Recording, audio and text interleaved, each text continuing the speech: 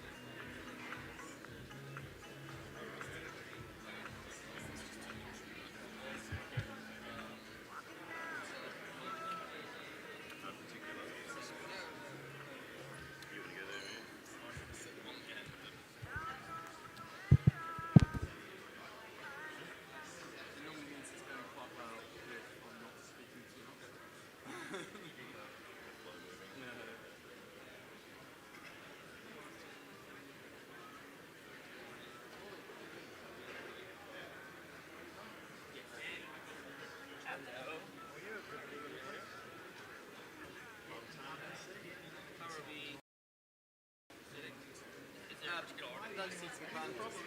What can I tell the seat you like?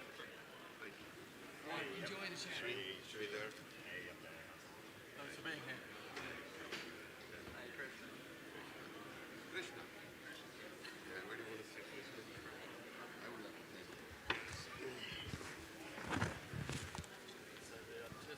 So Dan, are we going to wear this? I find it easier to hear. It's quite. Otherwise, I did do my first panel last night without it. I probably prefer not, but if we have to, we have to. But it we'll try seems without. a bit weird, doesn't it? We'll try without. Sorry, I didn't get your name. I'm used to it now. Yeah. Dan. Dan. Oh, Dan. Okay. Dan, you're from I'm from STT. You are the CTO. Krishna from It's a realty, yes. Well, I mean, I'm in the JV with Bersama Data Center in Indonesia and the CFO. a good mix. Tech, finance. I'm the founder of Control. I understand, yeah. We met on a panel at PTC. I remember. Yeah. But you know, it's like couple of years ago. I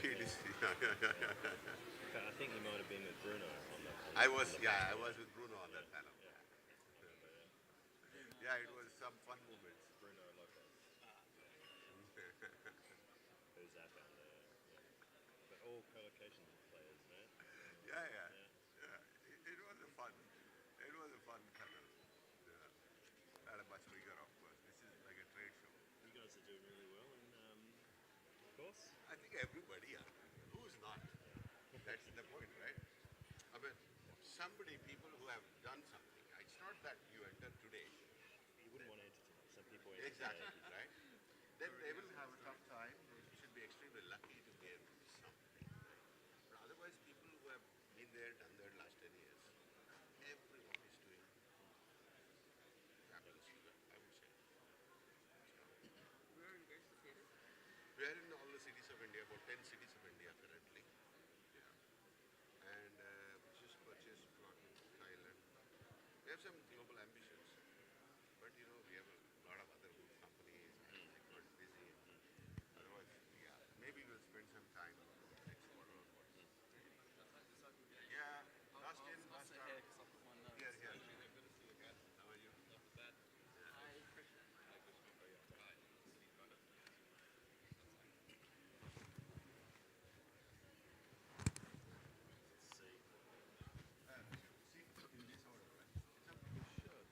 I am in my spot. I need to.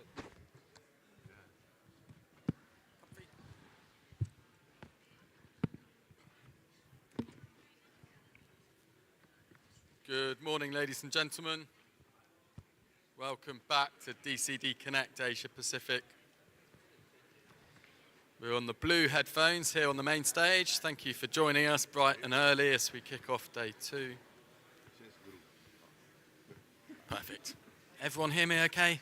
Can I get a verbal? Brilliant. Thank you.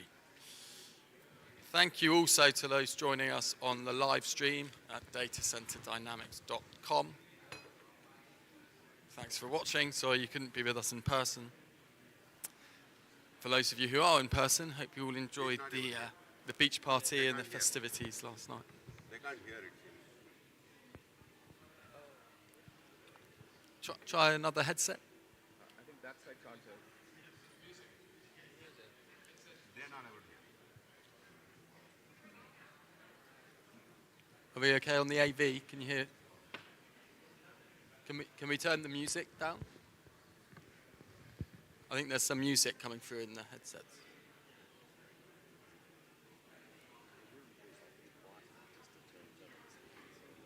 Testing. Okay, we seem mostly good. Right, we're kicking things off on the main stage today with the leaders panel. I've got an esteemed group of panelists alongside me, and we've got a big topic to cover. Perhaps unsurprising, as a kick-off, we're deep diving into all things AI this morning. There's a lot of talk of AI factories yesterday, rather than data centers. We seem to be shifting into AI factory semantics. So we're going to try and look at all different things AI. We've got 4 or 5 talking points here. Before we dive in, I'll ask each of our panelists to introduce themselves I'll come to you first, Sujit, and work back down the line. Hi, this is Sujit Panda. I'm the Chief Operating Officer for BDX Data Centers. 30 years of experience in telecom and data centers, building and running them, and in the power industry. Hi, I'm Sridhar, founder of Control-S. Yeah, we're India, predominantly India-based platform, data center. And thank you for partnering with the cafe bar in front of us here as well. Yes, all of you. I think this afternoon also we have some drinks over there. So enjoy. Sid, I'm assuming you. Thank you for the support. Krishna. Hey, good morning. My name is Krishna. I'm the CFO of Digital Realty Bersama, a newly formed JV between Digital Realty and the Bersama Digital Group in Indonesia. Thank you. And last but no means least. Good morning, everyone. My name is Dan Poynton. I'm the Group CTO of ST Telemedia Global Data Centers, based in Singapore. We own and operate a platform of about 100 data centers across 12 markets. Nice to be here. Thank you very much. And we'll start with some framing of how we're seeing AI right now, what the opportunity is, what some of those demand drivers are. There was GTC in Paris last week in Europe. There were queues apparently 2 to 3 hours long to go and listen to Jensen do his thing on stage. There certainly seems to be a paradigm shift. It's already reshaping the industry, seemingly. How are you seeing it at STT then? Certainly, it's been a welcome addition in terms of sort of new categories of workloads, new categories of customers to our business globally. Quite clearly, a lot of hype in the market. Events like GTC really help, I think, to show the world what's possible, what's coming, down the pike. But I think that we should make no mistake that, in my view, we are at the beginning of one of the biggest, if not the biggest, technological revolution that we're going to see.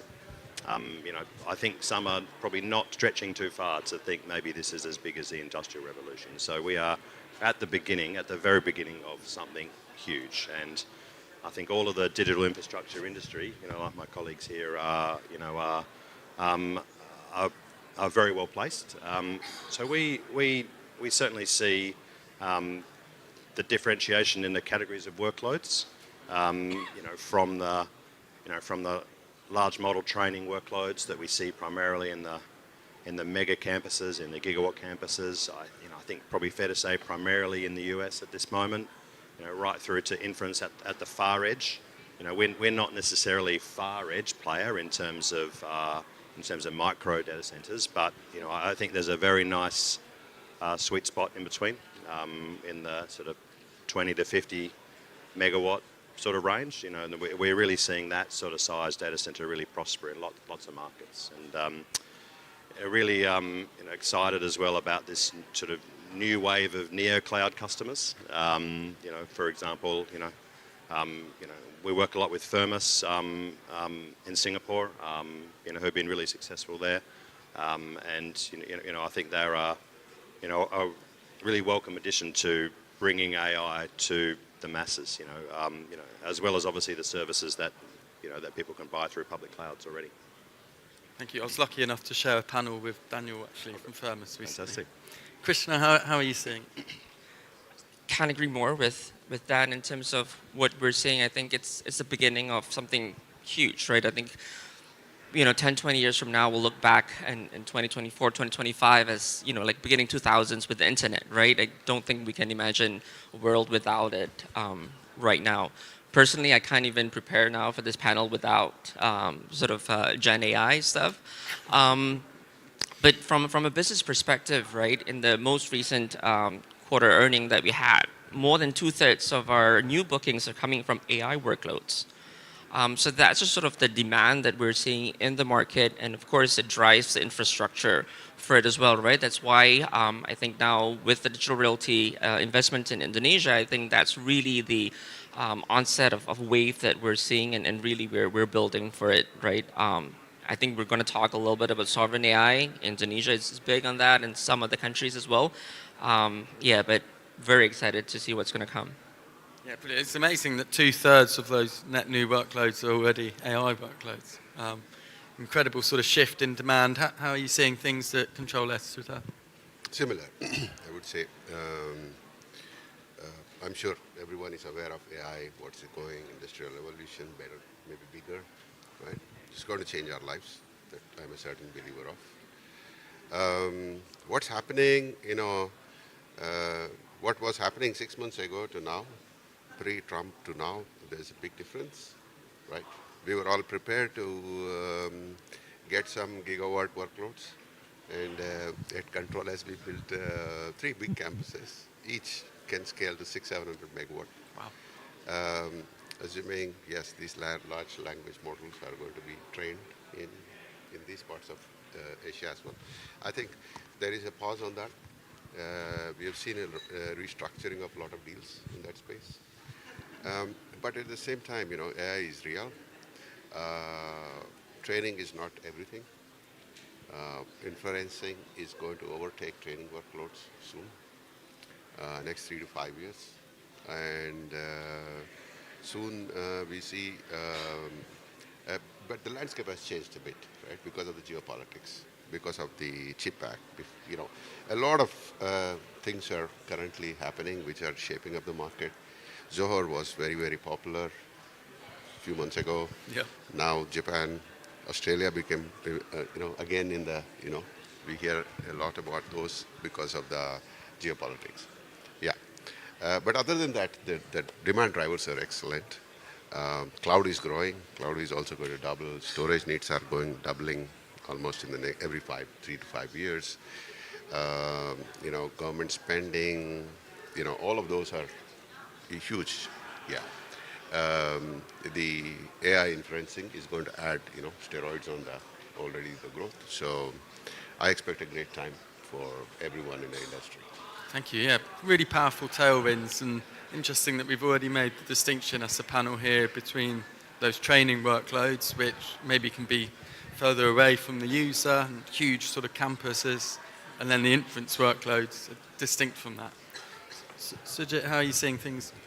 I think on a macro level, I see 3 large trends. On the first one, I see the revenues are really looking up from AI. So if I look at the latest numbers from Microsoft, Meta, Microsoft is reporting more than $11 billion only as AI revenues, right? And that's very heartening from what we saw a couple of quarters back.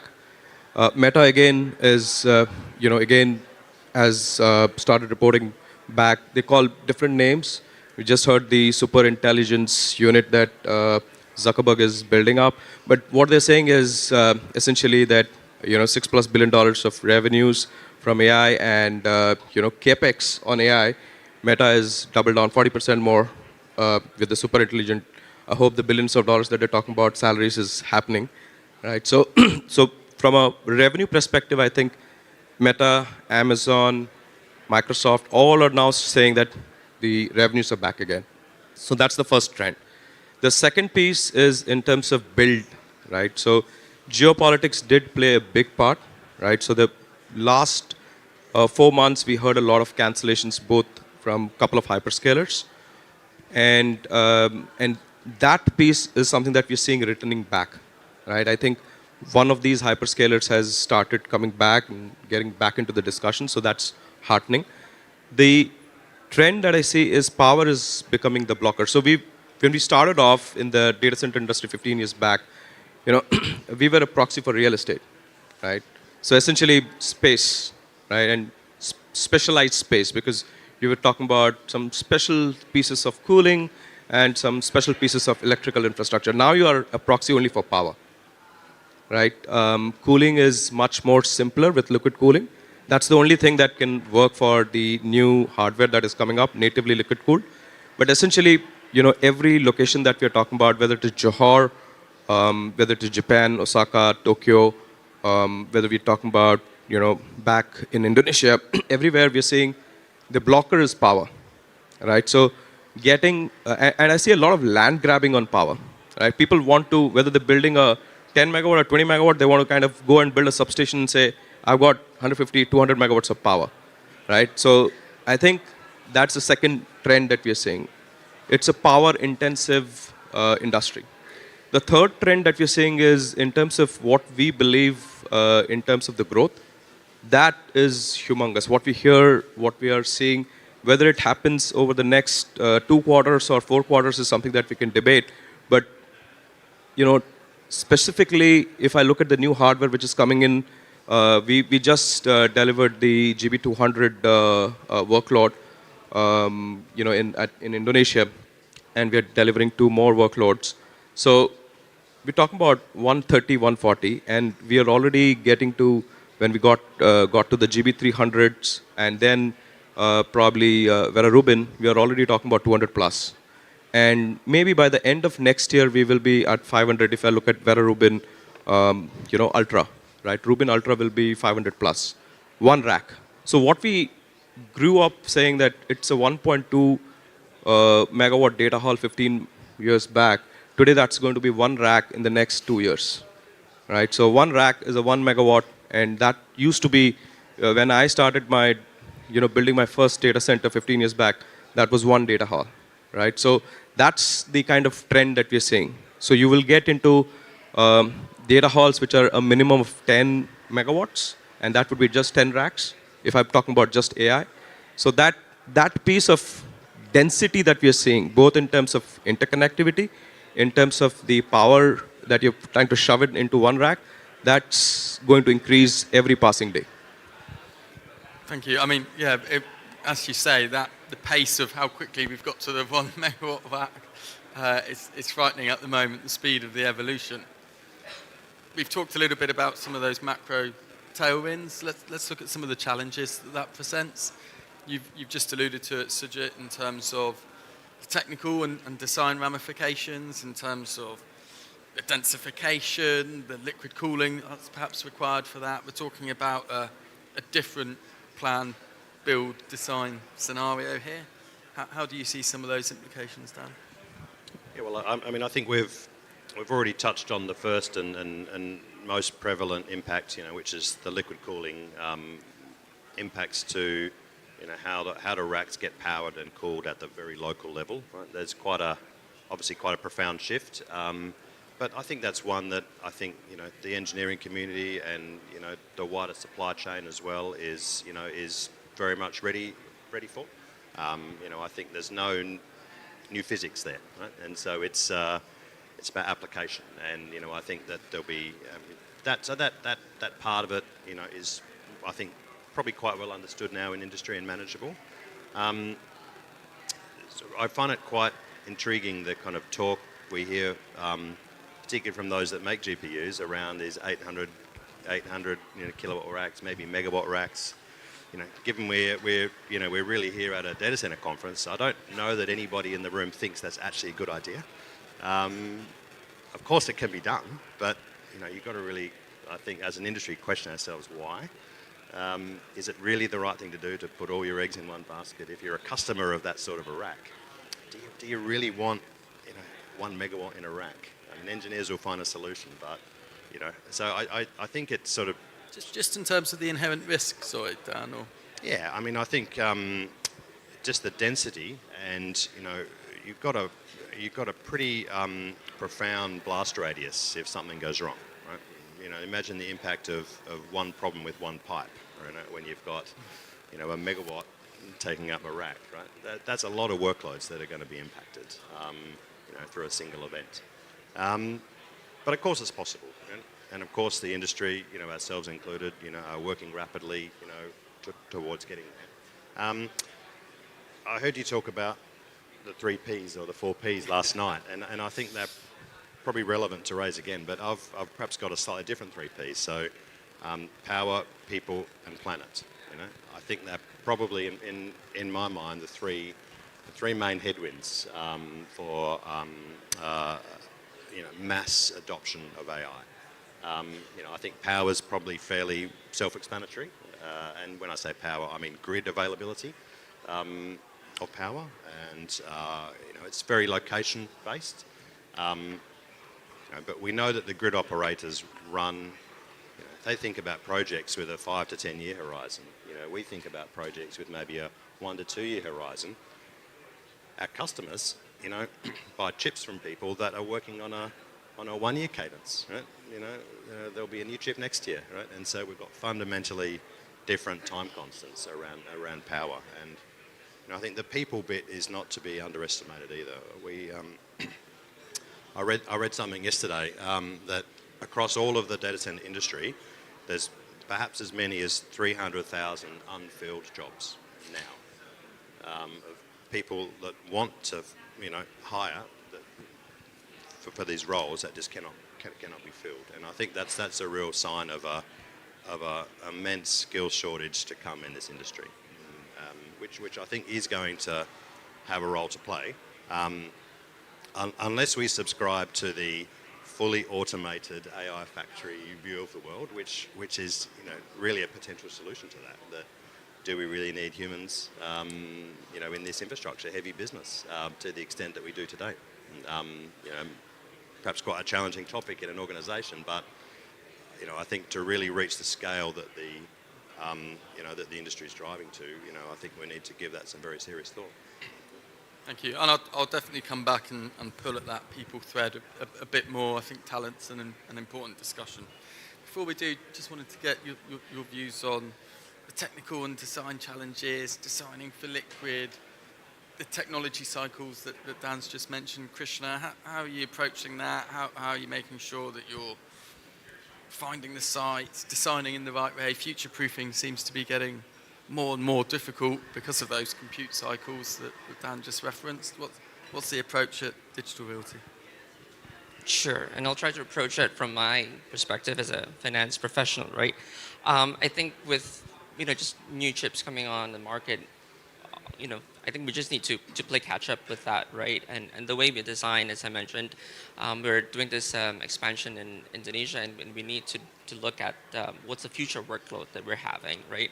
I think in terms of you know, the training versus the inference models, as you alluded before, I think for inference we can do a location that's slightly further out of the city. Right now, I think sort of our set customers are more on the FSIs, which needs that low latency type of location. That's why I think we're locating more towards the middle of the city, right?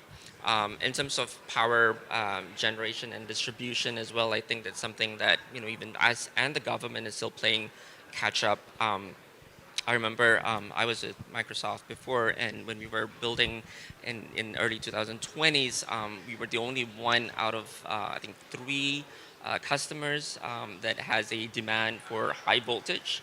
And they just didn't know how to do that, right? And so we have to pick a location and make them build sort of that connectivity between the power generation and the substation and where we were located. So I think that's very key in terms of, you know, where you need to place your data centers right now.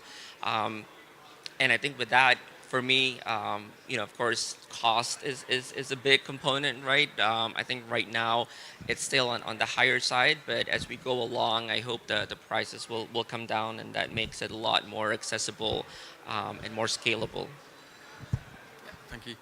Sudha, how are Control S looking at building for an AI age, and how different is that approach to how it would have been 4 or 5 years ago? Oh, big difference in the way that we look at data center design. You know, as Dan said, megawatt power getting into, and what's the blast radius? So how do we address it, right? The whole industry is prepared with, you know, a piping system, liquid cool piping system, with a blast radius of almost 10 megawatt, the whole hall, right? Or then we come down to 1 row, which is still close to a megawatt right now. The future racks could be 1 row, could be like 5 megawatt, right? So you know, when we were designing recently, the biggest challenge that we see is that blast radius, and we figured out a way of reducing it to 300 kW. But those are simpler challenges. Another challenge that we faced was, you know, the chip design is rapidly changing. Today's air-cooled liquid contact is coming, but even with liquid contact, there's a lot of air requirement. So how do you design your data halls for, right? So it's about so what kind of workloads are you going to get? How much air do they need? How much water liquid they need, right? So these are some of the considerations which weigh very heavily. And the liquid contact requires a chiller plant temperatures of 35 degrees to become efficient, PU efficient, whereas the air needs 24 degree supply or 26, 27 at the most, right? So how do you create these new age chiller plants which could do these things, and how do you circulate? Do you do two loops or a single loop of water? And all of these were never there 6 months ago, right? When we were designing the data centers. So some of these challenges, again, that we have addressed, not big. I don't see it as Dan suggested. These are not. There's no rocket science here. It's very simple. It's but a new way of thinking. And if you're not fully prepared, yeah, we might hit some air pockets. Yeah. The people challenges, as Dan mentioned, yeah, there is a big gap. How are we addressing it at Control S is for example, last year we went to colleges and picked up about 450 young boys and girls, put them through the workshops, training academy we built, and then we said, let's get them ready over the next 2-3 years. That's the only way industry can meet the skill gap. Second, we went into process industries, manufacturing industries, picked up the electricians. We went to construction companies, picked up civil engineers, architects. That's how we are building. But most important is that to scale, we need to build a ton of processes and automation. That's what we have at Control S have been doing. But the biggest challenge that I see the industry is going to face are not technological, not design, not the people, but regulatory. The scale and size of these data centers is growing, becoming massive, right? It is going to affect the cities that we build these data centers in, the power supply, the water supply. Soon the questions will come. I see that as the biggest challenge the industry is going to face, number one. Number two, sustainability. Questions will be asked, how much of carbon are we generating and what are we going to do about it? There will be a serious pressure which I expect to come on the industry over the next 3 to 5 years in terms of, how soon are you going to go towards net zero? Because soon our industry probably will be producing more carbon than the traditional coal industries, right? So the attention of all environmental activists is going to be on this industry. I think the industry needs to be fully prepared for that. Yeah, and actually do a better job of marketing the value. I sometimes think we're not good enough as an industry at explaining what we do and what the outcome of that is. We do a big event in Virginia, actually, DCD, and we get picketed by the local communities there because such is the power demand now from data centers that actually there's an issue with data centers as stewards of that community. So we're trying to do a lot of education around that. It's a really good point. Sujit, how are you seeing this, and what's the BDX approach to talent and upskilling and meeting the scale of the demand that we're seeing here? So I'll touch upon the sustainability piece first. How many of us want to stop using ChatGPT, for example? Now, the data center industry is vilified, saying that we are not looking at sustainability. Why don't we switch off our mobile phones, right, and just become sustainable? Because the mobile phone is generating the need for the data center, right? The ChatGPTs every query that you put in there on the reasoning model or on ChatGPT is ending up using 4 kilowatts of power. So why don't we stop using ChatGPT? Nobody talks about that. We are actually driving or providing a solution to what มีเห people ตุผล want. And the same guys who come to picket and tell us that, we should not be building a data center, if you tell them that, why don't you shut down your computers, they won't be able to do that. They say, no, we need the computers, we need Copilot, we need, to use ChatGPT. Our children need to use ChatGPT because they need to get smarter. But we will look at an easy solution. We'll pick up a data center. Nobody understands that if the data center is not there, then the AI models, the co-pilots and everything is not going to exist. So that's the first point. The second point is that as an industry, as an ecosystem, we are getting smarter and better.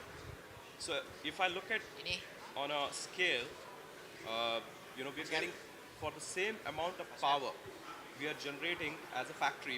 If I look at manufacturing process, I'm generating 4.3x the amount of compute, right? Every year on year. For the last 3 years, for every kilowatt of power, for example, Itu haman ya. in 2022 Itu haman. versus Hanya di today, FOIA kan. on an exponential scale, I'm Hanya di actually FOIA kan ya. getting better 4.3x, right? What it tells us is that we are also innovating to save power, Yes. to become greener. The third piece is about, hey, why don't you become carbon neutral, or why don't you, we are making an effort. We are perhaps the only industry which is making an effort to become greener by becoming captive, creating captive solar or wind farms and then using that power. Can we go to the aviation industry and say, why don't we tell the aviation industry, which is nearly the same from a data center perspective, use less carbon. Please don't travel. Why don't we do that? Right? So as an industry, I think, Good morning. I'm The tech absolutely against the showcase fact that and we the talk are the stage is culprits. now open. We have sessions We are taking perhaps place. the Please industry make which your is way to the talks actually proven and showcase that, stage. Thank we you. are getting greener every passing day, whether by innovating in terms of the way we look at hardware, the way we look at data center technology. If you look at liquid cooling, right, the PUE, which is at 1.6 or thereabouts, is now at 1.15, right? The compute is becoming, like I said, 4.3x better.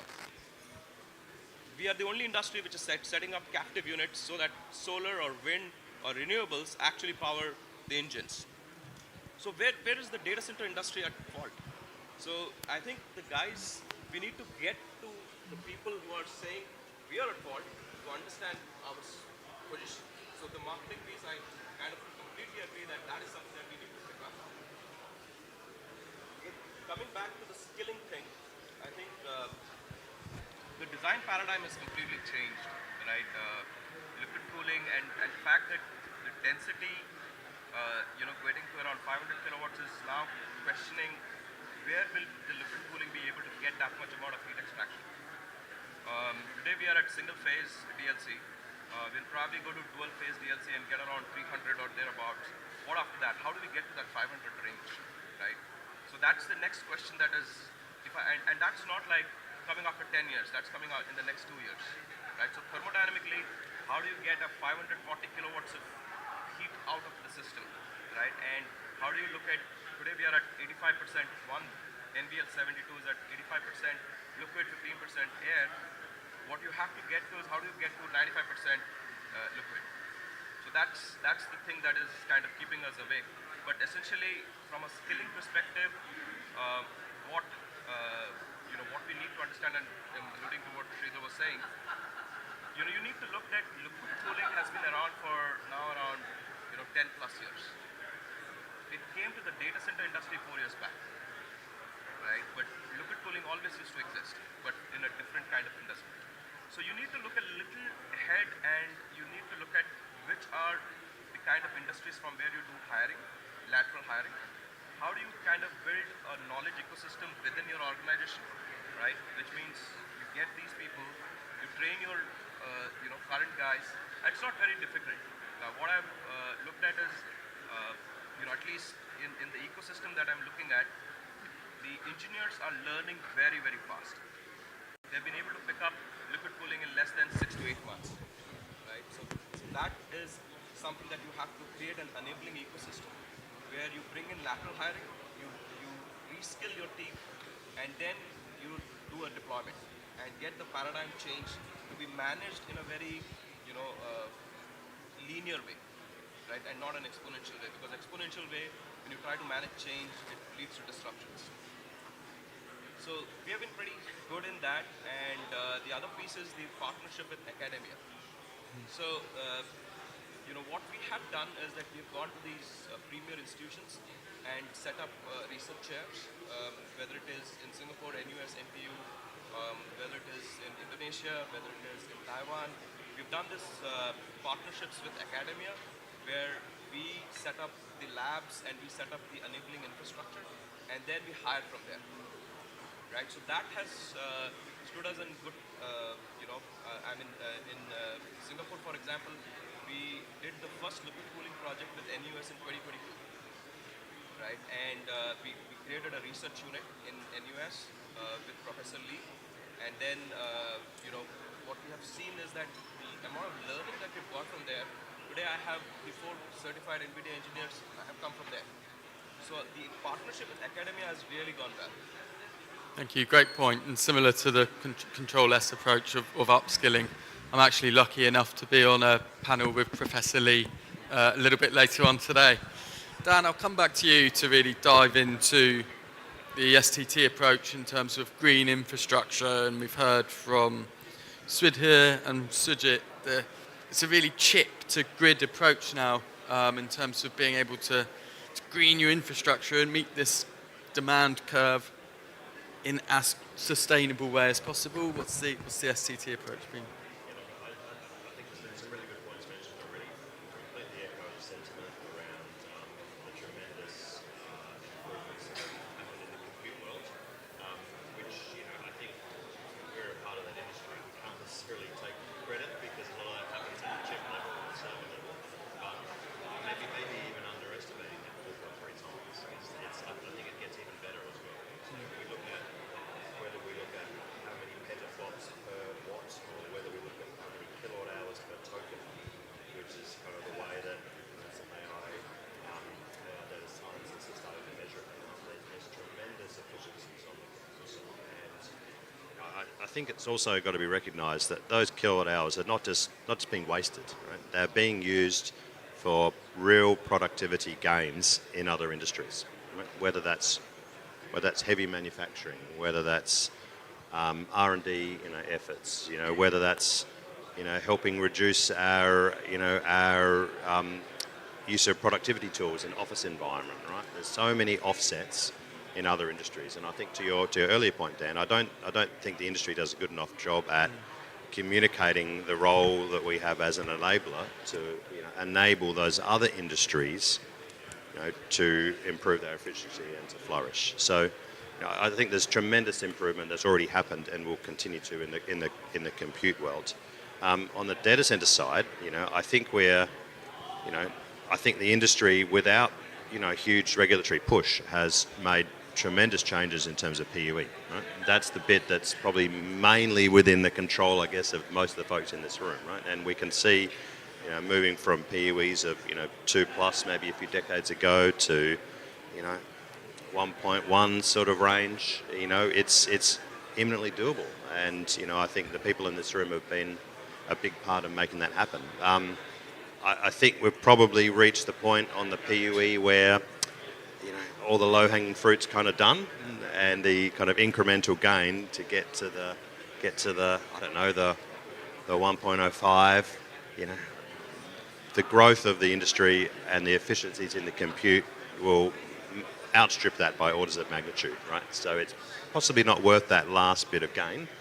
But I think where the big challenge lies is the actual green electrons flowing into this data center industry, right? There's just not enough suppliers of renewable energy in every country that we want it to be, right? In every metro we want it to be. Some markets are very mature and have got the regulatory environment to support large captive renewable energy users.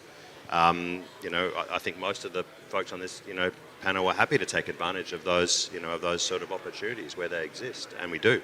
But there are lots of other parts of the world, and I think particularly Southeast Asia, where we are obviously today, where we don't have those opportunities, to buy renewable energy at the scale the industry needs. And I think there's there's a lot of regulatory change needed there, and we can do our part as a big energy buyer to put a hand up to make the commitments to, will hopefully get those projects moving and the finances moving, but there's a lot of work that's needed on a lot of power grids and a lot of energy infrastructure in this part of the world. That's something that I think is a real challenge for the industry in the years to come. Thank you. Krishna, I'll try and ask you a sort of CFO version of a sustainability question here. We talked a lot, probably a couple of years ago, about a green premium, and actually we'd be able to do it more sustainably if the economics made sense. Is that still something we're seeing as a challenge in terms of the cost of being green? Sure. I think it's one thing for us as data center operators to think about, what's the cost of providing all these green energy and all that. But there's another side where our customers actually look at the sticker effect, right? And then it's like, okay, do I want to pay 50 to 70% more just to be green? I think there's a lot more for us there to also educate our customers, the bigger ecosystem in terms of we need to do this, and it's a journey that we all need to get on the train together, and support sort of each other, right? That being said, I think we just need to be smarter about how we use power and energy and all that. I think in the US, some of our data centers uses the excess heat that we generate to heat houses, right? And then it's something that we can even sell to other say customers, right, and provide like a incidental type of revenue. So I think there's a lot more. I think not just that getting on that scale and cost, but also finding more creative ways on how do we use some of these things which we thought we didn't want, but it's actually useful for other adjacent industries. Thank you. Interested to hear a little bit more about.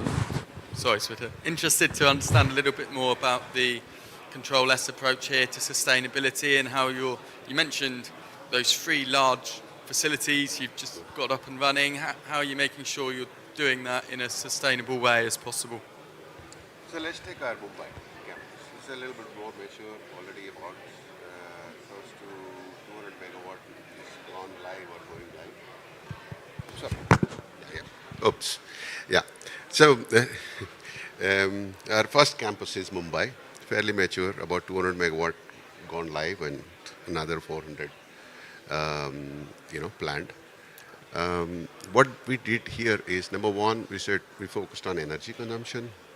So we went and built a solar plant. We couldn't do it in Mumbai, so we went farther away towards Nagpur and bought about 450 acres of land and built this plant. When I said regulatory hurdle, now there are so many. It's not an easy thing to do. First of all, buying land and all that. Okay, fine. But the regulator comes in here, right? There are serious issues. Anyway, I don't want to go into it. We have only a few minutes here. That's what I meant by regulatory hurdles. So one need to be extremely mindful of it. So right now, our energy consumption, 70% is from our own solar plant. Wow. Number one. Number two, we are exploring wind, battery storage. Then there are the new technologies which are coming up. We are doing a pilot on that. We set up a team to explore nuclear power, but it's a distant dream, at least for now. And our aim is to go to 100% green at the earliest, subject to regulatory. I see a lot of challenges there because the discoms don't like it. But one good thing, going green is not expensive. Going green is cheaper. The only way to reduce our energy cost by 30% to 40% is by going green, not the other way. Coal or any other format of producing power is almost cost double than the energy cost produced by wind, solar, pumped storage, or even hydro. Double. So plus the environmental concerns, right? So that is not going green is the most cost-effective manner. Another thing we did for Mumbai is we said, the city is, there's a lot of wastewater being generated. They are putting, millions of dollars to clean up and then throw it into the sea. So we signed a MOU with the city, and we worked with them to get that water, further purify it. Right now we're building a huge reservoir in our campus, and I think and we went back to using water-based chillers now, using the raw water, the dark water, whatever you call it. Yeah. So this is another one that we did, and we are experimenting in terms of, there's a lot of heat being generated in our data centers, right? How do we harvest it? We are just letting it go into the atmosphere as of now. So that's in the R&D phase. That's something that all of these are personally exciting things for me. I feel like a good human being apart from earning money by doing these projects. So my latest thing is, how do we harvest this heat? And how can we can use this, take this heat and use heat pumps and make it into a supplied water to the industries which need it, the hot water. Yeah. So, or we can use it and make ice, right? The same energy. So these are some of the thoughts. So by doing this, the industry should be able to go to a negative PUE. Not the next goal for our industry should be go to 0.8, go to 0.7. Yeah. And great examples, again, to come back to the earlier point of how to work with the community on some of these schemes and change that perception a bit, whether that's heat reuse or looking at it in a different way, really being better stewards of those communities that we're serving. Sujit, I've done a bad job timekeeping here. We could have run this panel for much, much longer. Appreciate everyone's input. Final thoughts from yourself.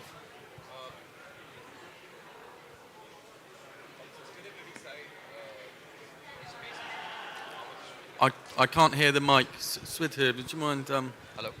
Oh, there we are. Is that better? This is good.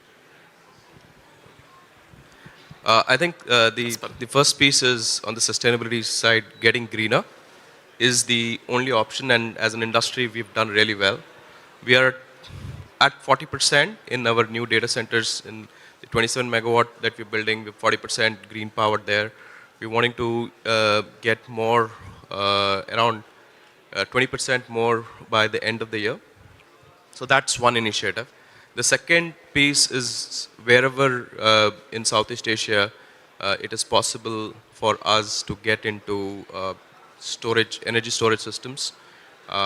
We have been looking at that. The third piece has been design.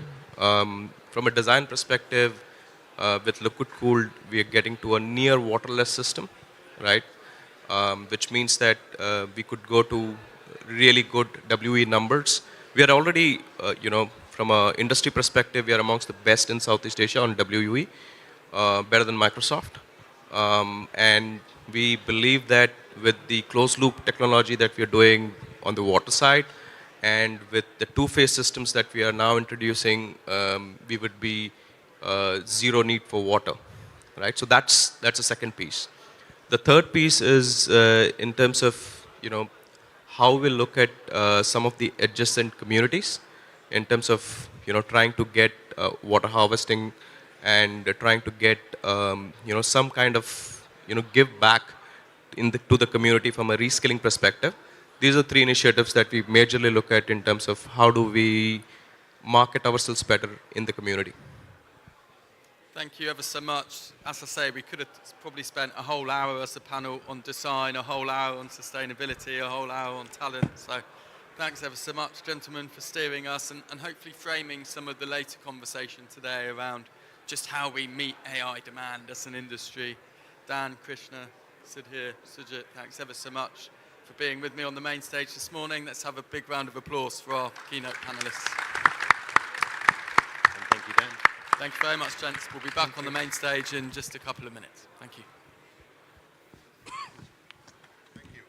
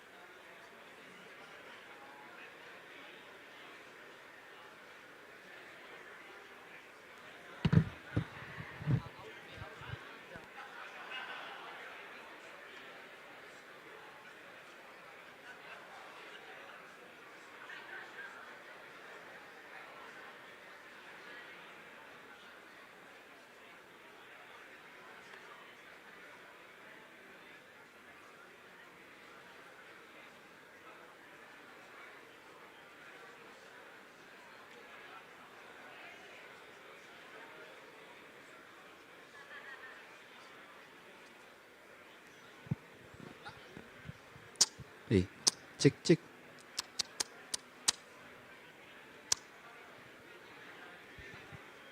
Masuk.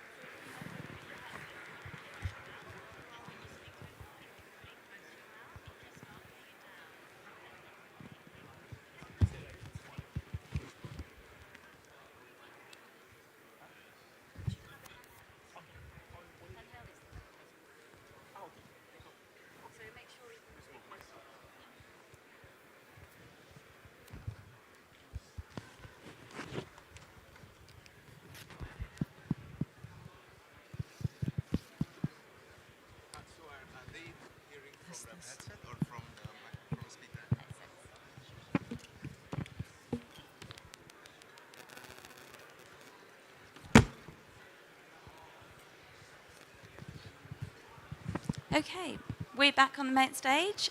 Good morning, everyone, and welcome to this next session. My name is Audrey Pasquale. I'm the content manager for our APAC portfolio, and it's my pleasure to be here today with our panelists. So today, for this session, we're going to talk to you about All Eyes on Indonesia. Can the nation emerge as the next strategic data center hub? So it's a pleasure to be having this conversation in Indonesia, Bali. To get us started, I would like to ask my panelists to briefly introduce themselves.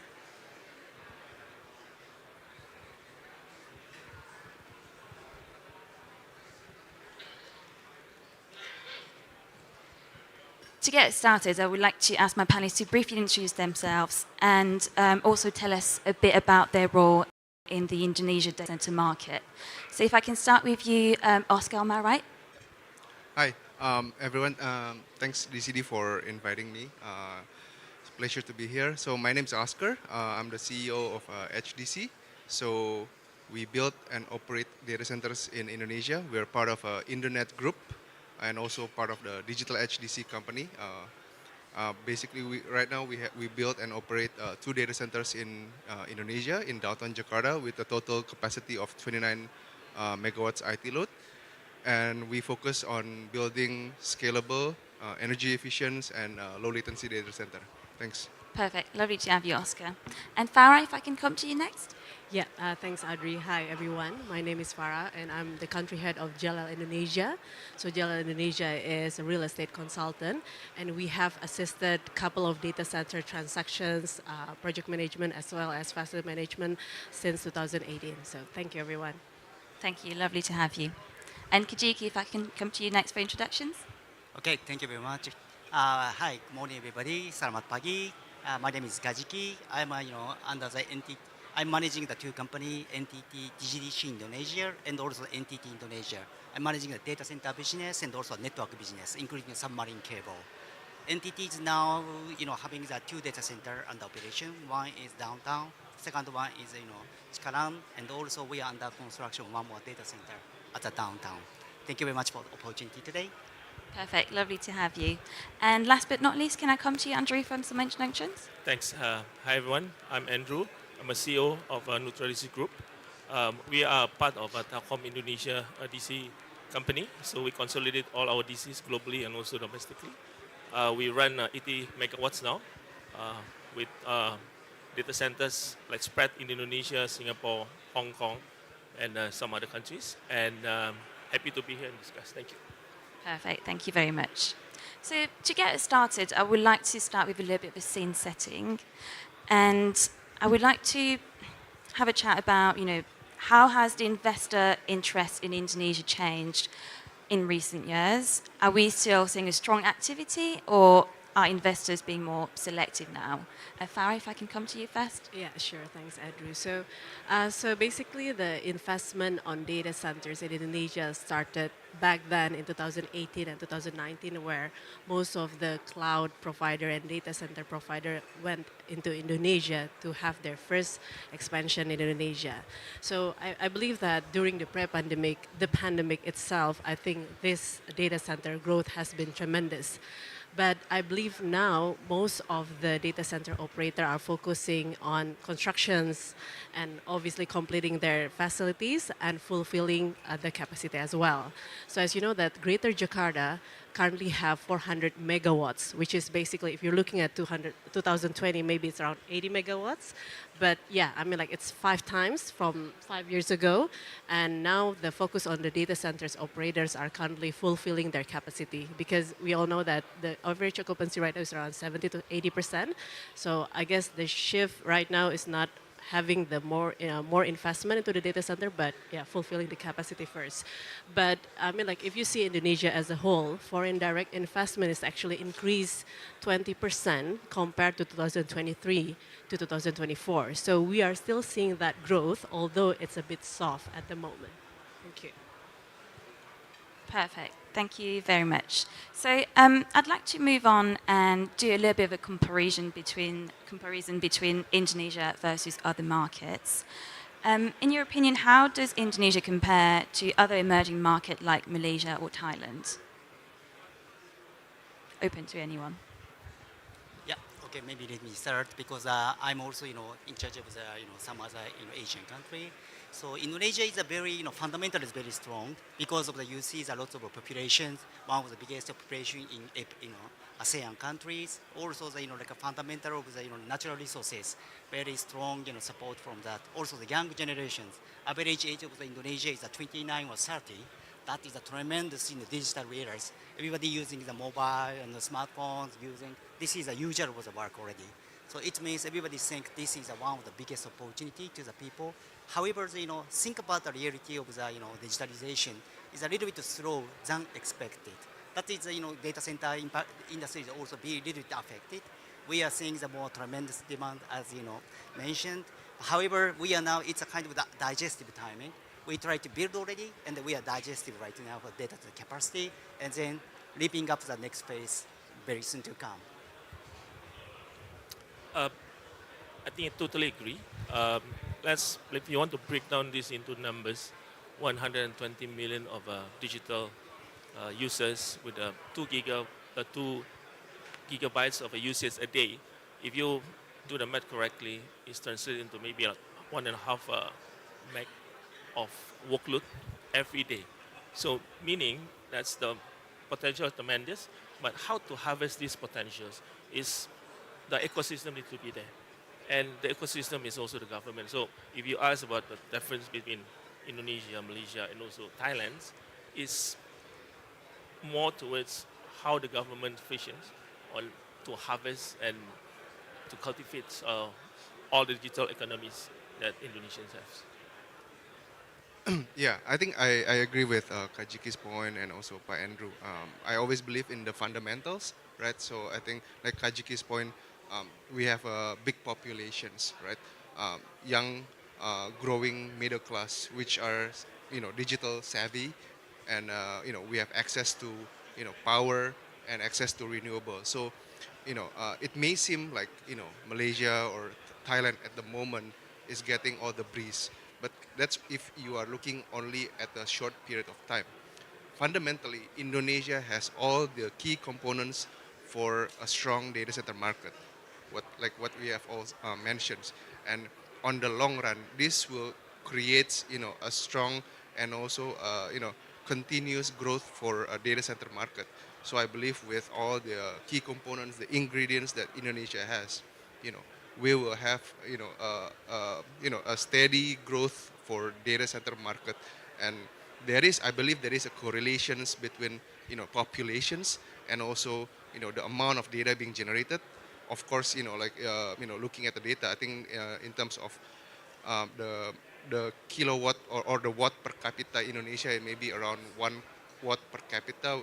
Comparing to other countries, they are above 6, or like Singapore, they are like maybe hundreds watt per capita, right?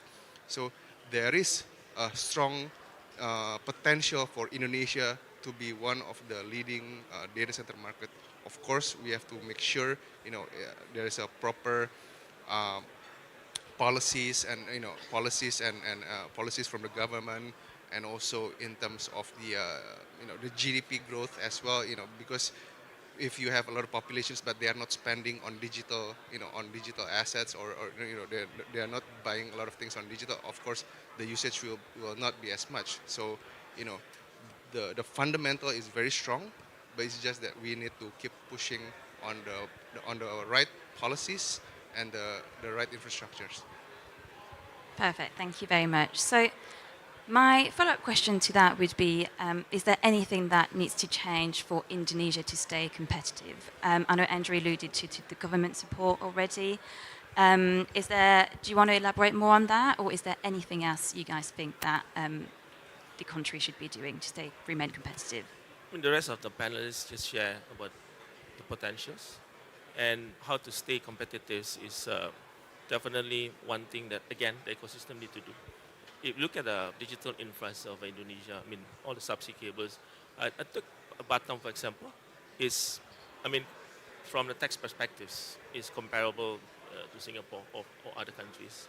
And rule and regulations also start to get it better. And the other thing is when you talk about power, is around 100 gig now in the country, and it will grow probably like 50% in the next 10 years. So it is there. Water is not an issue.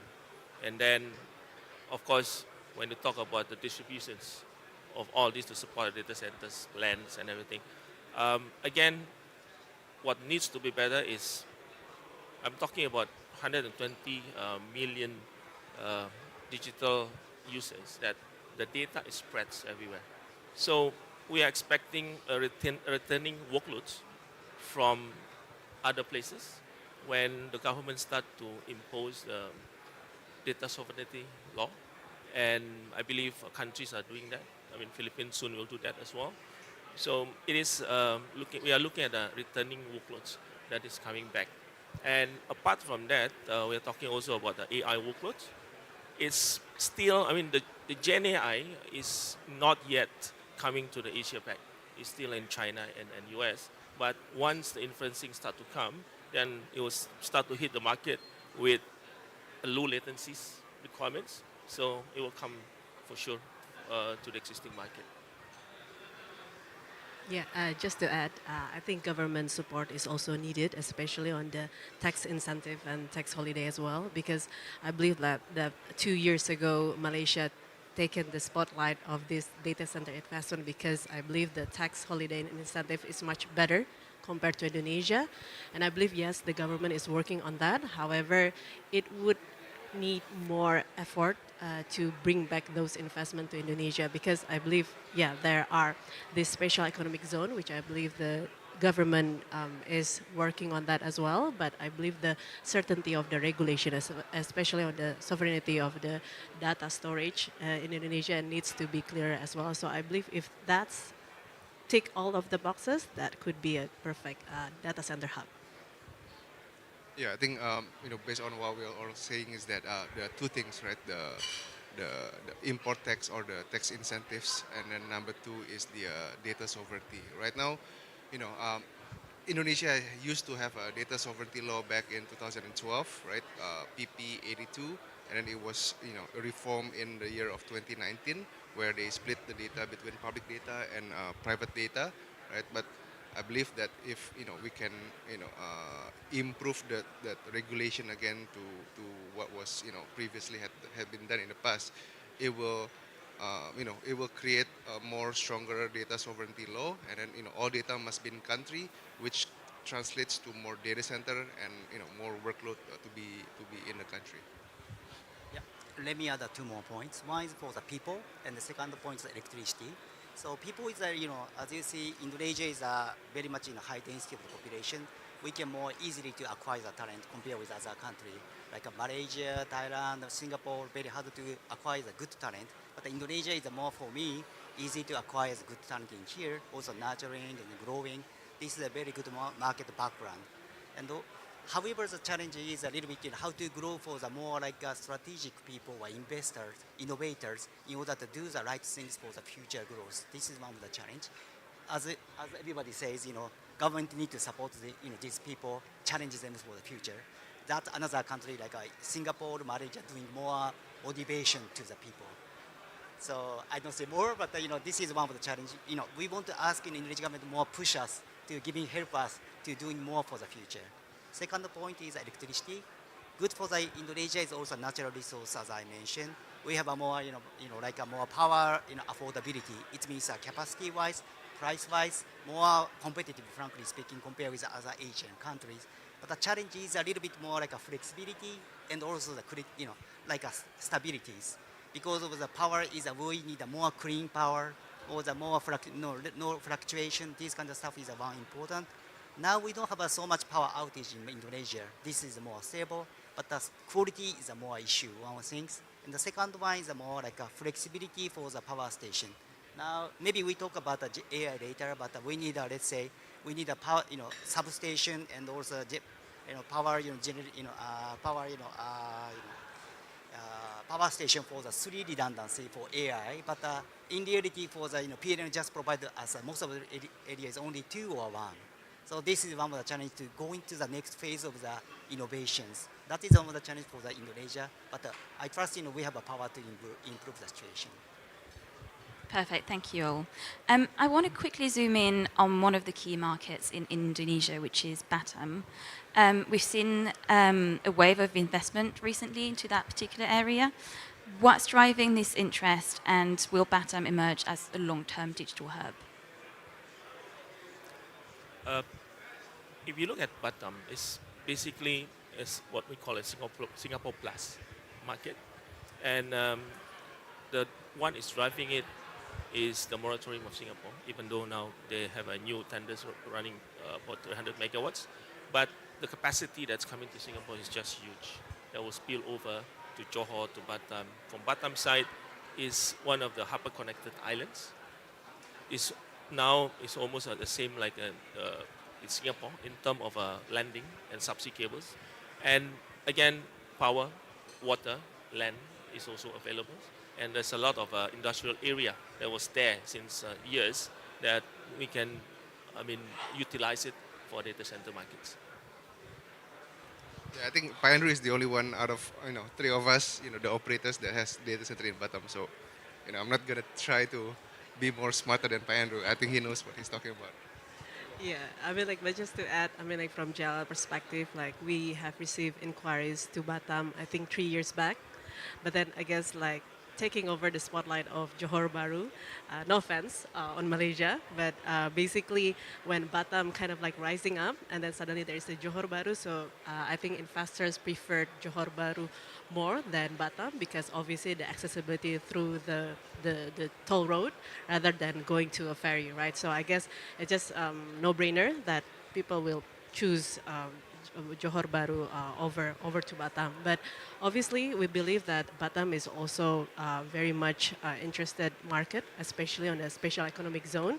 So I think relates to the tax incentive on the special economic zone. But however, I think most of the challenges that we've heard from the investors are the certainty of the electricity, because I believe when they built Batam itself, yeah, that's for manufacturing and for free trade zone, but it's not as like Greater Jakarta where they had abundant power plant. And even as Kajiki-san mentioned, that those PLN is kind of improving in Java Island, but in Batam, there might be some still homework on that one as well.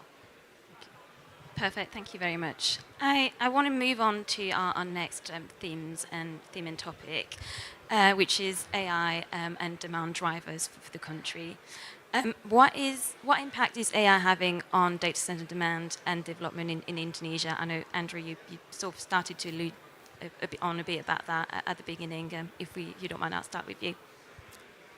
If you want to start with the technicals, the workload that we have now is just a classic workload of storage processing networks, and that is serving enterprises and also the eyeballs of a telcos. When you come into the AI, it will be totally a subset, different subsets of that existing one. So we will expect 60 to 80% adding up on that, but the requirement is totally different. We are now still in a Gen AI phase when learning is still being done. So learning, you just need one: power, space, water for sure, and of course the ecosystem. The ecosystem means people who is really knows what they're doing on the AI. That's why it's now staying in the US and China still. But when you want to prepare of what is coming from the AI side, especially for the inferencing, some of the technicals matters that you need to change. The brownfield of data centers, yes, I think still can host our AI workloads, but the new one, you will need to really having flow loading from a civil side is need to improve. That's totally different. And then the capacity, you mentioned about subsystem, Jima-san, is totally different. So it's not only the data centers providers, but the power, the grid need to be ready for that. Yeah, I think just like Pak Andrew mentioned, AI will change, not only in Indonesia but everywhere in the world. How we build and design and operate data center, because traditionally the workload is somewhere between 3 to 5 to 10 kVA per X. Now that with all the AIs, has gone up to 20, 40, and it could be 130 kilowatts per X. So it's changing the landscape. It's changing how we design and how we build and we operate. So that's how I see it in Indonesia. Kajiki-san? I think everybody's right. We are like we are sometimes the partner, we are sometimes the competitors. We see the market demands is before it's like a 300 kilowatt, 500 kilowatt, sometimes 1 meg, 2 megawatts, right?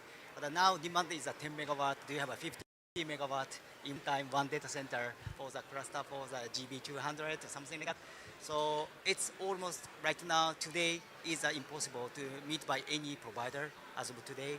So that we are maybe they are doing some clustering across the data center region or something. That is a part of the solution.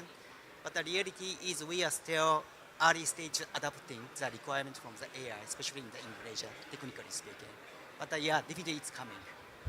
Yeah, I think just to add on the inquiries that we receive from AI industry to gel, that they are still comparing with the other Southeast Asian markets. So they're looking on what Indonesia can offer, but they're also comparing the other markets such as Thailand, Malaysia, as well as obviously Singapore.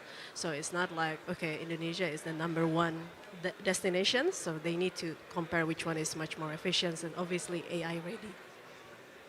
Perfect, thank you very much. I'd like to move on and talk a little bit about some of the market challenges in Indonesia.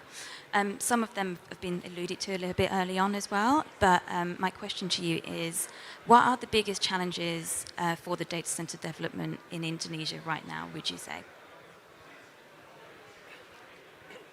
I mean, from experience that we face, if you want to sit in like a place to build data centers, you need to make sure that the power is definitely there. Water is not an issue, and resources. So, I mean, people think like build a data centers from the civil side is just build another property. It is not, because you need to think like maybe 10 to 15 years ahead of what you want to do. So resources is one thing. Second, we are talking about access to supply chains. So there's another story that, I mean, again, tax incentives is one of the key elements when you want to bring in equipments. For Indonesia, when you want to start bringing the workload itself, I mean the servers, you probably got 20 to 25% tax, while other countries, some of them is giving like zero tax. So that's probably more challenging in how we move with the rule and regulations.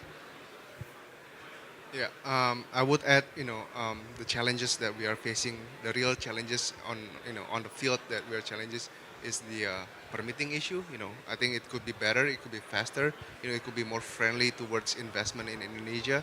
Obviously, there's a lot of permittings we need to do. There's a lot of different government agency we need to coordinate with.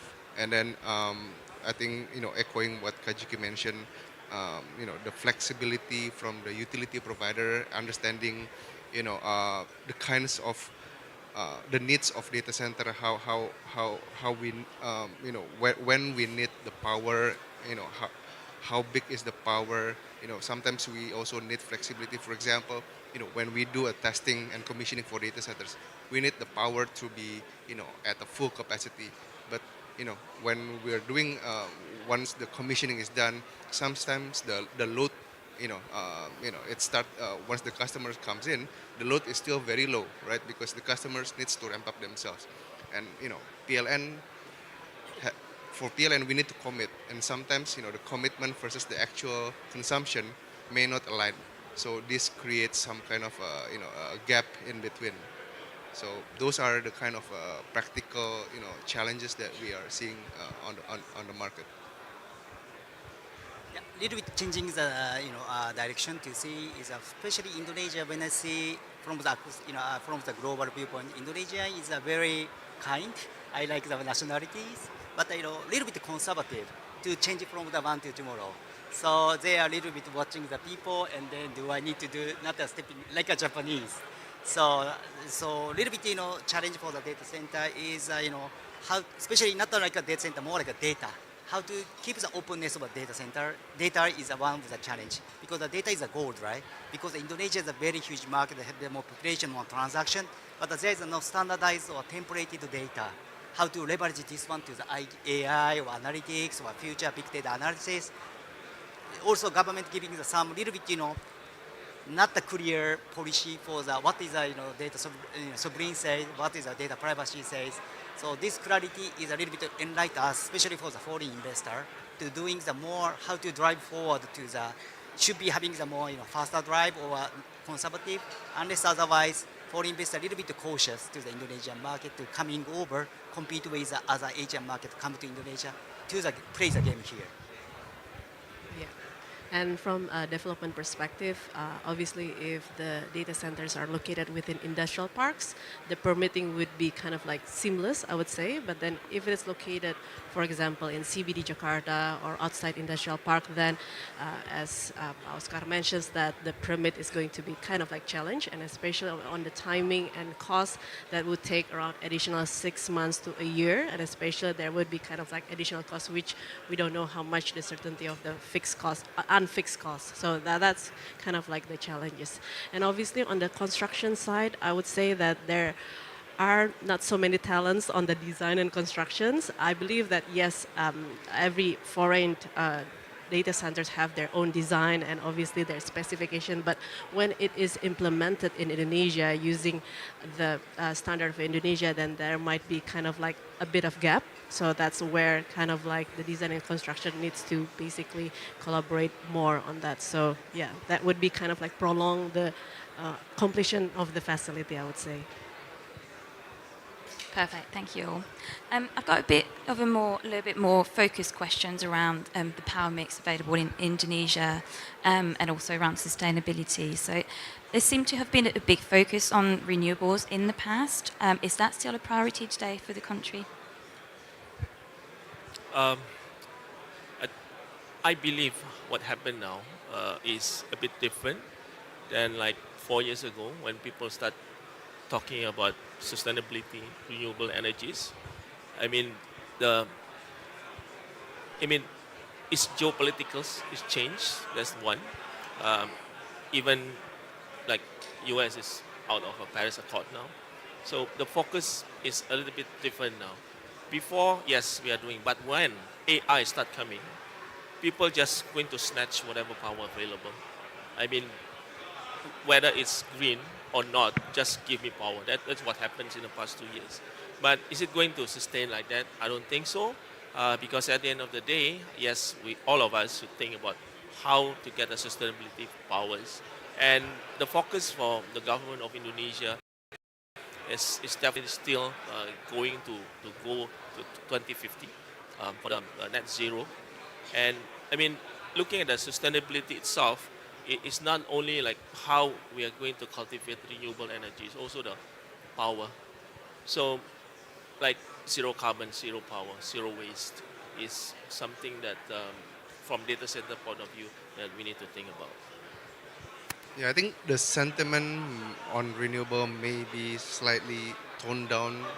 I think right now, and for the next 4 years. But having said that, data center being a power hungry industry, I think it's not just a compliance or checklist. It's a matter of our responsibility as well to use to operate the data center efficiently. Because if we're not able to get renewables, then the next best thing what we can do is to operate to design and operate the data center efficiently. Because at the end of the day, the PUE is the output, right? The energy that we are being consumed. When we are able to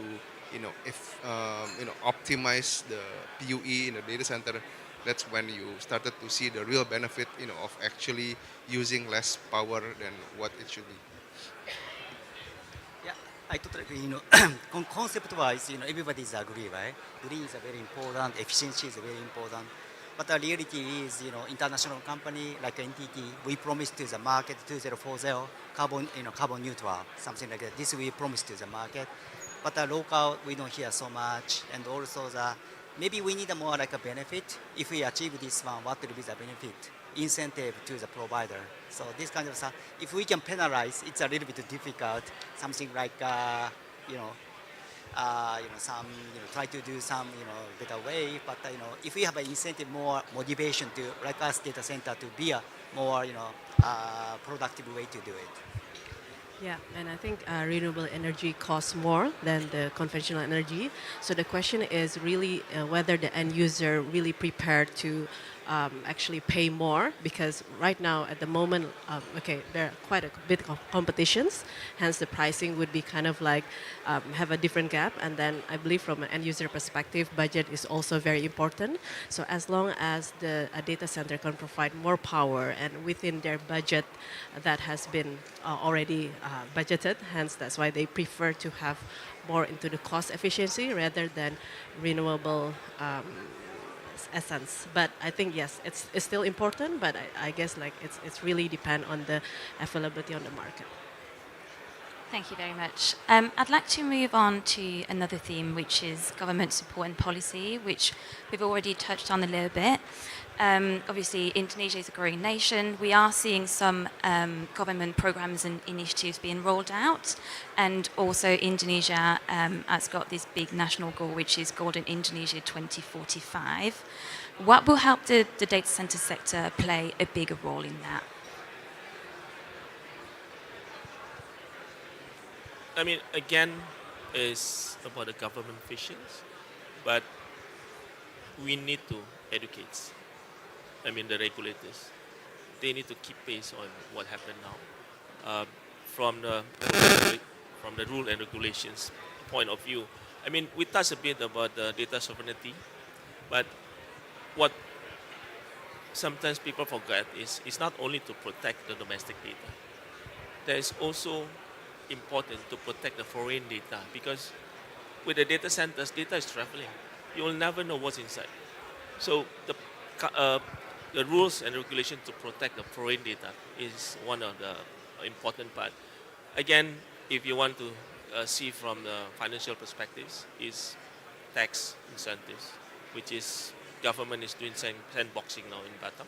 If that's successful, it will be easily implemented at the rest of area in Indonesia. And the epicenters of our data centers now still in Jakarta, Greater Jakarta, Batam, and I believe soon it will move to Surabaya. I mean, pretty soon.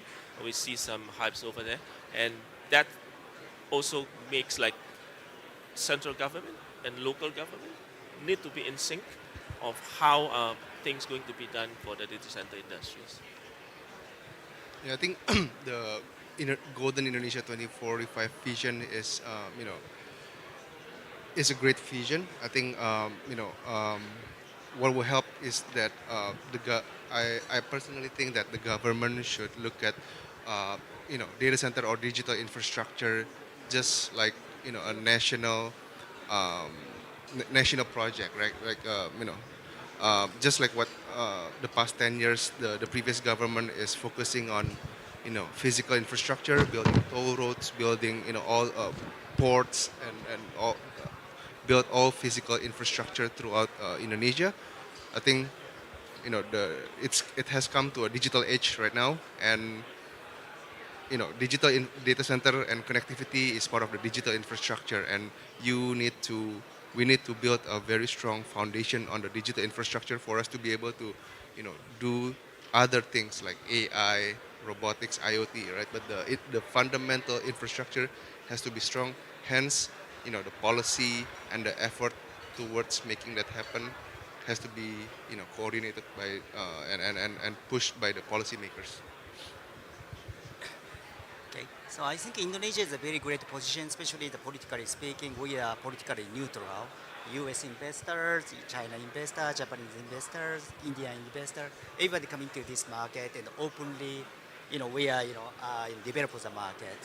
However, sometimes for the, especially the data center, I see also for the network business, like a submarine cable, this is more complex. I think you know more, right? So I really expect the regulator to a little bit, data center doing the more, like, pushing us to forward for the global market, because we are facing the competition, not the local, international, especially for the like a regional competition with like Malaysia and also that Thailand, those kind of stuff, in order to promote Indonesia position uplift, especially leveraged by the AI capability.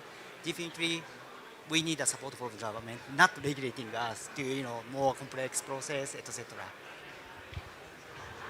And I think digitalization is also play important role on the data center industries. And I think government also need to have a basic digitalization which needs to be successful, such as the combination of our ID, tax ID, and other ID needs to be like seamless. And I think that's where the homework still needs to be done as well. So I believe having those 2040 Indonesian year, it has to be quite a lot of homework needs to be ticked. Thank you very much. I'd like to move on to support or incentive that would help drive the growth. I know some of you have shared a little bit about that already, so maybe we can go quickly around and you can let me know what you would like to see more from the government in terms of support or incentive. Tax incentive is definitely something that we would like to see, especially for the workload itself.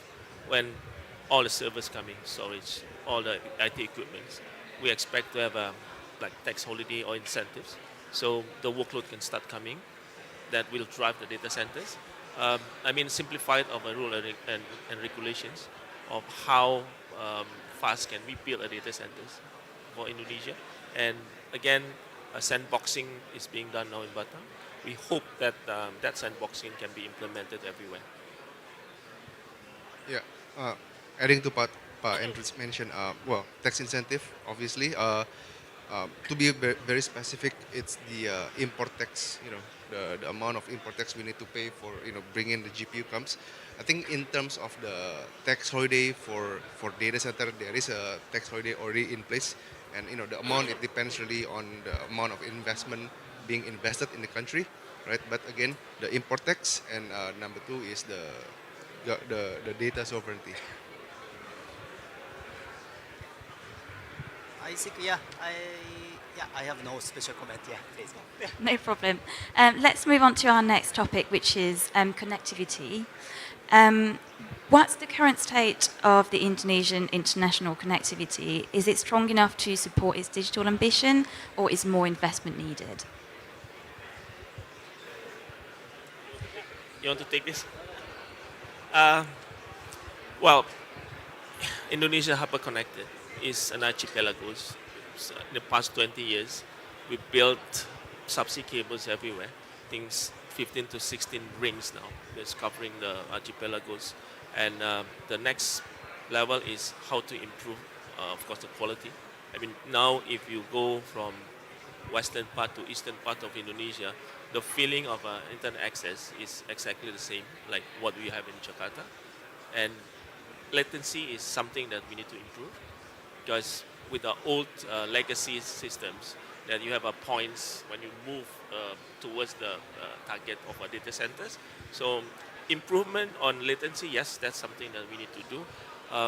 More and more subsea cables, especially for international, is definitely what our sister company is doing now. So I think we are building now 12 new cables in the consortium level. They will hyper-connected also Southeast Asia. Totally agree. Subsea cable is very essential in order to do the connecting the world from the Indonesia, because still most of the contents coming from globally. We still have a local contents, but most of the contents coming global. So like Microsoft making the new data center, the Azure capability in Indonesia, but still some hyperscaler cloud coming from the global. That's number one. Therefore, connectivity is really essential, and also local traffic. NTT also operates the JKT IX. It's more than 800 IX AS partners in the data center. That is one of the I think that is the global top 5 IX in the world and the number one in Asia. This is a so big community, especially for the ISP and the telecom in Indonesia. This is leverages the capability more than 1 terabyte traffic we are passing through every day. This is an enormous capability for the Indonesia. However, the challenge is logically we have a traffic, very much,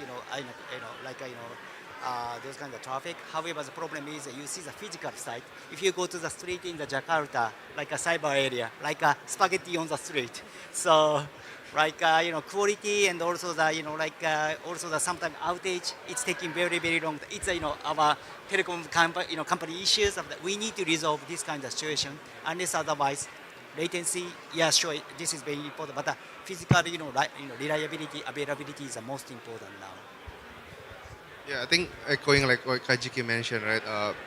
Entity operates JKT-IX.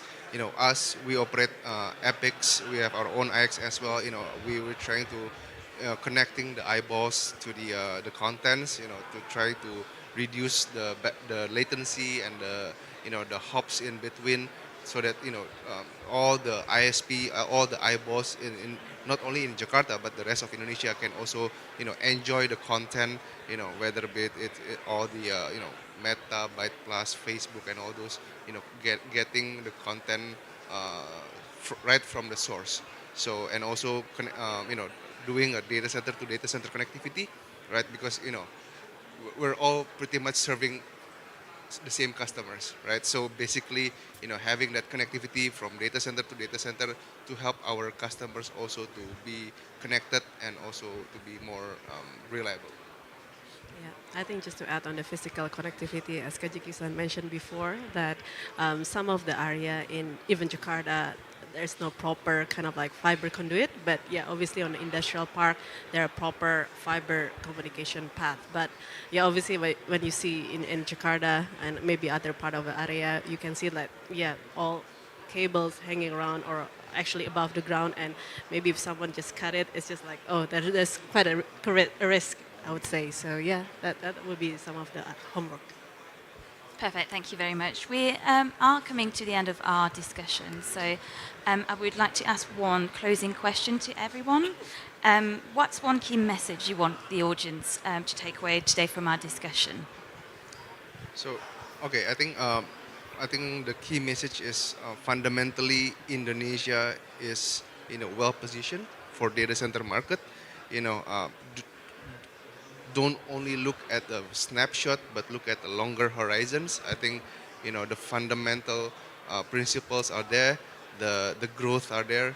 So, and I believe I mean, not only because I'm an Indonesian, but all the facts and figures are saying that the growth is there. So it's going to be a huge market, and there could be like many players thriving in this market. So those are my key message. Yeah, so Indonesia is 280 million populations, and we are 80% internet penetration. So yeah, as Oscar mentions, that the statistics actually mentioning that, it's just needed a longer term, and I believe data center investments is not just like 5 to 7 years; it goes beyond 30 to 40 years. So yeah, there are still long way to go, and positive environment here. I totally agree, and yeah, of course, but still short-term wise, we understand AI is really coming, that changing the market dynamics completely, because we are talking about we are already talking about 10 times more customer demands already. So in order to do that, this AI competition is not the local. For me, it looks like a more international or even a regional. In order to win this, Indonesia, we need a big support working together with the ecosystem. Not only the one data center can afford enough to doing everything by ourselves. So we want to develop a local ecosystem in order to win the market competition. To echoing the panels, I think similar message that I wanted to send. I think three things. First, of course, the market fundamentally is super strong and it's sustainable. So it's not like here and there, move here and it's not. It's sustainability from the market itself is very strong. And then second, we're talking about the supporting of data centers, which is utility. Utility cost, this is something that I think I wanted to really put across, of Indonesia is predictable. So when you have like 7 to 8 cents per kilowatts compared to other countries, I take Singapore for example, let's move like stock exchange because it depends on like oil and gas pricing. So sometimes it's 25, sometimes it's 20. So those are things that makes Indonesia more like predictable in terms of supporting the facilities for the data centers. And third, yes, government is doing things about how they want to move their vision in the data centers. Rule and regulations, data sovereignty, not only for the domestic data, but they're also addressing the foreign data. So the hubs is definitely something that the market can do. Thanks. Perfect. Thank you all for joining us today. Thank you, Andrew, Kajiki, Farah, and Oscar. It was a pleasure to have this conversation with you.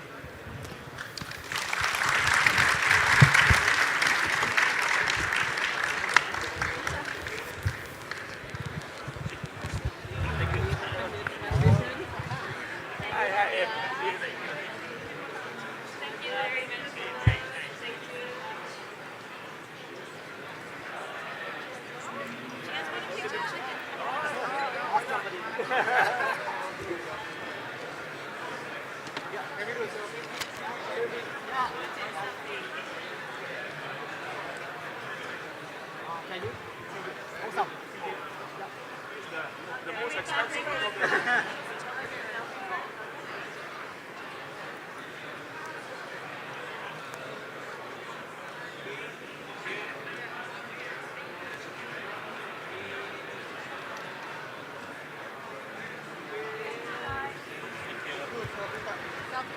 Oh, selfie. You said it, yeah. Let's go.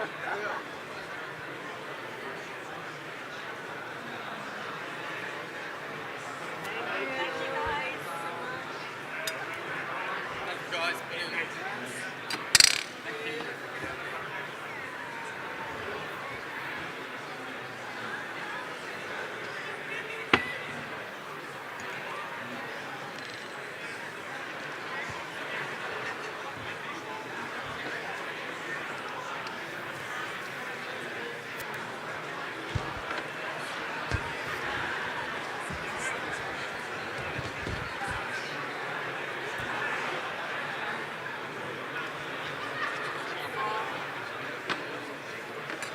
Take this.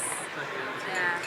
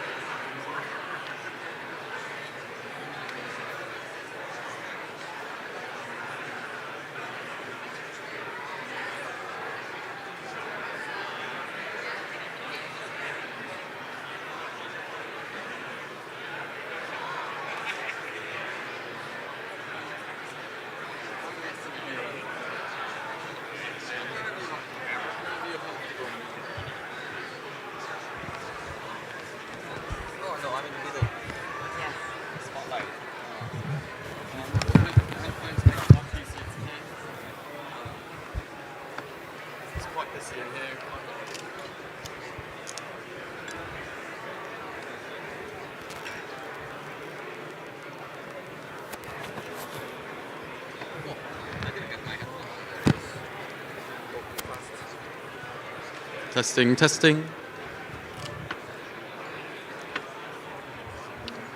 Can my speaker still hear me? You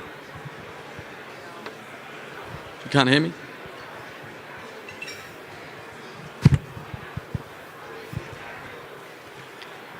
Test. Test, test, test. Testing, testing.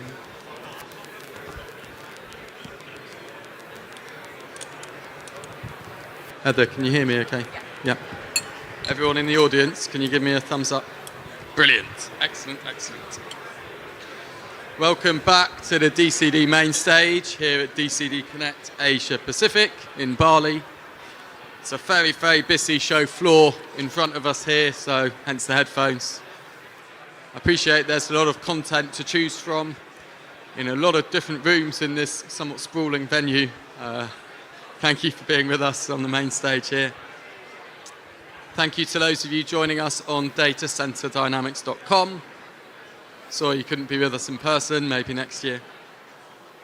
Over the next 50 minutes or so, I've got some expert panelists with me on the stage to really look at robust energy strategies, and we've already heard a lot this morning around the densification and the challenges that creates, and the seemingly incongruous relationship between the demand, almost hockey stick-like projections, and sustainability, and how we bridge that gap by really thinking robustly about energy. We're going to try and dive into some of that over the next 50 minutes or so. Let's start with some introductions. Heather, I'll start with you and work backwards. Sure. Thanks very much, Dan, for having us as well. My name is Heather Laurie. I work for Oracle, and I am the JPAC Site Acquisition Manager. So I will work with colos to contract customer requirements in the region. Thanks, Heather. Thanks, Dan. I'm ZP. I'm the Chief Operating Officer at K2. We are an international operator, owner and developer of digital infrastructure assets, including everything from data centers, connectivity infrastructure, as well as renewable energy projects. Thank you.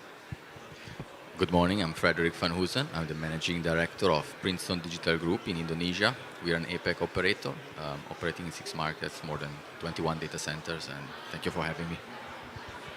Yeah, good morning everyone. I'm Johannes Plattner. I'm a Business Development Manager for Inyo Yembacher. We are a gas engine manufacturer for power solutions. Good morning, everyone. I'm Paul Sing Lee, Professor and Head of Mechanical Engineering at the National University of Singapore. So my research actually centers around liquid cooling, and I'm the Program Director for the Sustainable Tropical Data Center Test Bed. Some of your pilots came up on our keynote panel this morning, actually, Professor. Thank you to Inyo Jenbacher for the support. You can see they've made this discussion possible. If you haven't spoken to the team yet, please go and find them on the show floor. I'm going to kick off by trying to encourage a more sort of holistic lens here.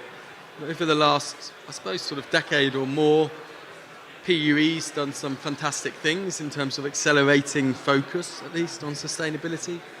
And in the keynote panel this morning, we talked about how the sort of average PUE's gone from 1.6 to sort of 1.1, 1.2. Obviously, great work's been done. We're now at the point where maybe we need a slightly more robust, more holistic approach, and to look at a wider set of metrics and approaches. Maybe I'll start with you, Professor. Talk to us about sort of beyond PUE. What should we be thinking about, and how do we approach the energy challenge with a bit of a broader lens?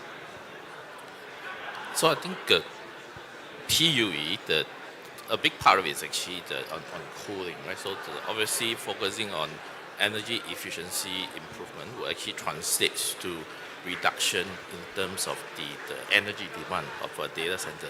So that's certainly the necessary. But beyond the PUE, I think we also need to look at whether or not we are having access to green electrons, or at least a low carbon electron, right? Then there's also the angle pertaining to your IT, right, in terms of your workload optimization. So to effectively manage the carbon footprint of the data center, it should be all of the above, right? Including water utilization, which is actually fast becoming a critical issue, right, in this part of the world, right? I think especially in countries like Malaysia and probably Indonesia. So it really needs to be, like what I mentioned, a holistic approach, right? Not just focusing on the cooling, but also power, IT, water consumption, and how do you actually holistically manage all these requirements, right, in order to effectively manage the carbon emissions. Johannes, what does a more holistic approach mean for Jenbacher right now? Yeah, I mean, I fully agree with Professor Lee. Considering the power in general, I think it's important to have more flexible power sources in the future, like a combination of renewables, potentially hydrogen, SMRs, and also reducing kind of the fossil fuels. Like also a lot of coal power plants are still running. Reducing that and still get good power supply from the grid and to have flexibility in that. Thank you. Frederick, I'll come to you, get the sort of Princeton perspective here, an operator lens on this challenge. What's your approach and what sort of metrics, sources, what are you doing to hit some quite ambitious goals for 2030 as an industry that we've committed to? I think as an operator, of course, the holistic approach, is not only site selection, design, and the operation. So we do to look at the ecosystem and its key drivers. And as an operator, of course, which are clear milestones in defined, whether it's scope 1 and scope 2 by 2030, where we want to be carbon neutral. The importance for us is to prepare, and the preparation of it, starts way before we start building the data center. It's really understanding how to understand the key drivers in terms of infrastructure and how we can, through a systematic approach, deliver the outcomes that are important for an operator to thrive in the long run and run a sustainable data center. So we'll talk about it more going forth, but it's really to start early on from an original perspective to what we want to achieve, over the years, and ensure that these key drivers are in place and very clear and crisp from day one. Thank you. I'm glad you mentioned the ecosystem needed here, because it is going to take collaboration, and we'll come on and talk about partnerships a little bit later on as well. So P, how are you seeing this? I know at K2, sustainability's sort of in bed from the beginning. You've got the sustainability division as well. Maybe you can talk to us about that approach. Yeah, absolutely. So I think the benefit of being, I would say, very, very nimble and having a fairly wide mandate in terms of our business scope allows us to truly explore anything from really innovative solutions like SMRs being talked about by Professor, all the way to very simple things like we could just activate a rooftop solar project in our Johor campus within ourselves, because our stakeholders are 100% supportive of efforts like that, and it doesn't get confused with perhaps other companies with more strict, narrow investment mandates.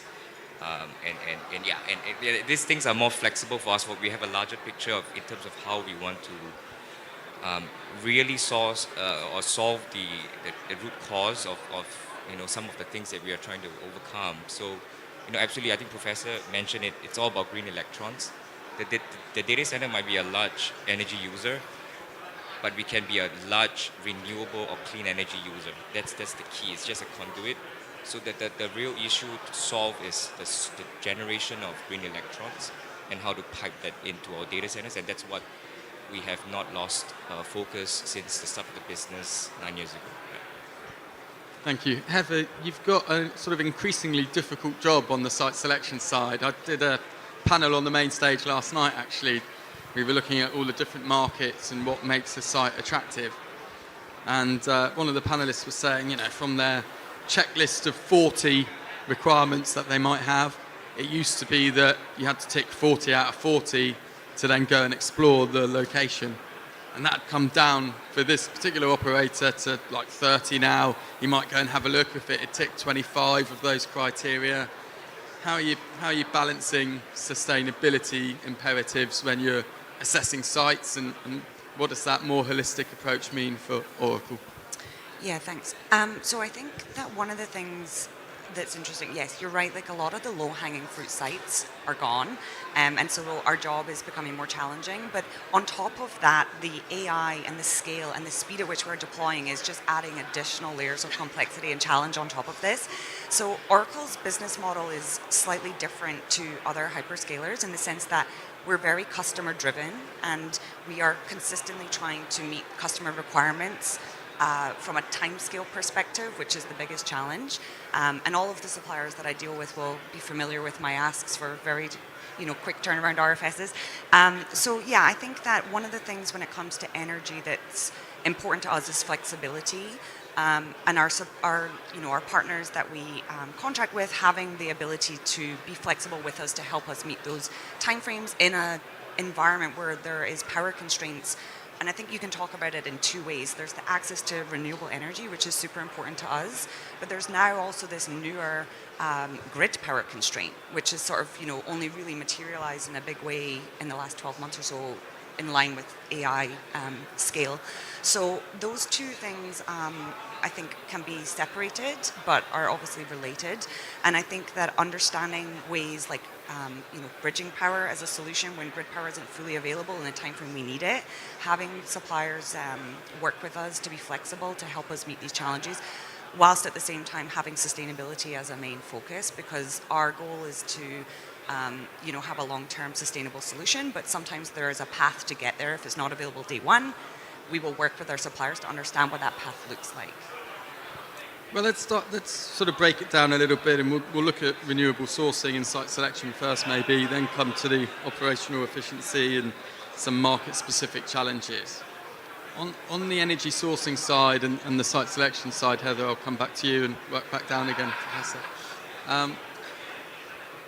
How are you looking at renewable sourcing? Are you exploring things like PPAs as well? You talked about sort of bridging there and flexibility. Maybe you can give us a few examples of that. Sure, yes. And I think also we're quite open to various different solutioning on this. But yeah, I think, first off, the preference is always a grid-tied renewable energy solution.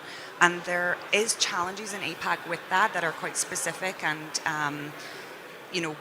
like if you look at the US or Europe, it's definitely more nuanced here and it's more complex. So there's other solutions that we have to look at, maybe like RECs, PPAs, yes, VPPAs, but then also more low carbon, so like fuel cells, battery energy, these emerging technologies that people are mentioning around SMRs, like these will come, and I think that the overall solution will be a bit of a mix.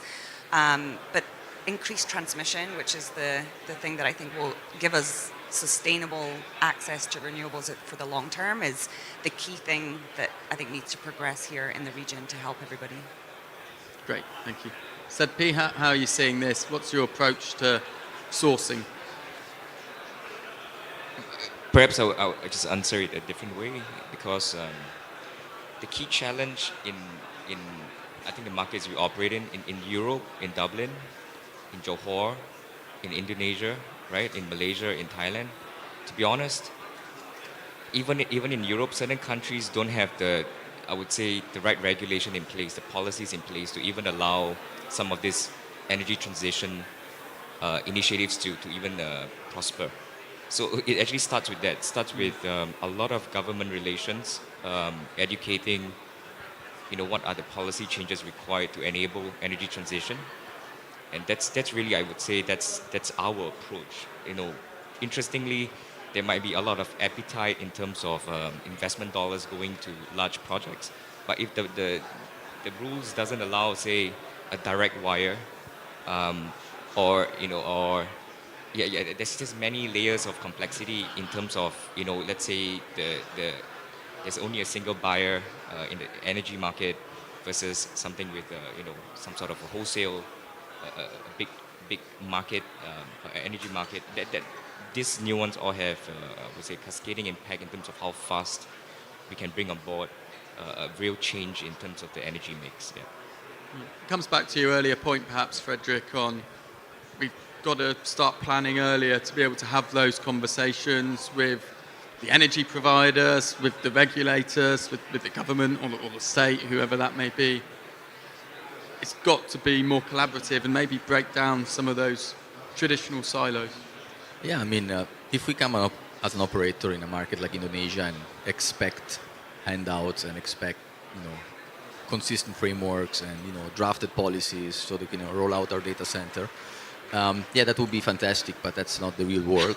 The real world is where we have basically to contribute to the growth of the data center ecosystem. A market like Indonesia, I think, is a perfect example.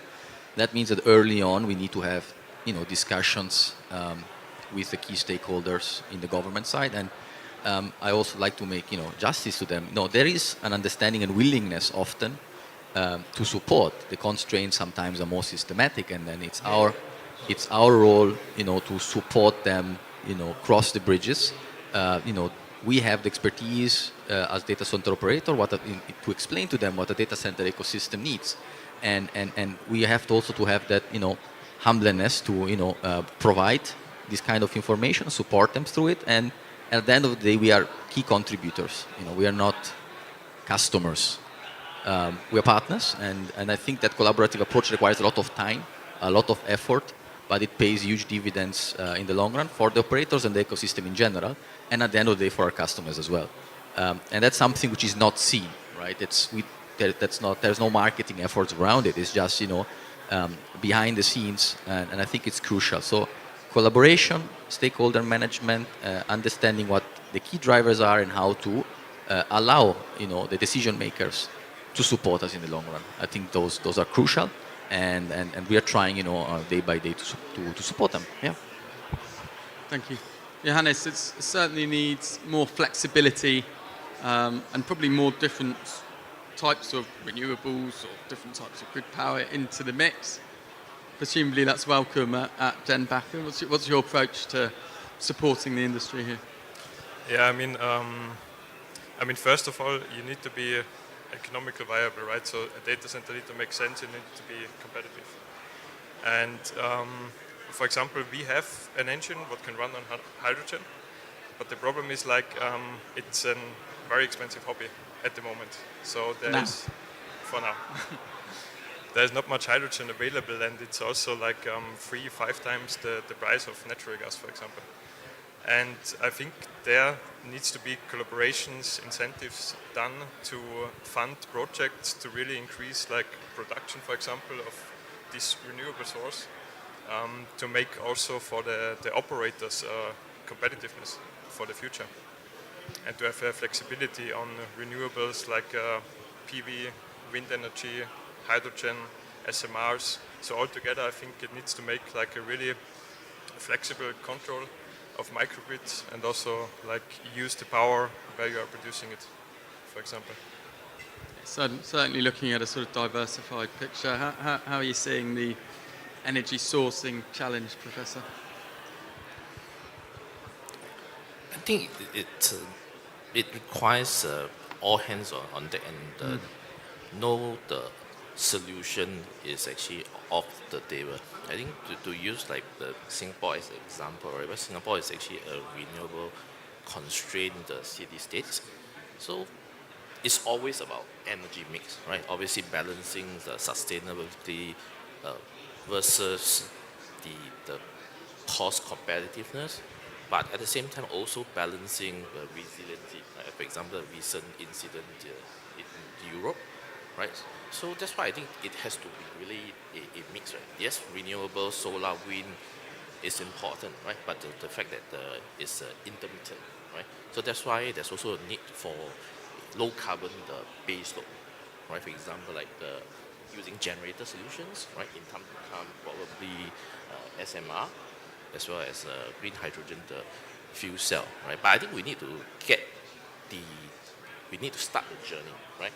Today, obviously, we don't have all the solutions figured out yet, right? But if let's suppose there's a way to start with future-proofing solutions, right? You start today with things that are more readily available, be it natural gas or biofuel, right? But in time to come, right, when green hydrogen becomes viable, readily available, then you do a fuel switch, right? Then obviously the emission factor will then actually drop very significantly.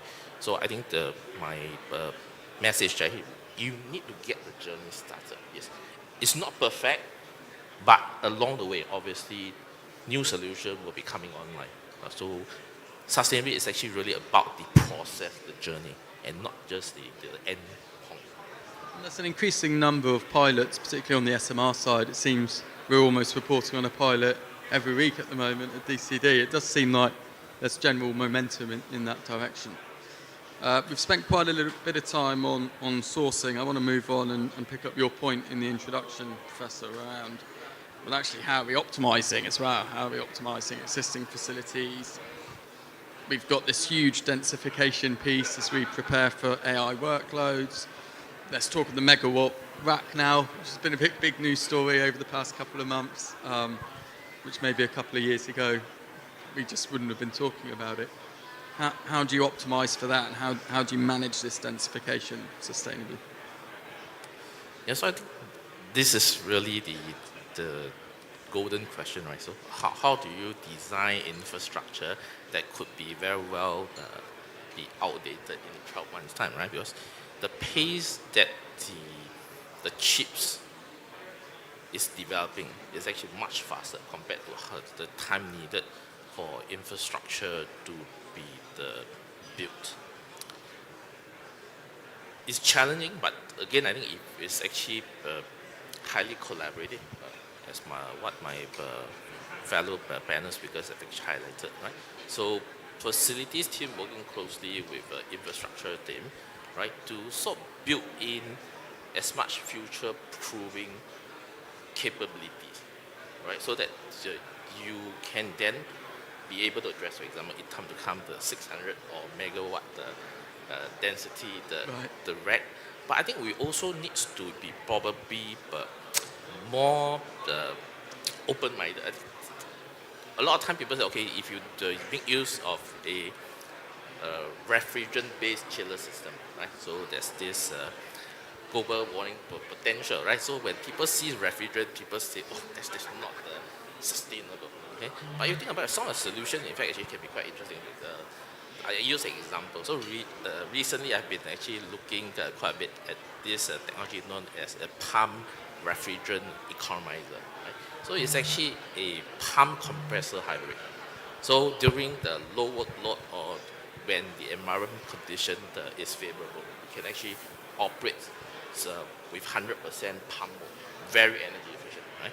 Then as workload increases or when outdoor condition becomes harsher, you can operate the pump in tandem with the compressor, right? Still pretty efficient. But when your workload actually increases, right, or when you bring in the ultra density rack, then you actually operate with the full compressor. So I think such solution, yes, refrigerant based, right? Not a environmentally friendly keyword, right? But then if you actually use it in the right context, right, especially in a distributed fashion, it can be very energy efficient, right? And if you're able to manage the total energy consumption of the data center, that is in fact sustainable, right? So I think the definition of sustainability needs to be broadened, right? It cannot be just a singular solution. It's really all hands on deck. You're advocating for sort of a use case-based approach and greater flexibility, I suppose. I'll stick with the operators for a minute and come back to Princeton. How are you looking at optimization and efficiency at a facility level? What sort of technology or automation or considerations are you having to think about in designing and operating for AI workloads? I think one important aspect is also how we collaborate with the utility providers. When we look at forecasting load and future AI workload requirements, we're not a standalone data center. We need to have data tracked, analyzed, and assessed, and that level of openness with utility providers, whether private utility providers or public utility providers, I think is crucial to allow for a mutual understanding also of what the operational requirements are, which they might not be aware. So a more open and collaborative approach with utility providers would definitely support also on the operational side. Secondly, I think the development of grid tools to better assess, track, monitor data is required. There's not enough discussions around it. It's something which requires probably focus groups and specific workshop with utility providers as well to understand how we can track and monitor the power supply to the data center. And that's, I think, something which is often not talked about, but very important also from an operational perspective, as I said. Secondly, within the data center, of course, everybody talks about machine learning tools and how to better monitor, track, and the deployment of better sensors. I mean, I think we're all looking at that, and the whole ecosystem, of course, is trying to be more rational. Not only as a marketing gimmick to say, oh, we are deploying machine learning in a data center and operationally we're able to support workloads, but really what does it mean? What kind of efficiencies are we achieving? Are we, really saving energy? And those kind of discussion need to be a bit more transparent, a bit more, I think, deeper, on a deeper level. And I think that's something which we have not seen much, and I'd like to advocate. So it's mainly about deploying technology and solutions, and again having also the openness to discuss to the key partners in the ecosystem who allow us to operate a data center, and being able to track and monitor data in a way which is conducive to better operational requirements to save energy. Thank you. Sadpi, I'll come to you next on the sort of more operational requirement side. What are some of the things that you're exploring at K2 here? Great. I think I'll answer it broadly, without going into many specifics, but in a few buckets. I think the first thing is that, as Professor has again rightly pointed out, the velocity of change today is something that the industry has not faced for a long time. So for us, we are looking at adapting to this rate of change. So, for instance, our CTO now is leading from the top in terms of innovation, design, engineering, and that's what you need. You need a kind of a leadership charge. Put emphasis. We're putting investment dollars behind. Really, I would say, in broad terms, R&D, and that would cover across a wide scope. Right? It's not only efficiency. It's about adapting to the future. And obviously, the engineering aspect is to optimize for cost and practicality for what we are delivering. Other aspects, I will give a shout out. If you have not met a company called Red Dot Analytics out of Singapore, they are one of the many startups that we speak to. They're specifically trying to apply their expertise and knowledge in actual data analytics, AI, to help improve many aspects of a data center, either the build or the operations. So please speak to them if you haven't had the chance.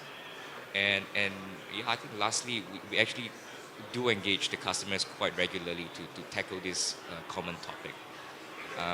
People that are in the industry would know this by now, that our actual utilization of our facilities are actually not suboptimal. I think that's the most appropriate way to describe it. It is not driven by the operators at the physical infrastructure layer. It requires our friends, like Heather's team at Oracle, as well as our other large hyperscalers, to work out something, a new architecture in terms of deploying these workloads, because underutilization has a lot of, again, waterfall impact in terms of grid planning, kind of potential issues in terms of overbuilding of generation, overbuilding of transmission that creates political issues. There's a lot of circular issues, but it starts with better utilization of our IT hardware. I believe the AI version of this is more optimal given the cost involved. People can't be lazy on this, so that's probably going to happen. That's going to be better. But for now, actually, just based on our own analytics of our operational data centers, we have I think 120 megawatts now operating. It's not fully utilized in the sense we get paid for it, but the servers are not running at anywhere close to 100%. And yeah, on that point, I think it's super important that we utilize the space and the power that we have currently available, right? So there's, and one of the things, like you mentioned, like talking to customers. So Oracle will absolutely, be engaging with suppliers to understand how to future-proof designs, how to insert fungibility into our contracts to try to account for the rapid change in design of chips. And again, going back to our customer-driven model, which is slightly different to other hyperscalers, we're trying to satisfy our end customer requirements, which they all want the newest chip deployed, and so that's a challenge for us, our suppliers, that we, I think, find the best solution is advanced dialogue and trying to be open about design and where we can add flexibility, and then just to touch on your point around underutilization. So we're going to have to be careful, because what's happening in Europe is that there's a use it or lose it situation with the grids, right? And as we continue to scale AI at pace and continue to come up against power grid constraints, this will come. Like, it has to. It makes sense from their perspective, and I think we all need to be very aware of that as customers and as colo providers, that we have to encourage better utilization of what's existing, and for fear of them clawing that back in instances where we have serious grid constraint. Thank you. We've spent quite a bit of time on technology, and I think that the message from the panel is quite clear around actually this requires collaboration and partnerships. Are you seeing attitudes change, Heather, in terms of the ease of bringing utilities to the table and getting them involved, and regulators, government? How's the picture changing in terms of openness? Yeah, to be transparent, like, we do have a dedicated energy team that are based out of the US. They are likely doing all of that directly as an energy team, and I think in partnership with our providers as well. I know that, maybe the providers can speak a little bit more about customer colo partnership when it comes to actually dealing with utilities, but I think, Frederick mentioned, like, that is such an important piece of the puzzle, is making sure that we engage openly and transparently with what it is that we need. Transmission upgrades are going to be key for continuing to support the scale, as well as providing better and more open access to renewable energy across the region. Thank you. Johannes, I'll bring you back in on this point around partnerships and how conversations are changing. It requires more collaboration between customer and supplier as well, almost evolving that traditional customer-supplier relationship a bit.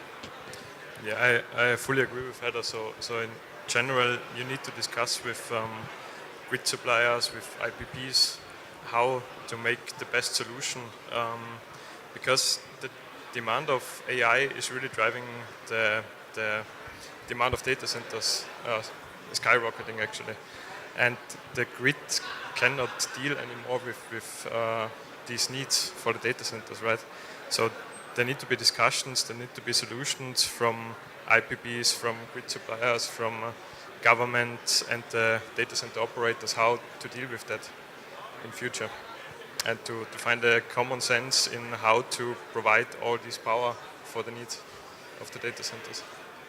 Thank you. I'll get the operator perspective on this shortly. I'll bring you back in first, Professor, in terms of market-specific challenges here, because we've heard over the past couple of days huge growth projections for Malaysia and Johor and Thailand, and the opportunity is there. That seems quite clear, but there's different constraints and different regulations across all of these geographies. What's this sort of suggested approach? How do we overcome some of these market-specific challenges? Again, is that about early engagement and understanding, or do we need greater frameworks? What are you seeing? I think again my answer is all the above, right? But I think certainly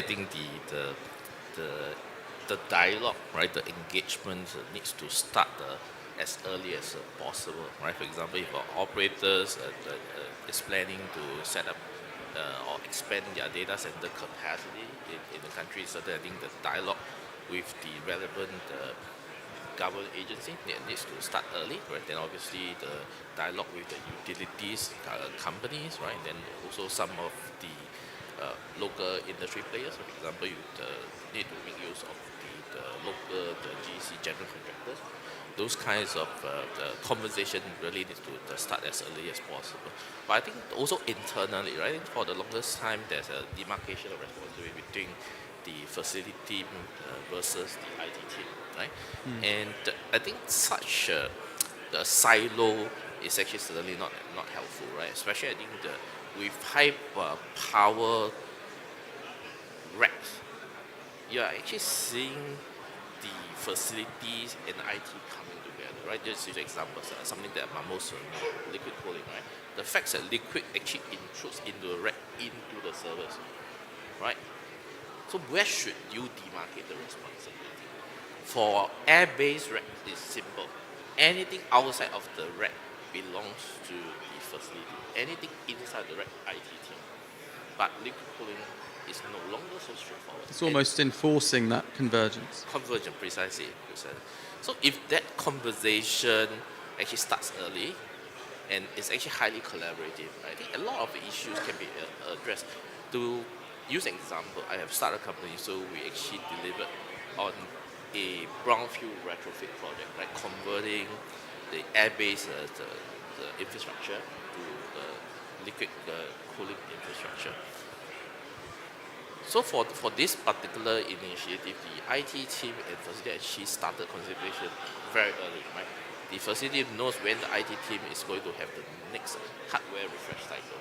So they time it such that the infrastructure retrofit actually happens in tandem, right? Then they also actively engage the solution vendors, because again, using liquid cooling example, because liquid actually flows through different parts, components, equipment, right? So one of the key issues is actually how do you make sure that the water quality is actually maintained, right? So if again you've actually left it to the individual silo, right, with multiple hands touching the parts equipment, right, you run into serious water quality issues.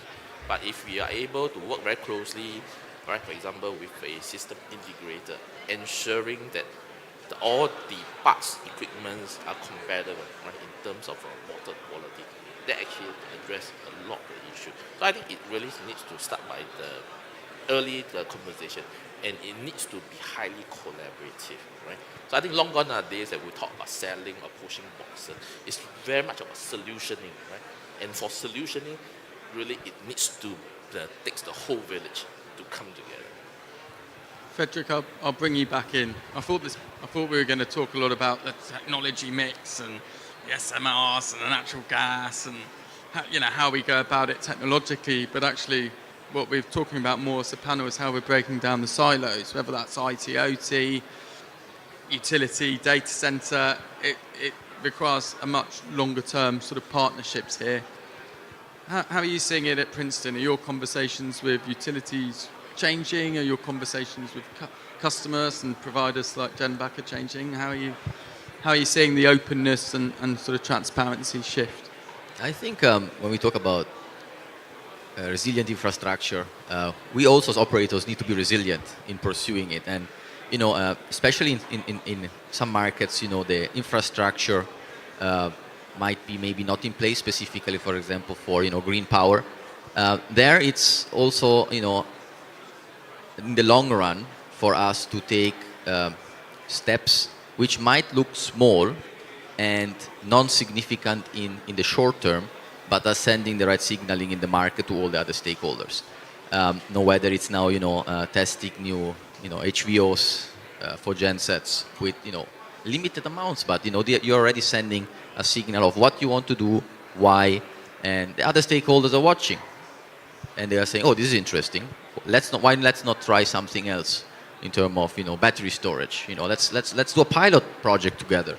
So at the end of the day, even small steps, but if you engage with the right stakeholders and you say, let's be partners, let's do this pilot together in our site, let's analyze this, let's assess the data, let's track it, and let's roll it out.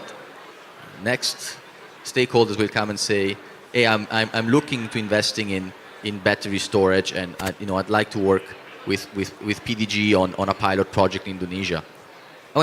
These are the kind of conversations which take time. They are time consuming, but they go a long way in terms of deployment, in terms of messaging. They create the right awareness. They create more collaboration opportunities. But if you don't start because it's too hard, and it's a hard grind often at the beginning, we won't see successful outcomes. So we are being very proactive and basically talking with also government agencies and saying, let's test it out. Let's try together. We are partners in this. I mean, you can roll it out maybe in other industries, in other facilities. You can also learn something from this. And this approach I think is critical, but it requires a rational, conscious effort. What makes it? I can see the benefit. Obviously, a pilot works. It gives all the stakeholders confidence. You can scale it up with less risk. That makes a lot of sense. So if you've got 5 or 6 of them, actually 1 or 2 pilots work. You've got a bit of future proofing. What makes schemes like that so difficult initially? It's just time consuming in terms of contractual, legal, or What makes it such a challenge at the beginning? Well, first and foremost, some organizations are large. You need to talk with the right people that have enough skin in the game. So sometimes you might, realize you're having 20 times the same discussion, but that's the person in front of you might be the wrong stakeholder. Right. And there needs to be, of course, a benefit, of course, also for them to learn and to deploy maybe at a larger scale, maybe in other venues. But as I said, that's why it's time-consuming, because you need to present a concept, an idea, a deployment model to the right people, to the right authorities, and they need to buy into it. Because if they're not interested, they will, they will not, and you lose a lot of time. And sometimes that can be the case. You'll have, very meaningful discussions around what you think, could be a new sustainable initiative within the market, and how you could support and provide, a platform for them to test it. But sometimes you just have to realize that maybe that's not the priority. But you keep going, and eventually, I think, by having that resilience also from our side to drive these meaningful conversation initiatives, we're able to get, small but achievable victories, which then lead to, greater awareness, greater opportunities down the line. And that's the way we see it, and I think it's we keep pursuing it, yeah. Thank you. Sadhbhi, I'll bring you back in. You talked about at the top of the panel about the different markets that you're looking at K2, and you've been quite ambitious in going into these emerging markets across Asia Pacific. How are you navigating the different data sovereignty concerns, the different regulations? How do you create partnerships in these new markets? What's the K2 approach? I think the approach is not new. It's not dissimilar from what everybody is saying in terms of it's being. I think the key word here is educating our stakeholders, and that would be external stakeholders in new markets that we go to. We bring experience from Europe, and Europe is one of the most highly regulated markets. So that's also a key, I would say, advantage. And when we obviously are not in the North America, that is the most mature data center infrastructure market. But in Europe, we get, I would say, very early advanced knowledge of what the grid needs to do. Because, in I would say in the entire world, the European grid is the one that's really lagging and falling behind. And we had I would say, a preview of what that meant in terms of underinvestment in certain areas, or a lack of policy direction to fix some of these things. So we bring that learnings, and of course we then engage, grid companies early enough in Asia Pacific to just, it's not like there's no right or wrong, but this is what we learned. This is lessons learned. Perhaps you might want to look into it. And I mean, from my personal view, I see that the respective grids in the markets that we operate in Southeast Asia are actually fairly and very sophisticated.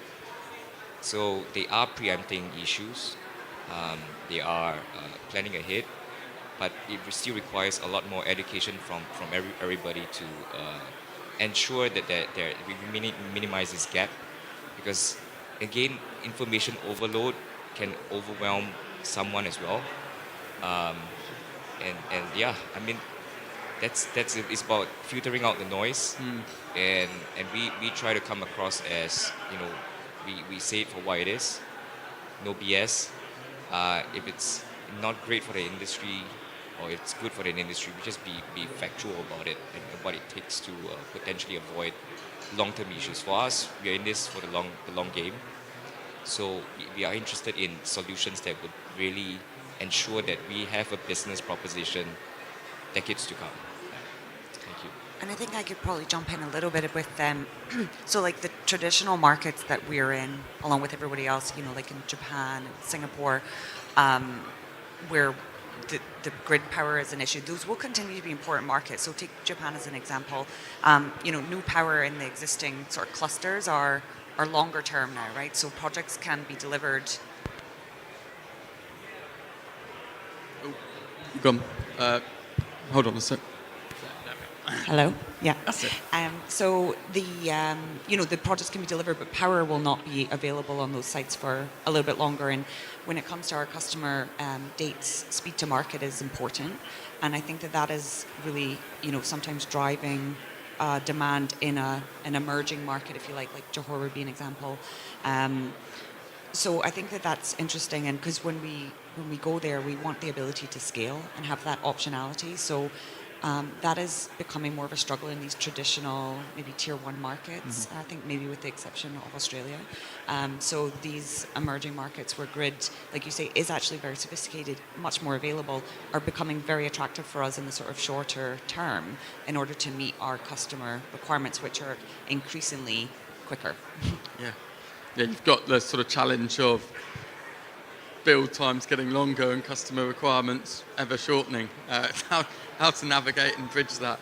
I've done a fairly poor job timekeeping. We've just got a few minutes as a panel, so I'll come to everyone for final thoughts, key takeaway points. Professor, you've got the slightly easier job in that I'm coming to you first on this one. Yeah. So I'd like to go back to the need to be highly collaborative. I think just now we spoke about pilots, right? For example, within the operators' facility. But I also want to encourage, right, operators to come together, right? For example, the common innovation, co-innovation platform that I'm actually the running, right? So basically, the number of operators comes in. So it's actually about the concept of sharing of risks as well as outcomes, right? Obviously, it can be more pre-competitive work, right? Then beyond the demonstration of the feasibility of various new solutions, right? Sustainable solutions, operators can take and actually further develop or further optimize a solution for their own use, right? But I think coming together, building the community, to me is actually very important, because a lot of issues, to be honest, are actually cross-cutting, right? All operators are affected, right? But instead of you doing it individually, right, which probably also means that in terms of the cost is probably on the high side, especially when it's small scale. Yeah. But what about coming together as a community, right? Then sharing risk, sharing outcomes, right? So that it benefits the whole industry. Excellent, thank you, Johannes. Yeah, I fully agree with Professor Lee. But I think there are two topics, right? One is the data center, to make them more efficient and to reduce the power consumption of them. This is one key aspect, I think. And also, secondly, then the collaboration with grid suppliers, with IPPs, with all the people together, sitting together, what can be solutions, what can be sustainable solutions for the future, and to get something together. Yeah. Thank you. Frederick, final thought from yourself. Yeah, I think, as I said, the region has shown very promising fundamentals, and there's still opportunity for operators, to shape and drive innovation and to explore opportunities and avenues. These markets are not yet matured. There's so much potential to tap in, whether it's now Malaysia, Indonesia, I can speak of. And we still, have the opportunity to make a difference, and bring forth initiatives that have an impact and are meaningful, because we have the space and time to do so. So the idea is, to be innovative, not only in deploying technology and solutions, but also in our thought process on how we want to drive this initiative and what outcomes they can generate, not only for us, but for the whole industry and nation at the end of the day, because the whole ecosystem then nationwide will benefit. And I think it's a great responsibility, and we should cherish it, and it's a great spot to be. Thank you. Nice positive wrap up to end there. Sadpi. I think I would just perhaps speak a bit again philosophically. As an infrastructure builder, we potentially in the past are more resistive to change because you're building long-term infrastructure. So embrace the change. Everything from chip design leading up to changes in terms of energy solutions, to how we work with our end users, how do we run operations. These are all changes, and that's what we are doing. We are embracing change. Change is here. Change is going to be faster. Don't resist it. Yeah. Thank you. No pressure, Heather, but final word to yourself. Yeah, no, I mean, I agree with everybody's comments around operational efficiency, partnership, between colo and customer, as well as with the right regulatory bodies, but also I think a robust and enduring energy strategy going forward is going to be a mix of things. It's going to be, like grid-tied renewables, it's going to be PPAs, it's going to continue to it's going to have storage, and then, emerging technologies around low carbon and operational efficiency will just continue to be important to utilize what we have available to us, and sort of adapt that as technology from a chip perspective or a rack density perspective increases and changes. So having the partnership and flexibility with our providers is key, and I think a lot of that is ongoing communication, willingness to be open, and willingness to have flexible, innovative solutions at hand. Excellent. Thank you for the takeaways. Thank you to all of our panelists. Let's give them a big hand. I think we just about stuck to the time there. We'll be back with the next panel in just a couple of minutes. Thank you. All right.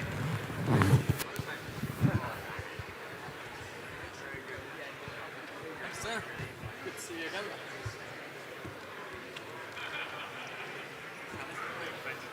Thank you. It went fast. Yeah. It does actually, thanks.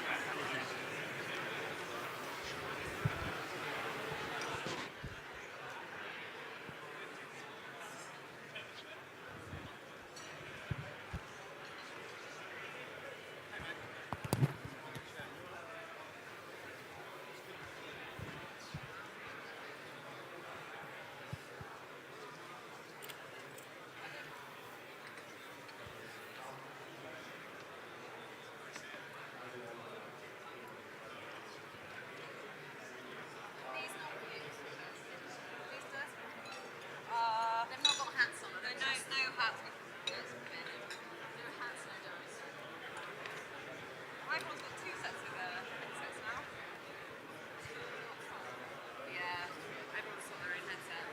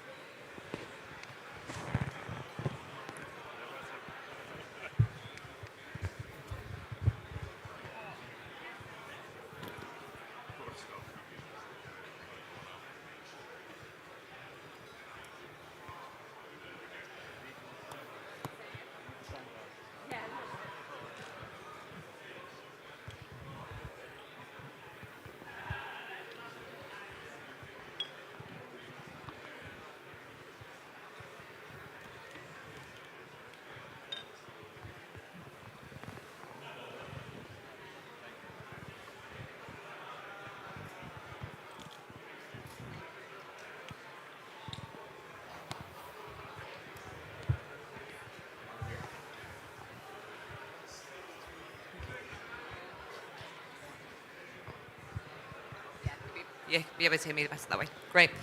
Okay, is everyone ready for a silent disco? No. Joking, we've got a cooling panel. So welcome back to the main stage, everyone, for this major panel, Keeping It Cool. How will the region handle the heat of AI demands? Now, AI is turning up the heat quite literally in APAC. Data centers demanding cutting-edge cooling strategies to balance performance and sustainability. During this discussion, we'll be looking at how we're moving from air to liquid to hybrid, and how operators will be keeping pace as workloads surge and climates challenge reliability. So joining me for this discussion, which is sponsored by BP Castrol, I'm delighted to introduce four expert speakers. Martin Arts, Global Director for Mission Critical Facilities at Haskoning. Mark Roberts, Data Center Market Development Director for Asia Pacific at BP Castrol. VK Foon, Director for Data Center Design for APAC at Oracle. And last but not least, Hamish Kerr, Mechanical Design and Implementation Manager at Thermos. So to get things kicked off, perhaps going down the line, starting with you, Martin, could you provide a very quick intro to what you do when it comes to liquid cooling, or cooling in general? Cooling in general, let's say it's a part of our business, a major part of our business. And AI cooling, let's say what's coming up now, let's say it's almost every project that we are dealing with, we have that in-house, and we have to deal with that. Yeah, perfect. And Hamish? So at Thermos, we sort of cut our teeth on single-phase immersion cooling. Our approach towards cooling is using the correct methodology where appropriate, so targeted cooling, starting with immersion, but looking at DLC, using air where required, very task specific.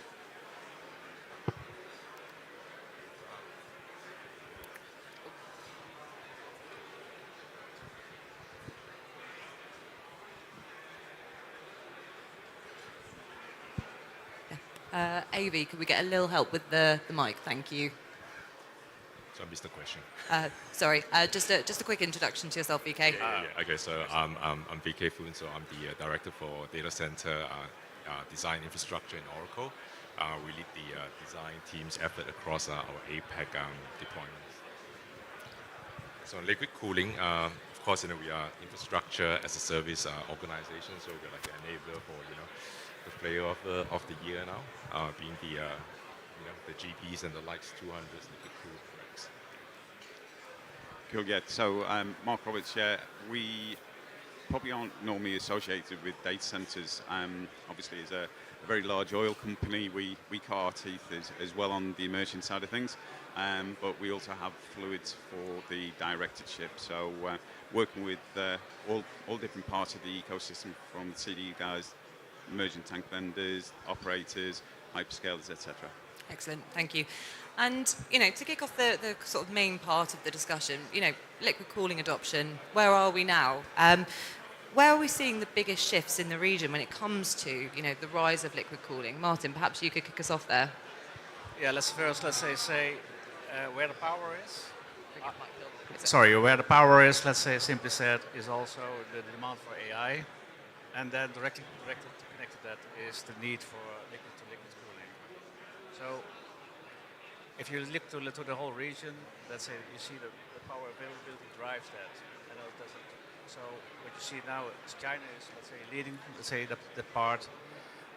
India we're seeing up now, but now currently, let's say, in the regions is Malaysia, Thailand is coming, and so also the next are coming. So everywhere where the power is available, there. Yeah.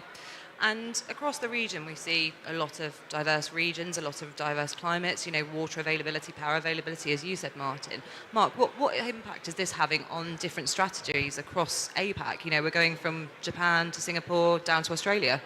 Yeah, it's quite interesting because, of course, when we look at the geographic kind of climate, obviously up in Japan and Korea, as you say, it's very seasonal and temperate. We've got humidity and the challenges here, and Thailand, Malaysia, etc.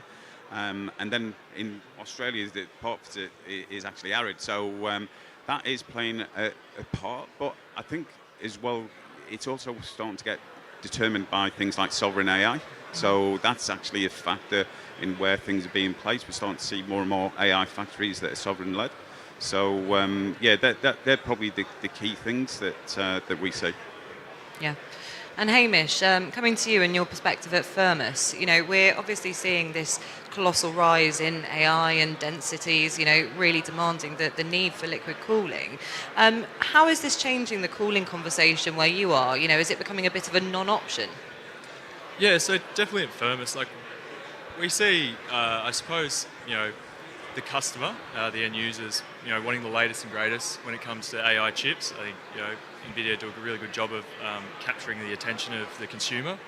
That does obviously then kind of, I suppose, govern the cooling methodologies that you need to adopt and utilise to support that infrastructure. As I was saying, we primarily had focused on single-phase immersion. However, our view on it is efficiency with cooling. So if that means going a path of standing up GB 200, 300, where they're offered as off-the-shelf, direct-to-chip, we're not here to fight that side of things. We're definitely here to embrace liquid technologies and bring it forward as an industry. We see a lot of benefit of education within the industry. So the more that we can do to help support it, adopt it, use it where necessary, the better. Yeah.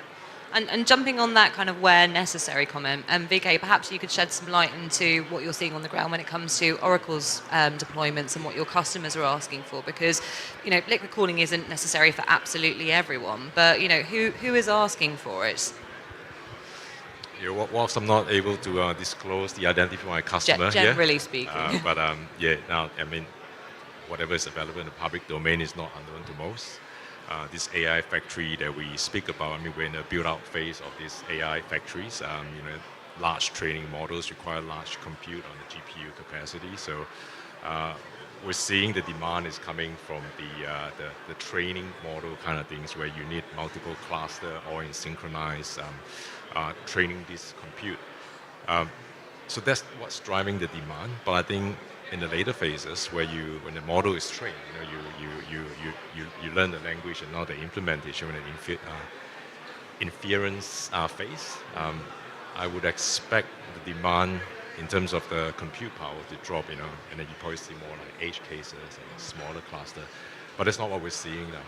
We're still in this build-up discovery phase, and that's what's driving the demand. Are those priorities, purely based on the workloads, or are there other factors coming into it, like the need for sustainability as well? I think we are a bit early to talk about sustainability. I think there's a conservatism in the market because, we don't really know. We do know what our customers' equipment, the thermal characters of these GPUs are. But the conservatism that's being applied in the industry, I don't want to put it as a bit of a punitive term because we're not over-designing. It's just it's the nature of engineering applying safety factor, and just traditionally the right thing to do. But in saying that sorry, I lost my train of thought. Yeah, so I was going to say, can I ask a question? Do you think, just to your point, how much is sustainability playing a part? Is it all about the performance? We know liquid cooling obviously drops the PUE, but and we've had discussions before around are we doing enough, like approach temperatures, for example? Okay, I think there's a white elephant in the room that we are not touching. Everyone's being conservative and running on this high flow rate, high demand just to make sure that we have resiliency. So I think it's a bit early at this phase to try to talk about trying to design something optimized because we simply don't know. The cluster that we're deploying now is not even fully filled up. We don't have the chance to run through the pace of the infrastructure to understand what it is doing and what this GPU workload actually means. The industry is probably aware of the spike load, the RAM rate of this GPU is experiencing, but we just haven't have the data yet. Until such time, we spent the last 2 decades, I would say, or even more, doing air cooling optimization to drive those PUE number down. It's nothing new, like what we're learning here, what we're doing here with air cooling, but the last 2 decades is about getting that marginal gain and chasing that marginal gain. We are not quite there yet. And when the time comes, I think careful engineering and the scarce resources of energy it's just a natural progression that we're going to start chasing efficiency. But back to your questions on liquid cooling, one would assume that it's going to give you a better PUE. The early numbers that we're seeing is good, like annualized. I think one of our biggest cluster is hitting about 1.3. It's respectable, but it's not great, I would say personally. I think Martin. Yeah, we see the same. Let's say in Europe, sustainability is a bigger factor, especially also driven by legislation and guidelines. And also, let's say, the customers itself, let's say, via their compliance rules that they have, let's say, by themselves, they are really forcing, let's say, sustainability into the designs. That helps us a lot. But also, let's say, it's mandatory in Europe that you have to monitor and report your performance of your facility, also sustainability subjects. And that's really drives, let's say, innovations also. Yeah. And Mark, from your perspective, when we're talking about performance, sustainability, thermal challenges, are we looking at any trade-offs at this point when we're selecting different types of liquid cooling? Yeah, I think there is definitely trade-offs there. Obviously, when we're looking at the different workloads, the different DLC obviously is the flavour of the day-to-day, but aligned with obviously a better performance, you're able to run the load obviously longer, harder, but DLC obviously is quite a complex infrastructure, running down from the cold plate all the way through the manifolds, valve sets, into the CDU itself. So it's quite complex, and like we always say, it is a water-based coolant that you're flowing through there as well. Immersion does have its challenges, more from a warranty point of view. Technology, we're pretty much there. Like there's a lot of work being done. Like I know Haymo, like the guys at Thermos, have done lots in terms of dealing with some of the NV-link kind of challenges and solving those problems. We do a lot with material compatibility and stuff like that in our labs. So we're pretty much there. The thing that kills us every time is warranties. As long as NVIDIA and the Dells of this world do not warrant the technology, it's very, very difficult to get people over the line. So yeah, and VK was just talking about the spiky loads and obviously the challenges in actually handling those loads on the mechanical side. One of the great benefits of immersion is that you've got that thermal inertia in the actual fluid itself. So there's definitely different opportunities for us. Mm-hmm. And, it would be remiss of us to talk about just liquid cooling. At the moment, majority of cooling is still done by air, but we are seeing this air to liquid transition. Mark, staying with you for a moment, how are liquid cooling design guidelines evolving, in kind of context of these more hybrid strategies, particularly in APAC? So I suppose we'll have to define what hybrid is. For me, hybrid isn't DLC. So obviously with DLC, we're 70 to 80%, whatever the figures are telling us, onto the GPU or heat off the GPU, and the 20, 30% with air. So is that hybrid? I don't know. I think as we move to more of the inference that VK was talking about, and we're starting to see people want to put enterprise AI or HPC into co-location facilities, and that coexisting in the same hall as 20, 30 kilowatt air-based racks. That to me is probably more to do with hybrid, and that's just maximizing and utilizing the floor space more than anything. With immersion, it's a little bit different. We actually see on immersion pretty much all the GPU and the compute in the tanks, and then a separate area for the network. And even those networks are like 20, 25 kilowatts per rack as well. So one of the projects that I'm working in Melbourne has exactly that kind of infrastructure. And I think, Hamish, you have something similar at your place? Sorry, come back. Yeah, sorry. With the immersion, you have a separate network area? Yeah, that's right. So for us, we've primarily focused on getting the major workloads into immersion, with work programs getting more and more of the tech in there. We do still have an air-cooled portion to supported network supported in air. That comes about from a few things. There are some complexities around networking, the dielectric constant, keeping these high-paced connectivities, huge 800 gig networks, 400 gig.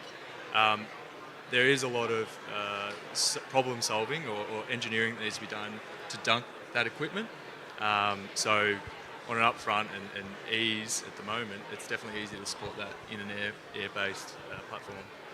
I think we are trying to answer million-dollar questions, and the past few days everyone's trying to ask me, what's the split? Is it a 80-20? The traditional Pareto law always apply, and it has in that case. I mean, there are some nuances around, like, I don't want to go into, like, immersion or liquid cool, like, because I'm deploying the customer gear, and at this point it's DLC, just describing what I experienced myself. Oracle started with a very conservative split. We talk about this is at the room level. We need a split of 80% going to liquid, up to 50%. So there's a bit of an overlap that can go into the air cool section. After 2 or actually 3 large-scale design or deployment, I'm seeing the number is sort of earring close to sort of 85-15 or 80-20 still. But here's an interesting point, right? So every organization, they have their own AI infrastructure fabric design. So AI, what you call a scalable unit, it would be like, so we have a limitation of a room, we're going to figure it out, and then the GB200s or 300s is going to be connected to some network or compute rack in there. And that sort of defines what that air-cool component is. But the interesting fact is, whilst we are sort of in flight just about to deploy 200 and say, hey, there's a 300 coming, what about this? You guys, let's review how is that going to impact, have we got enough electrical and cooling capacity? And what I found is, being a 300 is actually more efficient in terms of, I think, in the rack latency on what it does. So the original, here's something you like actually. So this is the DLC constraint, I call it. So you design a TCS loop, so I give you 20 or 30 rack position per room. And then now I put in a gear that's more efficient, and then all the ancillaries, the air cool side of things, suddenly has reduced in demand. You don't need that many sort of cross connection. I don't want to go into that level of details, I'm not a network guy. And I'm seeing capacity about 10% being stranded of a room, originally designed for GB200 to 300. So look, that's the data that I have. But trying to tackle that question, how to build flexibly, I think it's a very difficult question. Yeah. So in effect, you're seeing systems being over-designed at the moment. Yeah. Again, it's more like apportioning which part goes to where. I think we passed that phase that you're trying to design for 99% of type of rack in an air cool system. It's a bit more nuanced. There's a lot of more nuance in that. In the past, you can just come in, I would say that a lot of DC operators out there, air cool is very simple. You just throw money at a problem, you put in as much air in a room as you can, you deal with the leakages, and the capacity is going to find its way there.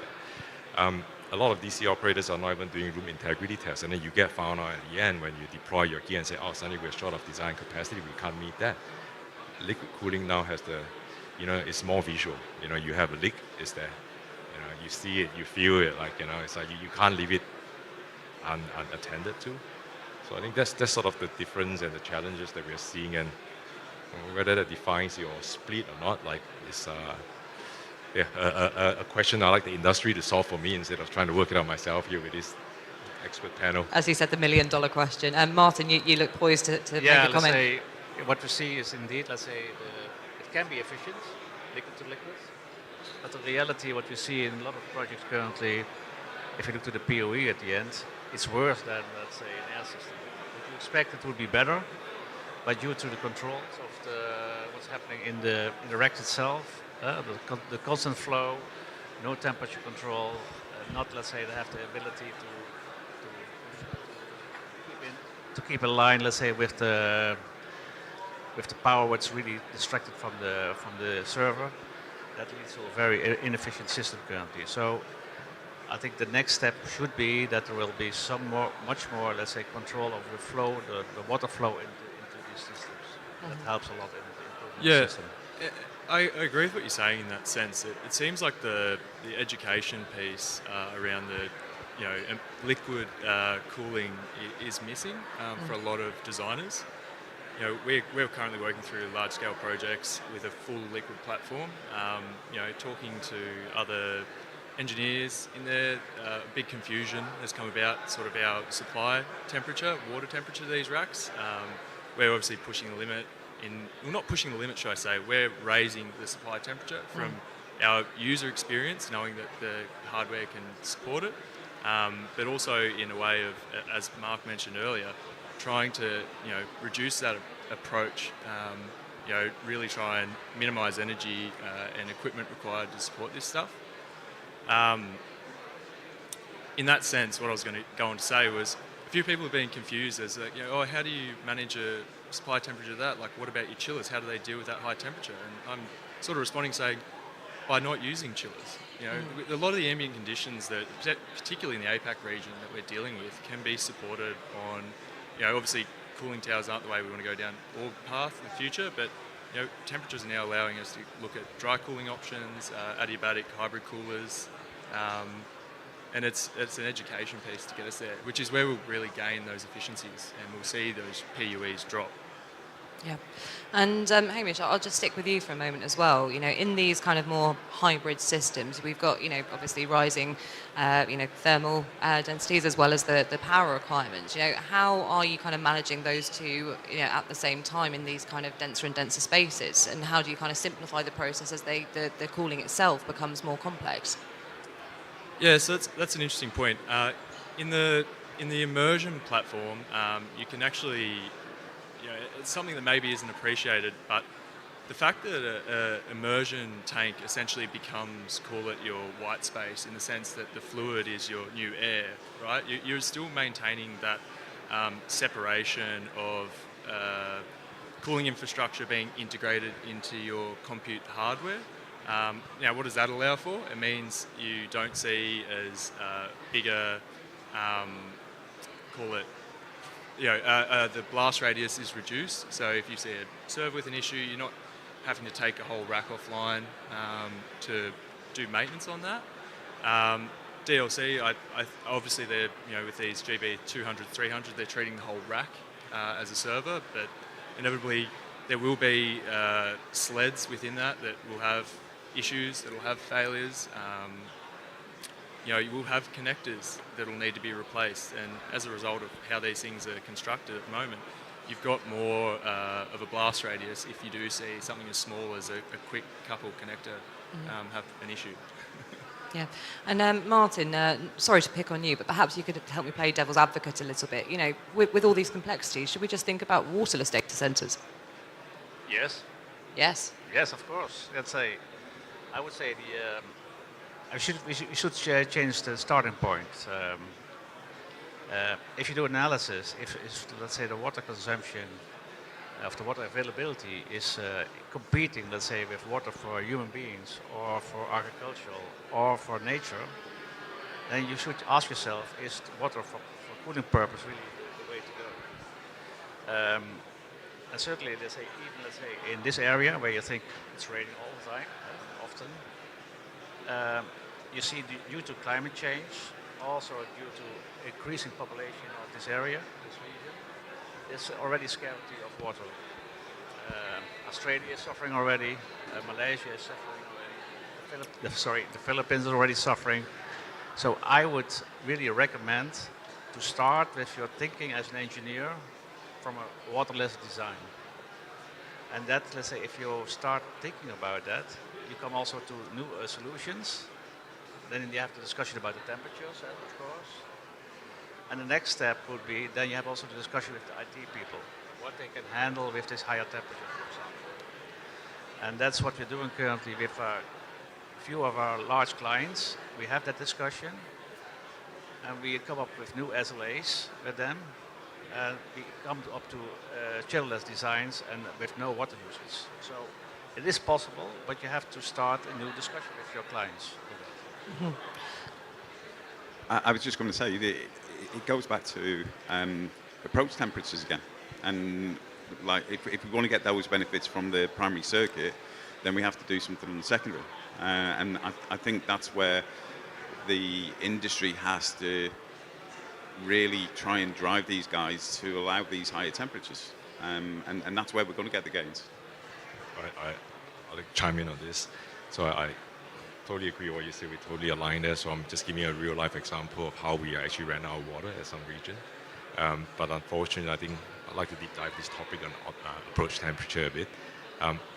As an engineer, you always work backward on what the design requirement is. And at this point, the conservatism that we keep talking about is, you get a cold plate, you say that, we have to run 40, 45 degrees. But then, the approach, as a DC infrastructure, we always look at, what service level agreement that we're going to get to the chip level, right?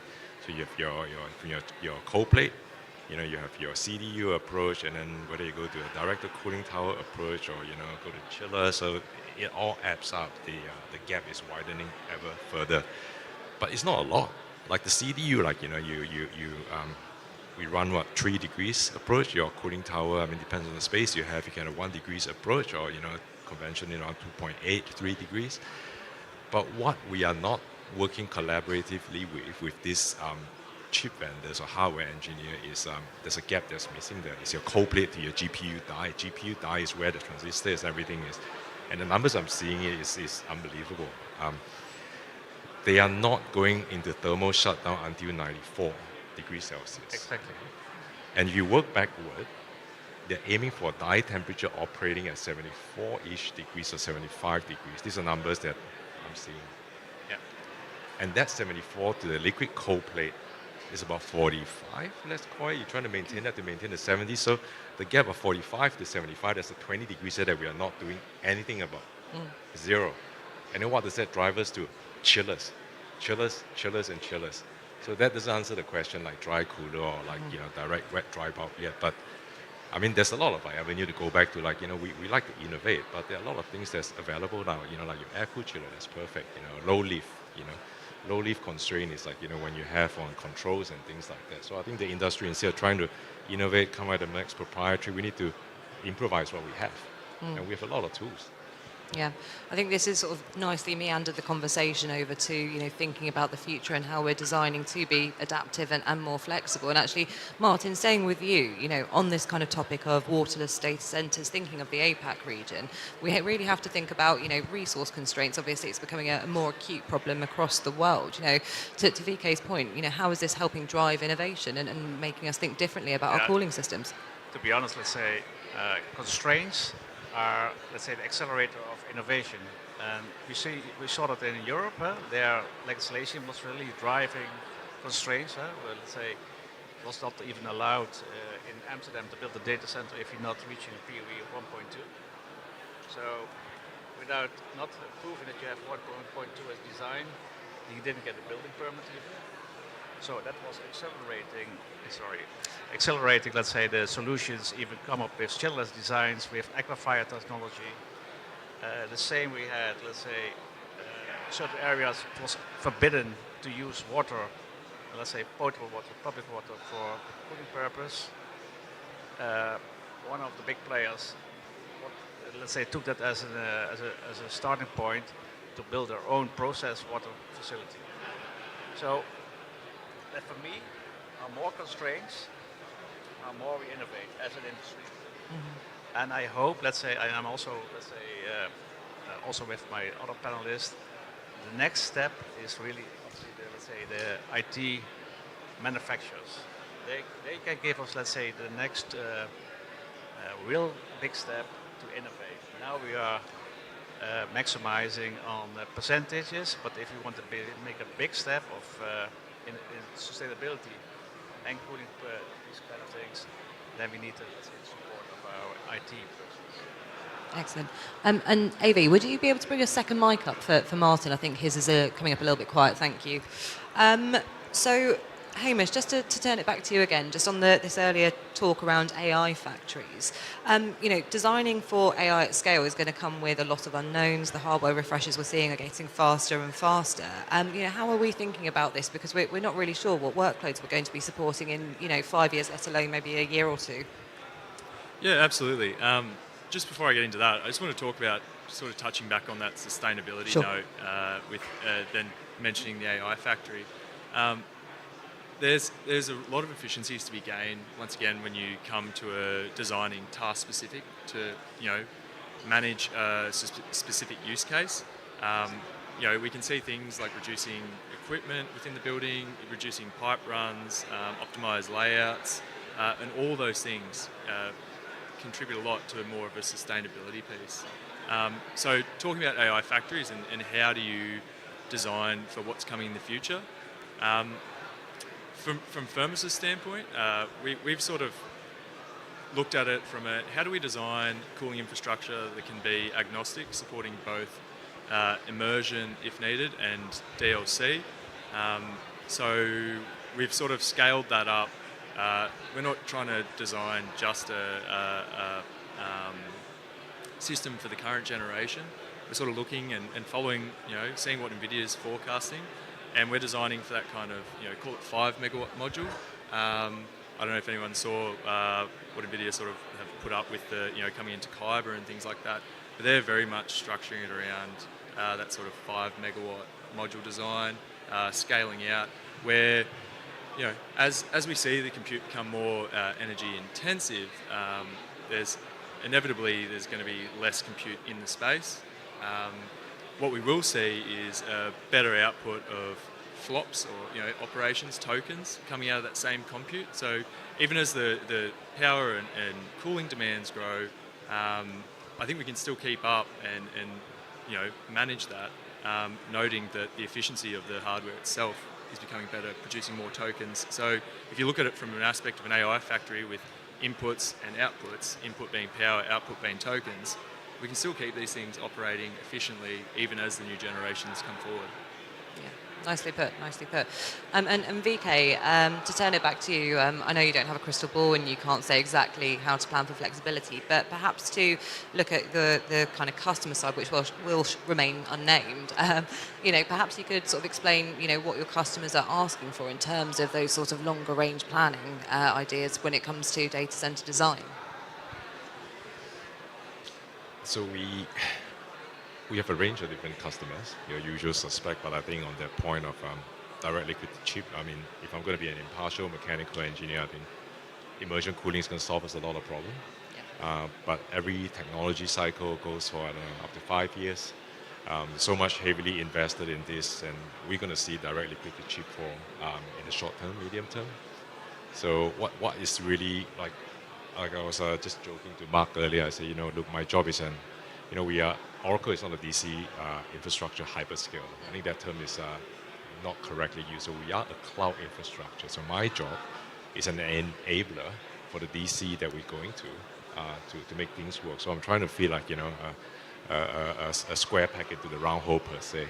At this point, DLC is what I'm seeing, and the market share is so big out there that to pivot to another technology, we have to be led by these chip vendors.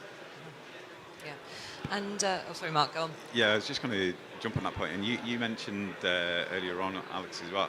I don't know if crystal ball gazing is going to be part of the new data center design engineering kind of courses, because to predict, when we look at GTC this year, for example, the Jensen and his rock star kind of attitude tells us about Blackwell, tells us about Rubin, tells us about Feynman, and you go from that 132 kilowatts per rack to 500-600 to the megawatt, and that's all within a 3-year period. So what comes next? So I think, are we going to get stranded facilities? I think that's going to be a challenge, and I think, and I'm sure, agility is very much a word that's overused. Martin, I don't know how you can design these places at the moment. It's certainly a challenge. It is a challenge, and flexibility is key. How we try to solve it, because let's say if you look to a data center, it has different elements. If you look to the billing element, that stands for 50 years, or let's say 30 years. And then if you go down, then let's say there's infrastructure. If you look to the cable trays, etc., now also 30 years. But then it has to be moved, etc. So the lifespan is much shorter. So what we are doing currently is that we are making, let's say, the CSA part much more flexible, that they can differentiate between white space and plant room. We have a strong emphasis, let's say, on that we more or less building it for a complete plant room house. So let's say the data space itself gets less and less important. And now we are facing really the issues, let's say, bringing the power to the equipment itself. That needs new solutions. Let's say currently we have let's say the busbar type of connections. That's all is this, but for 1 megawatt to bring it to one place, that gives a lot of other discussions, and also a lot of different positions of the equipment what you have to be in the building itself. So flexibility in the CSA part, that is currently, let's say, the main driver to solve the issue for the future. And when it comes to hybrid and liquid-cooled systems, what kind of new operational risks are we having to deal with? What kind of impact might it have on reliability as we move from air to hybrid to liquid? I'll let you take that one, Martin. Okay. It starts with the SLA of the companies, and I was already said. I want to make, let's say, appeal to all the people in the industry that we go from a very strict SLA to a more adaptive SLA. And then what I mean with an adapted SLA is that there should be communication with the IT people and the infrastructure people to see what's reasonable possible, let's say, to deliver. If you have to deal, let's say, in summer period with extreme outdoor conditions, maybe a simple, let's say, a control exercise with the IT, say, let's run, let's say, the GPU is not on the clock speed as normal, but let's say 10% lower, and it maybe a few nanoseconds less speed, but a big gain, let's say, on the water temperatures, etc. So I'm in the lucky circumstance that we are working directly with a very innovative AI company, and we have that discussions, and we have already developed control algorithms where we're doing that, and we have chillless design, no evaporative cooling even, just air. That's sufficient to cool the whole data center. I want to expand a bit on the SLA, right? Because you made a point that is close to my heart and what I've experienced recently. So with liquid cooling, we've always signed up to a single one-dimensional SLA. Thou shalt not exceed this temperature or that flow rate. I think the industry may get caught out a bit with a lot of this transient nature of the system. Whilst air, is, the room flooded design is a bit more forgiving in that sense. Liquid cooling is not. Any bit of, losing a bit of voltage dip in your pump, you suddenly drop like 5%, and is that tolerable? No, it's not. What you sign up to is not, but perhaps it is. It is. But the understanding is not quite there yet. So, yeah, so I think the SLA component, and then to add on top of that, most people, like even Oracle included as well, we benchmark our standard on the Uptime Institute. And that's a very binary measurement. Is it a yes or is it a no? Do you have n plus 1, n plus 2, 2n plus 1, what do you have? I think a more qualitative approach needs to be adopted. I'll bring another example, right? Like, if you talk about TCS or DLC, you have your valving arrangement, people will know that, it has to be concurrent maintainable. Now we've got to start sandwiching. What's the blast radius that you talk about? We've got to sandwich valves in between. How many valves between? 2 valves. Okay. So this gives us the concurrent maintainability down to 1 rack of blast radius. But what does that do? Increases single point of failure. So instead of looking at I see people at Uptime Institute still walking around, so I just got to be careful what I say. We need to adopt a bit of a more reliability approach. Like on AI cluster, I'm hearing chatter that, they are able to do load shedding, load curtailment, and so what if we lose a bit of temperature, it winds back itself, or we lose 10 seconds of the inference or language model? Big deal. So that's what Oracle is trying to explore, not just for efficiency and cost, but also, just back to, I spent a bit of time in the telecommunication industry. they don't have that much resource like a data center for maintenance. Things get built, run to the ground. So what they do is you design for reliability. You look at a quantitative mean time between failure approach. You design a resilient system, and then you don't go with that binary approach that yes, we have their 2 valves just to meet that, but then now everything is leaky. Maybe to add to that, if you are open for that discussion, the end result, which is already demonstrated in a few projects what we are doing, let's say the complete installation gets more simple, even reliable because it is so simple, and much cheaper. But you have to be open to have that conversation with the industry to have a more adaptive approach, let's say, on these SLAs. You have to get rid of them, simply said. I'm trying. I'm trying. Like I talk to our customer very regularly, trying to understand what they are actually looking for, and just it's traditionally there's a very silo approach. Your hardware engineer design, they look at one aspect, and then the layer of like conservatism and buffer that is not well understood. But I think now with liquid cooling, a more intimate relationship between your data center infrastructure and the rack level, I think that is inevitable. Yeah, I think it's our responsibility as the providers to really educate customers on what the benefits of call it big uptime versus the benefits of a more simplistic design, and actually getting yieldable reliability out of that. As you mentioned, far less complex, Martin. Which really then plays into that whole thing, referencing uptime. Is the colo mentality for this AI infrastructure the right mentality to have, or should we be treating it as I said for these AI factories and kind of start writing some standards or some advice around uptime for an AI factory? We aren't storing people's bank data or personal health files or anything like that. We're data processing. We're factories. Planned downtime can be a thing. With forward notice, do we need to have 72 hours or 24 hours on-site storage? I don't believe that is something that needs to be focused on with an AI factory.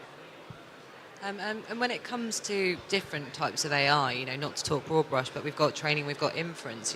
When it comes to uptime, do we need 5 nines of uptime for training for inference? Or are there different things we can approach there? There's definitely different approaches we can have there. I mean, I'm not an expert when it comes to anything to do with training or inference. However, you pick up a bit being in the industry. From what I understand, on a training front, they will have periodic save moments where they'll, sort of pause, do a reset, and then continue on. As we all know, these complicated beasts, not just on the infrastructure side, but a software side of things, they're unreliable in that sense. That's why they have these periodic points. They don't want to lose all the work they've done to date. How do we get 5 nines with the single point of failure in the system, which is the fluid? Because if the health of the fluid's not correct, then it's game over. So I think that's one of the things that we're really keen to stress, the importance of it. And I think it was actually a DCD event in New York where one of the panelists shared that they'd taken 165 samples from technical circuits, and 79% were out of scope. So it's absolutely critical to adopt the same kind of maintenance regimes that you do with your air systems today, your power infrastructure today, with your fluids as well. Obviously, condition-based monitoring would be absolutely brilliant, but your normal quarterly maintenance, your lab analysis checks, all those kind of things are going to be absolutely critical in the future. Air doesn't go bad, fluid will, and you get air for free.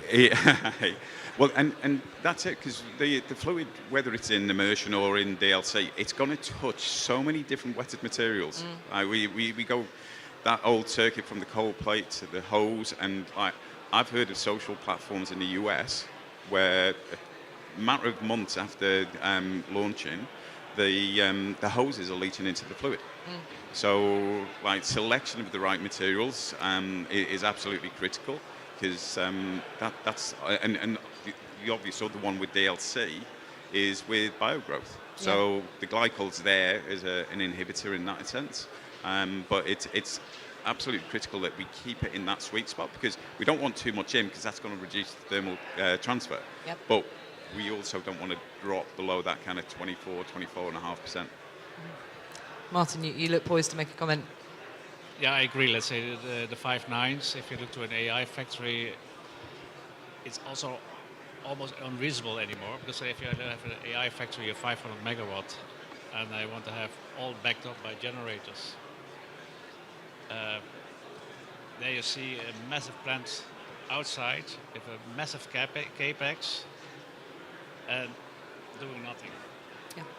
And if you have a proper site selection, and you are close to, let's say high voltage grid point, where it's a very strong grid, why do you need them? Or do you need only 20% of that, let's say, that capacity on generators just to serve maybe the critical network, and not the rest? Yeah. Are there any other, sorry, Hamish, are there any other factors we need to be considering? I know we've touched upon several, when it comes to ensuring reliability in AI-specific factories or data centers. There's fluid compatibility, new hardware we're dealing with day to day. To your point, Mark, we're not quite there yet, it seems. I'll open that or throw that one to the floor, actually.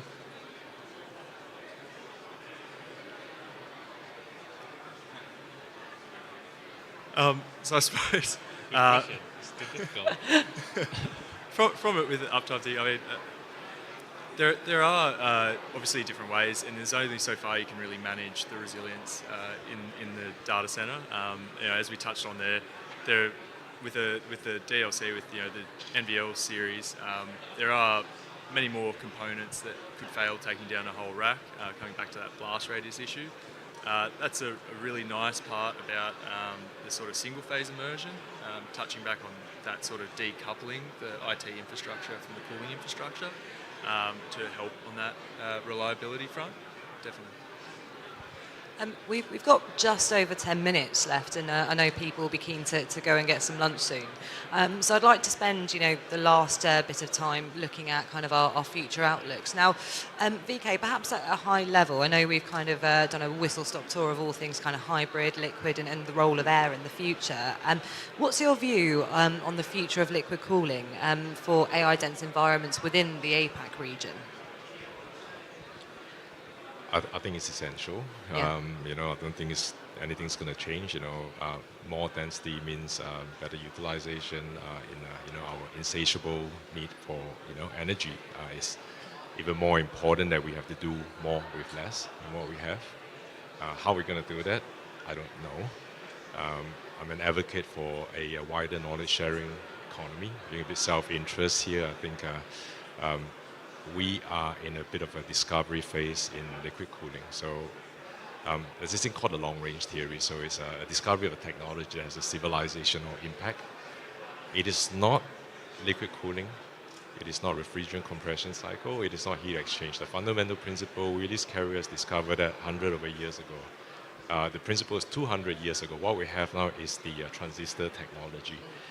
So the more we share, the more we open, it helps solve the problem, the quicker we get there, and then we will minimize its wasted resources and overbuilding, underutilization. So that's how I want to close it. Yeah.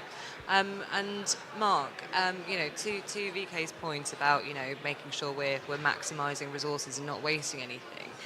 One point which is, quite topical at the moment is obviously heat reuse. Now, what is the kind of view on that in the APAC region? Is there going to be an opportunity for it? Obviously, the ambient across many of these countries is a lot higher, but could that help us kind of close the loop and make cooling a little bit more circular? I think heat reuse is obviously it's still very early. Yeah. I know, obviously, again, to Martin's point, Europe's a lot more advanced with a lot of that side of things. I think the most notable one was, or highest profile one, was probably the Equinix data center for the Paris Olympics and the swimming pool. And but it obviously comes with challenges. Again, I'm going back to temperatures again. The actual temperature of the water coming back is relatively low. If it's between 30 and 50, it's not good grade. It's difficult to actually use.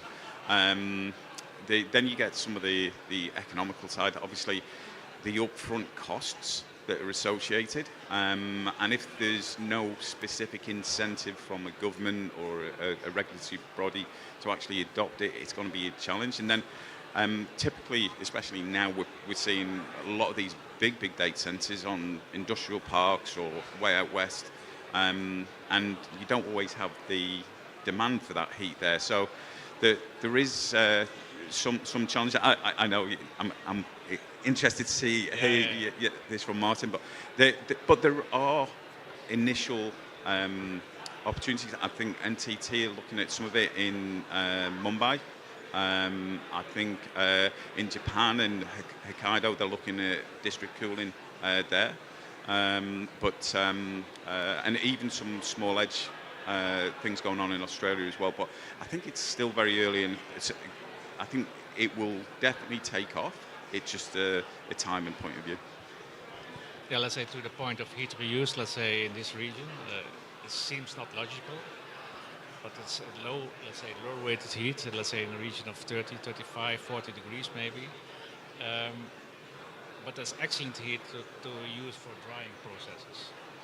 And let's say having AI factories in industrial plant areas, or let's say in industrial development areas, where maybe a neighbor is there who is doing wood drying or another stuff, that would be an excellent combination of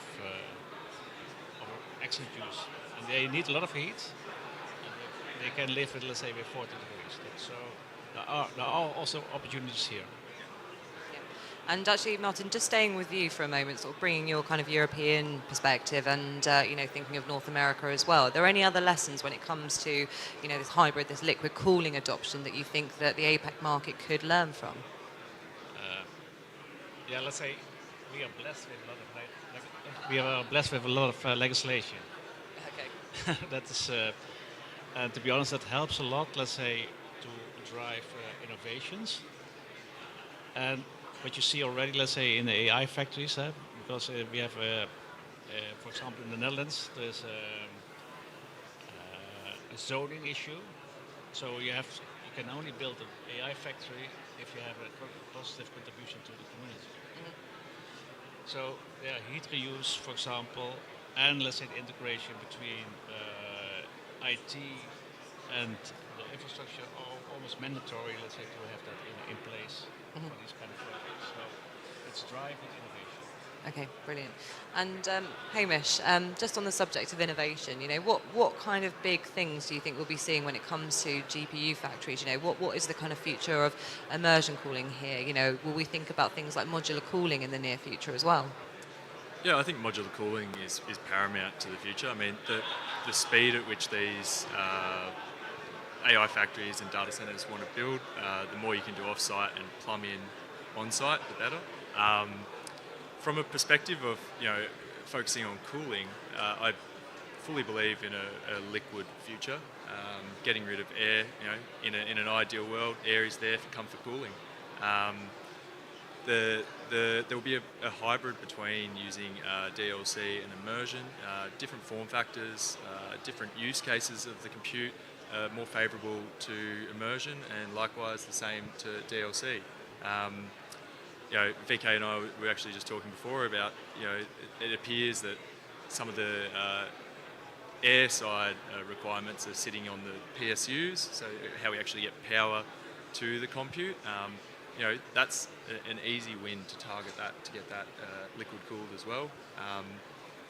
From our side of things in the immersion space, because we sort of run from end to end, we've seen significant gains by putting our PSUs in single-phase fluid, seeing efficiencies upwards of 2-3% out of our PSUs, as opposed to the ones that ship with the XE9680 module being more that 6 to 10%.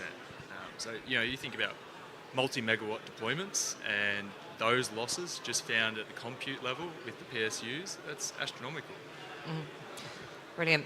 We have 5 minutes left, and I'm not going to ask you to look into your crystal balls because we know that's challenging. But perhaps sort of finger to the wind. When kind of doing a bit of horizon scanning, I prefer that term. What should be the things we should be looking out for to make sure we're making informed decisions so that we can adapt further down the line. Going down the line, Martin, I'll start with you. Okay. I think the buzzword should be flexible because it's already mentioned. The cycle of, let's say, change of IT goes so quickly that, let's say, building an infrastructure has a completely different time pace. So I believe, let's say, that we have more 3 or 4, let's say, separations in the design development. One is the building itself, long-term history. Then we have the heat rejection, that should be robust. And then we should have something on top of that is, let's say, the heat collection.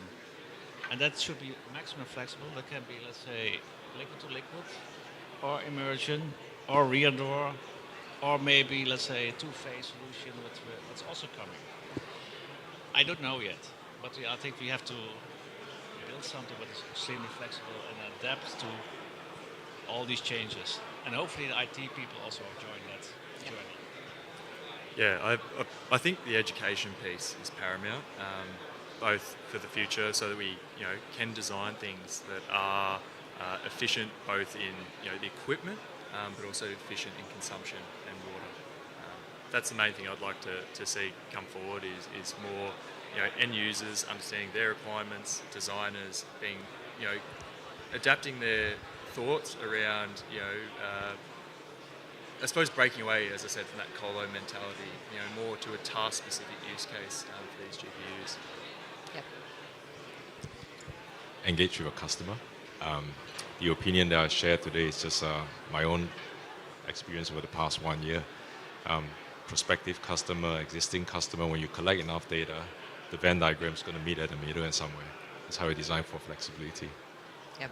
Mark, final word. Yeah, I suppose collaboration, VK touched on it before. I more than 20 years in the industry, and I've not seen the kind of collaboration from end users, the hyperscalers, consultants, and I think that's going to be the key thing, keeping the collaboration up.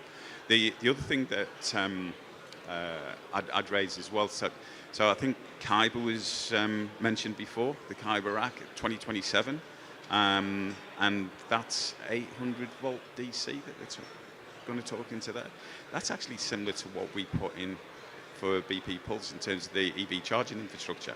And some of those cables are actually liquid cooled. So are we actually going to start seeing liquid cool of the power infrastructure as well? That definitely won't be PG25, that will be a dielectric. But yeah, so maybe we're going to see other areas being liquid cooled into the future as well. Excellent. Well, gentlemen, thank you so much for your time. And if anyone would like to talk to our speakers or to Mark, you can find Mark at booth 6, I believe. 6. They've got some cool tech there, and I'm sure the speakers will be happy to speak to you over lunch. But thank you so much. Really appreciate it.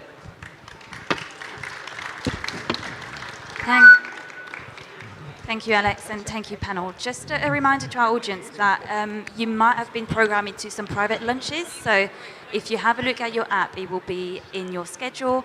Also, if you have a gold lanyard and an icon that says CP2 or CL2, that means you've been programmed into a private lunch, which are upstairs. Any questions, come talk to us.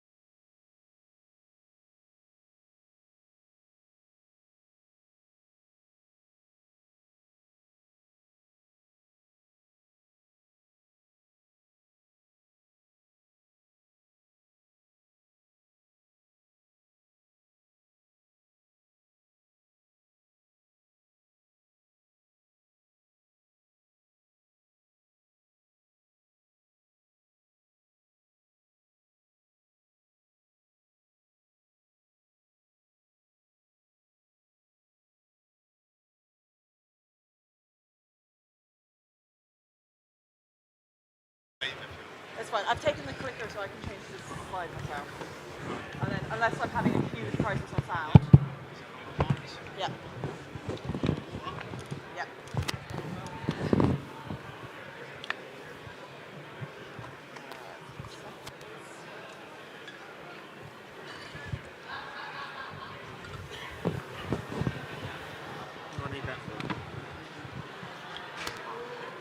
Hello, can everyone hear me? Great. Okay, so welcome to the DCD main stage at this year's Asia Pacific Bali event. It is my pleasure to kick off the afternoon sessions, and we are going to start by looking at balancing sustainability and AI. Can data centers have it all? My name is Gabriela Gillette Perez, and I am the EMEA Portfolio Manager at DCD. And yes, I'm joined by a panel of experts. I have Mark Bartlett, Principal Singapore at Arup. I have Daniel Kearney, Chief Technology Officer at Firmus. I've got Chandra Irawan, Country Manager for Pure Data Centers, and Darren Webb, CEO for Evolution DC. So, to kick off the session, it would be great if each of you could give a quick introduction as to who you are and how you came to your role. So, Darren, I'm going to start with you at the end. Yeah, good afternoon, everyone. I apologise for my voice. It's a little bit croaky. I think there's a few of us in that state today. Yeah, I blame the volcano. I'm Darren Webb. I'm the CEO and co-founder of Evolution Data Centers. We focus on building out hyperscale size facilities across the emerging markets, so Philippines, Thailand, Vietnam. Pleased to be on the panel. Thank you very much. Chandra? Hi, thank you. Good afternoon, everyone. So my name is Chandra Irawan. I'm currently Country Manager for Pure DC Indonesia and recently UAE, because we started our new facilities in Abu Dhabi. So Pure DC is a hyperscale provider, AI-ready data center. We have facilities in 5 countries and several other pipelines, and happy to join the panel today. Thank you very much. Daniel? Good afternoon, everybody. Daniel Kearney. So I'm the Chief Technology Officer for Firmus Technologies. So it's an Australian-Singapore company, headquartered in Singapore. Been building, well, we're basically a pure AI factory builder. We've got a liquid technology that we've deployed in Singapore to establish a presence there across 7 megawatts. But we're looking at all liquid technologies, basically, for building out our AI infra. And we're pretty much highly integrated in the stack. We operate a cloud called Sustainable Metal Cloud on top of our infrastructure, and we're very excited about what can be done in AI. Great, and Mark? Yes, good afternoon, everybody. My voice is also a bit croaky today. Far too much talking, and nice to be here. And I'm from Arup, based in Singapore. Arup being a global business, we work with hyperscalers and colos globally. And I'm currently delivering many data centers in the APAC region, and my focus is on Southeast Asia. Brilliant. Well, thank you all for joining me this afternoon. So I guess to kick off, it would be really great to set the scene and kind of where we're at on the sustainability journey in the Asia-Pacific region. I don't know if anyone wants to jump in and give their initial thoughts. If not, I will start picking on people, but if anyone wants to volunteer. Darren? Look, I think it's. I think 2 years ago we could have solved the sustainability challenge largely. There's one word. It's not AI. There's one word that means it's getting harder, and that's scale. You know, we were building facilities of 10, 20, 30 megawatts 2 years ago. Now, no one builds 10, 20, 30 megawatts. It's too small. It doesn't make sense. We're building 50 or 100. So whereas before, you know, if you look at solar as an example, can you get a couple of megawatts of solar power? Yeah. Can you get 50 or 100? Not so easy, right? So I think that the challenge is it's not a tech challenge in itself. It's a scale. We're just building bigger and faster. And renewable energy generation, transmission cannot keep up with data centers at the moment. Yeah, I mean... Yeah, just to build on that, what Darren's been saying, you know, a few years ago, a 20 megawatt data center would have been quite big. But nowadays, you know, we're looking at 1 gigawatt data center parks, and this is just becoming like a challenge from a sustainability perspective, particularly around the energy part of the business. data centers, yes, they become more efficient, you know, with liquid cooling. We're able to push up temperatures and make them very more efficient. And there's been lots of incremental development, as we've seen in this room, you know, lots of talks about how efficient they can be. But the scale of the projects that we're seeing now in Southeast Asia is just huge and makes it really difficult to tackle the energy problem, the electricity and the water problem that we're seeing at the moment. Yeah, Dan? Yeah, so I mean, the sustainability, if you want to say that absolute power can be reduced with AI, you're probably not being honest with yourself to the point that Mark and Darren made. But there's definitely an approach to the AI systems that can be done in a much, much better way. I think applying a data center mentality to an AI factory problem is already a shortcoming. So there's definitely an engineering principle that we need to kind of think about differently. Like, we've had a lot of conversations over the last day or so about approach temperatures, how these systems are a little bit different, how they operate in unison, how the fabric is built, the GPUs, etc. There's a very different construct of an AI factory, and AI itself, and the way it's built at scale, that we have to kind of look differently at the engineering problem and apply a different mentality in terms of the cooling technologies. I would say most significantly is around how the models are being deployed, how the overall fabric is run, and adding a lot more intelligence onto what was pretty much raw hardware. We need to have that intelligence there. There's a solid feedback loop from top to bottom on this, and that's probably going to be the driver of it. Chandra? Yeah, I think before we going too far, I think we need to distinguish the word sustainability, because sustainability means three pillars: environment, people, and social. So I think we are focusing here more on environment, carbon emission reduction, water conservation, energy efficiency.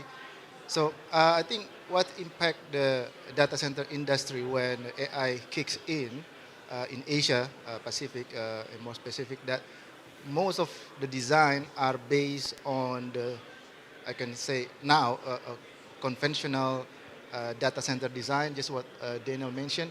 But suddenly the AI disrupt the technology. People need to think how they can be more adaptive to this new design, because your air-cooled data center is no longer able to support AI. We know A100, B100 is already 700 watts per chips. B200 consume 1,000 to 1,200 watts per chip. The rack initially, maybe 2 years ago, 5-10 kilowatt. Now we have query for 130 kilowatt per rack. So that become disruptive to all of our design. And suddenly we need to be more adaptive. How can we accommodate this kind of new technology with our existing equipment? For example, now we have to introduce the new technology DCU, the liquid cooling, in our existing data center. So I think that is very disruptive, and also need more through design in terms of sustainability improvement. Okay, so I think there's a variety of points, and I'm going to pick up on them in different periods. But I guess the first one I want to kick off with is around it's probably not the sexiest part of it, but the regulatory aspect of it. How much regulation are we seeing in the region to sort of make the industry compliant to become more sustainable? Does it exist? Does it not exist? Is it quite lax? Is it more of a, you take it on if you want to? What's the reality? The reality is definitely not a sexy question. I did warn you. The regulatory, I mean, we're not Europe, right? We're not one regulatory body. We're 16, 17 countries, whatever you determine makes up Asia, and each has its own regulatory regime. So if you look at, as an example, Singapore has a carbon tax, right? That absolutely seems like the right thing to do. It's penalising you for emitting carbon. The challenge I see in that one, though, is if Malaysia, its neighbour, doesn't do the same thing, then don't you just move the workload from Singapore to Malaysia and avoid that carbon tax? So it needs a kind of unified approach, but I'm not sure I see that coming any time soon for the Asian markets to get together and say, this is how we're going to approach the regulatory environment. So the challenge is, in each market, you have to adapt how you work to the local market, not the other way around. And that's not easy because, like I said, as your kind of question alludes to, some have rules, some enforce them, some don't have rules, some don't enforce them. So it's really a very mixed bag. Yeah, are there any other sort of thoughts on that? Yeah, I think if you look at the mature markets, like Singapore, like Europe, UK, Americas, where we see some form of regulation, they're mature, they're well established. You know, a lot of us are working in sort of underdeveloped markets in the data center space, you know, in Malaysia, Thailand, Vietnam, Philippines. So there's going to be less regulation and high demand for data center services, okay, until they become mature markets in that space. So until that happens, we may not see any regulation in those countries. You know, that might come later, like we've seen in Singapore. The demand for data center service is huge, you know, as we've seen in Malaysia and now in Thailand. So massive growth, you know, until that becomes mainstream, until the capacities in that particular location, we may not see that regulation drive sustainability. But a lot of it comes back to, you know, the energy, the source of energy, the dirty energy. You know, can those particular countries where we're developing data centers, you know, green the grid? Very unlikely, very, very unlikely. And I think that's you know, a really conflicting, I would say, aspect between energy and sustainability and regulation. Yeah, Daniel? I think I mean, there's no question about it, emerging markets are trying to prioritize speed and capture the market share of data centers above everything, right? And if you're not capturing it, then you're obviously going to be behind. They've got power available. Markets that regulate generally are power constrained or land constrained or both. Singapore is one that prioritizes regulation, but that's in their DNA. They've got to do more with less. Ireland, Netherlands, they're struggling with an overcapacity grid. They will obviously prioritize specific PUEs and requirements and how they'll build their data centers. And anyway, the European Union has got a rich history of regulation anyway, so for better or for worse.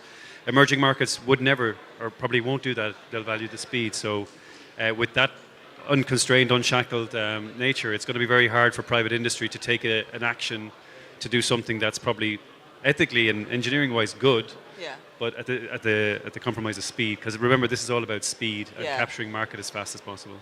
Yeah. Chandra, any thoughts on the regulation aspect? Yeah, I think just add a small item here that I think comparing Europe and Asia Pacific is not apple to apple. Yeah. I think that's something that we can't say, oh, in Europe they're forcing to get their operation net zero as soon as possible. That is because in Europe, most of the country is committed to net zero in 2030, while in Asia Pacific, including China, they are committed to 2050. So for sure, there are still plenty of room for them. They say, okay, there's still a lot of time to do the improvement slowly, while in Europe, they need to do it as soon as possible. It's now 5 years from now.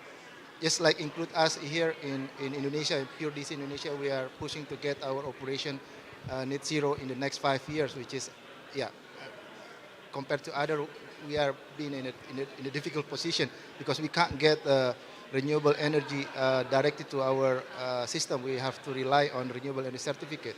Something that I think we need to improve in Asia.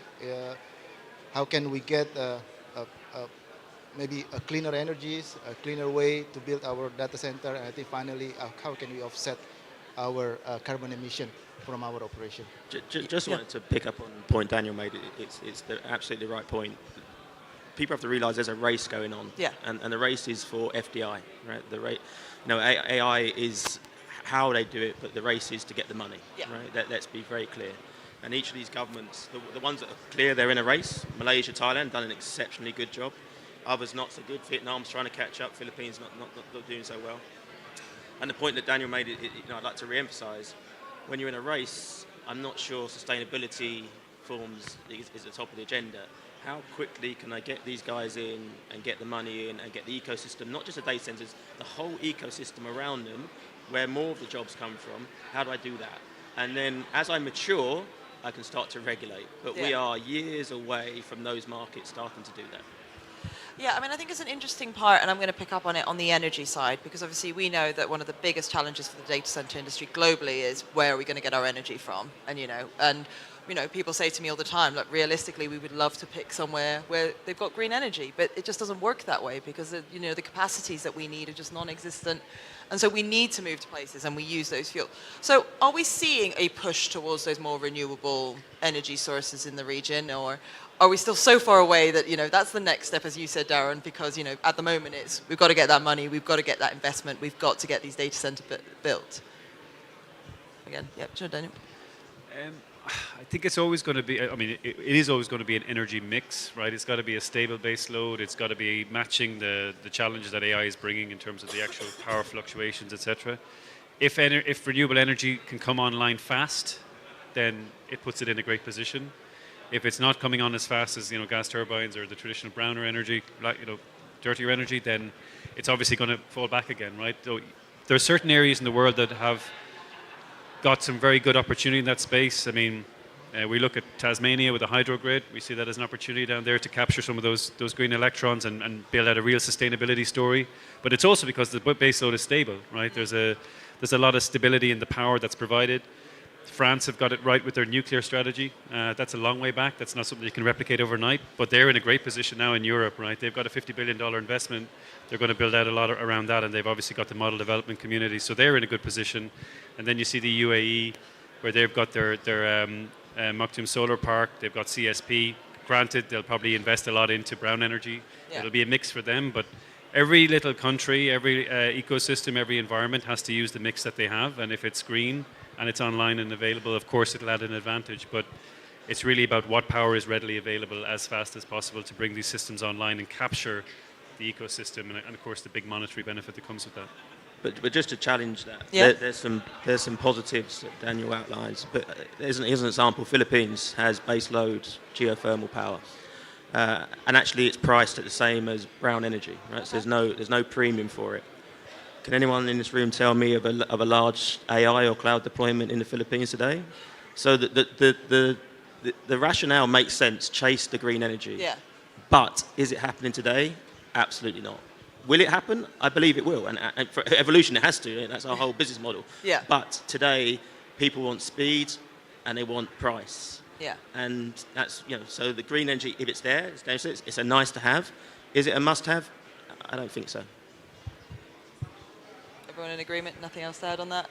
The only thing I will say is that at the end of the day, energy is one of the biggest TCO drivers, right? So if you're paying more over the lifespan of a deployment, you're going to have a very uncompetitive business model. And AI is indiscriminate. You're competing on a global stage. If you're operating in Jakarta, or if you're operating in the United States or in Europe, and your AI workload is portable around the world, which most of them are, some are sovereign, but some aren't, you're judged on a global market. Therefore, your power price better be competitive on a global scale. So that has to be considered. If you still need to drive efficiency, yes, we chase green electrons, but if you don't have an efficient infrastructure system and you're not doing more with less, then you're always going to be against the pump to try to provide a value in an ecosystem that's at a global market. Yeah, no, absolutely. And I think, as you all said, I think, it's a nice to have.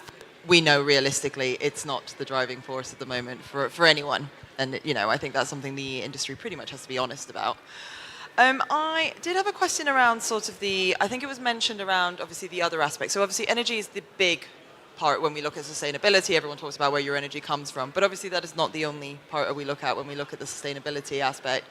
It's everything from your carbon emissions within your building materials to along your supply chain to all those aspects. And I guess how much of that is properly looked at the moment in the region? And I mean, is there anything being taken? I said, obviously, in Europe, we know they're not the same comparison, but is there anything that Europe does well that maybe are being considered here, or things that aren't being done well that maybe are being done better here?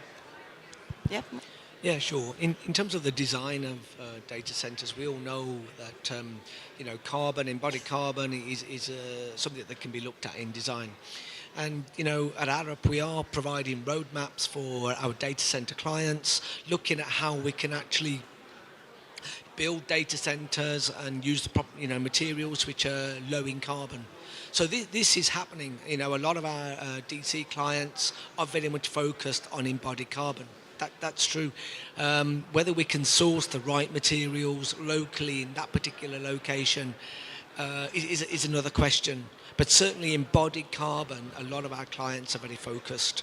But it will depend region on region and what's actually available. Yep, Chandra? Yeah, I think there are three main steps if you want to, I will not say eliminate, but at least reduce the carbon emission in your operation. First, we need to ensure that operational carbon emission is as low as possible. For example, we are using renewables, we are using biofuel as our backup, and I think we also exactly that what Mark said, use as much as possible a low embodied carbon material. And the second, I think we also need to look into the power efficiency. So yeah, we always say PUE, but I'm not really sure that PUE is really relevant at the moment, because PUE 1.1, if all the energies are coming from coal, that is still a dirty energy. Yeah. So I think we need to look into a carbon usage effectiveness. So how much kilogram of carbon used per kilowatt of rack that we power into the IT load or data hall. And three, I think we also need to have a look into carbon offsetting. So, because at the end, even renewables still have a carbon footprint. It needs to be understand. Wind power, solar power, it still have a carbon footprint that need to be offset. Either we go for carbon insetting, we introduce more, we can say, carbon neutral material into our equipment, or we do offsetting activity like forestry, or like we also do some biochar. I think Microsoft do a lot of biochar project. So that kind of activity we can do in order to reduce our carbon emission. However, that is 2 years ago. Now with the AI picking up very high, then that will become very difficult, I have to say. Yeah, I wanted to ask a question about, I mean, obviously, we know that a lot of these projects are being built for AI, the future AI, you know, the big buzzword everyone likes to throw around. But is there a conversation, or should we be looking at what AI could do to make our data centers more sustainable as we continue to build these? And kind of what do each of you think that might look like? Because obviously AI as a technology has, and it's a vast amount of technologies, could have benefits. But are we looking at it how it can make us run our data centers more efficiently and make them more sustainable? Yeah, I mean, at Firmus, we've got a really, really deep, rich program on trying to get as much data off the system. That includes right away, right up to the model, how it's running on the actual GPU. What is its thermal profile? What is its electrical profile? Can we predict the way we can manage the system in advance of any troughs or spikes? Under development, but the important point is if you're going to be intelligent about your infra, you've got to have a very rich data layer. Therefore, you've got to be pulling it off every single part of the system in a very holistic way. So that's how we've approached the problem in terms of trying to be more sustainable, because ultimately you can't possibly manage what you can't control or you can't understand. So that integrated approach is probably the one way that you're going to get that system level optimization. And all these models are, whether they're training, post-training, inference, you know, whether they're high, low, momentary, or you've got to understand what's the profile of your system to try to drive that back in. And then, you know, then you can start leveraging some of the great technology on the floor here to do a better job with how you're managing energy. Yeah, any thoughts on? Yeah, sure. I think right at the onset of the project, we've developed tools using AI to estimate the embodied carbon. So we do this for all our projects. Every single project in Arab, we have a tool. We can estimate the embodied carbon for a data center, for a commercial building, for a hospital. So I think this is quite valuable in embodied carbon. Operational carbon, like Darren said, you know, it's a bit more challenging in terms of, you know, the energy use, the amount of energy used for AI and the compute. But certainly for the embodied carbon, there's many tools out there that we have that can help our clients assess that embodied carbon within the built environment of the data center. Darren, any thoughts on the use of AI? Yeah, look, I'll answer it a slightly different way. What's changing? Lots of change in our industry, but one of them is a demarcation point. So if you're a traditional colo provider, before you had a single tenant and a data hall, you handed over the keys, off they went. Now, because of the AI developments, because of the technology that Daniel's firm, great, and others, as a colo provider, the demarcation point is not clear anymore. Where do I stop and where does the customer take over?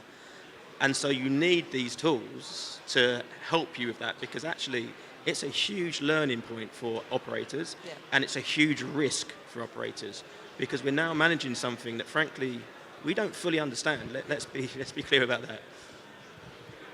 Yeah, no, I think that's interesting. Sorry, Daniel, were you going to say something? Yeah, I agree. I mean, if you don't understand it, you're going to have a tough time making it better, right? I don't think you can build AI adjacent to a general purpose facility and try to be efficient with that. You're at the lowest common denominator. You're trying to do air cooling in one hall. You're trying to do a hybrid of liquid and air in the other. You're going to fall to the common denominator where you're not really optimizing it. I truly believe, and obviously we're thinking this way, but AI factories are very fit for purpose machines. They are they're integrated like machines. They operate very holistically. They're all moving parts. I mean, the latest NVIDIA NVL 72GB200 is 1.2 million parts. This is a very complex machine. They operate in a very highly fabricated way. So if you're going to build a dedicated system that's absolutely optimized for energy efficiency, and by the way, sustainability is also economic. You've got to have a sustainable business model. If you're going to run a system that's bloated in power and is using too much energy, you're not going to be able to provide a very compelling business proposition.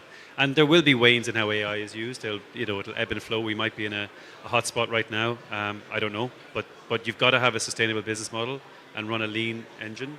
And I think to do that effectively, you've really got to think about this as a dedicated machine and really drive that energy usage and system. And when you've got colo and you've got other systems in parallel in the same hall, I should say, it's challenging to get that right. And I think the hyperscalers see that. Hyperscalers are massively challenged. Big oil tankers trying to run their big data center systems, plus now they've sidecarred on AI because they've got the data ecosystem, but they're also realizing that they have to be a little bit more dedicated in how AI will be established in a dedicated facility with its own tier status. So I guess what, if I understand correctly, is that we're sort of at this period of, we don't really have all the answers right now. It's not as clear cut as this is the way forward. And obviously, as we said, the market's developing. Sustainability, is maybe not at the top of anyone's priority list because there's all these other things before there. But also, I guess, as an education piece and the understanding and the evolution of the technology that we've also got to keep up with, right? Yeah.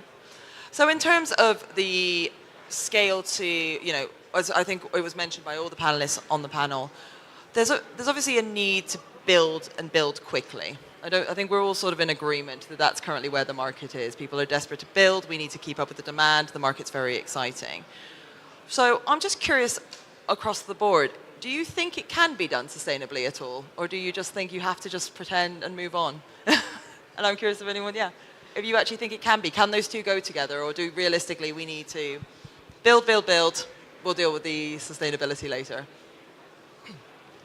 I think honestly, in Southeast Asia at the moment, there is no real, we can say, flagship AI project yet launched. So we don't know, I think at the moment, Gabriela, if suddenly there's a company where we need 200 megawatt AI facility immediately somewhere in Southeast Asia, Indonesia, Malaysia, Singapore, I think it's quite restrictive. Probably won't be able to get the power. So it's not going to be 100% clean, I'm quite sure. Yeah. People will try to catch up with the demand first, and then start from there. They start to think how can they be able to decarbonize their operation, and it probably also in phase 50, 100, 150, 200. We are not going to deploy 200 massively immediately in first phase. So that gives us time also to think how can we improve in each phase to ensure that at the end of, let's say, 200 megawatt AI data center, we can get as low as possible carbon emission out from the plant. I think it's not just the speed to build. We're also at a time, for the first time in our industry, where I think, I don't want to talk for Daniel, but building an AI factory different from a colo facility, that's fine. I have no issue with that. But we're going to face obsolescence, right? We don't know how the lifespan of these GPUs are. We don't know how often they're going to, NVIDIA or the others, going to bring out a new iteration. Is it every 2 years? So you build a factory today, In 2 years' time, can it support the next generation? I don't think anyone knows that, right? Honestly, I don't think anyone knows that. So it's not, the question of sustainability just becomes harder because I think we're going to have to start building these things more often, right? And you know, it's absolutely right. You know, sustainability is a commercial thing as well. Is that commercially sustainable? Do I want to spend $1 billion building a data center and in a few years' time, maybe it's end of life? I mean, maybe a bit extreme, or it certainly can't support the next generation. That's the questions that we, as an industry, we do not know the answer to today. Yeah, no, Mark mentioned obsolescence is a huge risk. We have this, first of all, the time scale of everything in this ecosystem is crazy. It's so out of sync. 44 models were developed this year. NVIDIA has this like 12 to 18 month roadmap on chip technology that just keeps rolling over. And we're sitting here with 5-year plans. Whatever you designed last year is completely redundant for next year's chip tech, right? So there's a very big time sink. The gears are all not meshing very, very well. So it is a real risk. Anyone that's stepping into AI has to be thinking, how do I make this a multi-generational platform? How do I go from Grace Blackwell 130? And by the way, we use NVIDIA as a reference point. There's plenty of great chip manufacturers. And by the way, the hyperscalers are doing accelerators that are also the same power profile. But for the sake of knowing some data, 130 kilowatts for Grace Blackwell, 600 for Vera Rubin and Ultra, and then you've got 1 megawatt, right, in 5 years. So they've tried to signpost that. And I guess then how do you design for that? Do you design for the 1 megawatt? How do you have elasticity in there and still maintain sustainability? Or even just economics, right? Will my customer actually run this for 6 or 7 years? Because we know they can run longer than 5, but the financial model and the backers will only fund you for 5, and they'll amortize that over 5 years. So you kind of have to work with that time frame, even though we know they can run longer. But will the customer want the new shiny toy at the end of the 5 years? And then you need to be ready for that, or else you're going to be out on the street again. And I think a lot of the facilities around the region that were designed for 5, 10 megawatts are not really relevant for AI. Therefore, they're looking for customers, they're looking for the general purpose workloads. So that's a huge risk. And I guess it's a question for the engineering teams. How do you build multi-generational platforms that can accommodate and try to absorb some of that technology risk? Mark? Yeah, sure. So flexibility and adaptation for future technology is certainly on the agenda. You know, but it comes down to what's economic, what's cost affordable at that particular time. As a designer at Arab, we can design flexible solutions for sure, you know, for multiple platforms. But, you know, we don't have a crystal ball, you know. We need support, we need help, we need to have some vision. But certainly some of our clients are on this journey.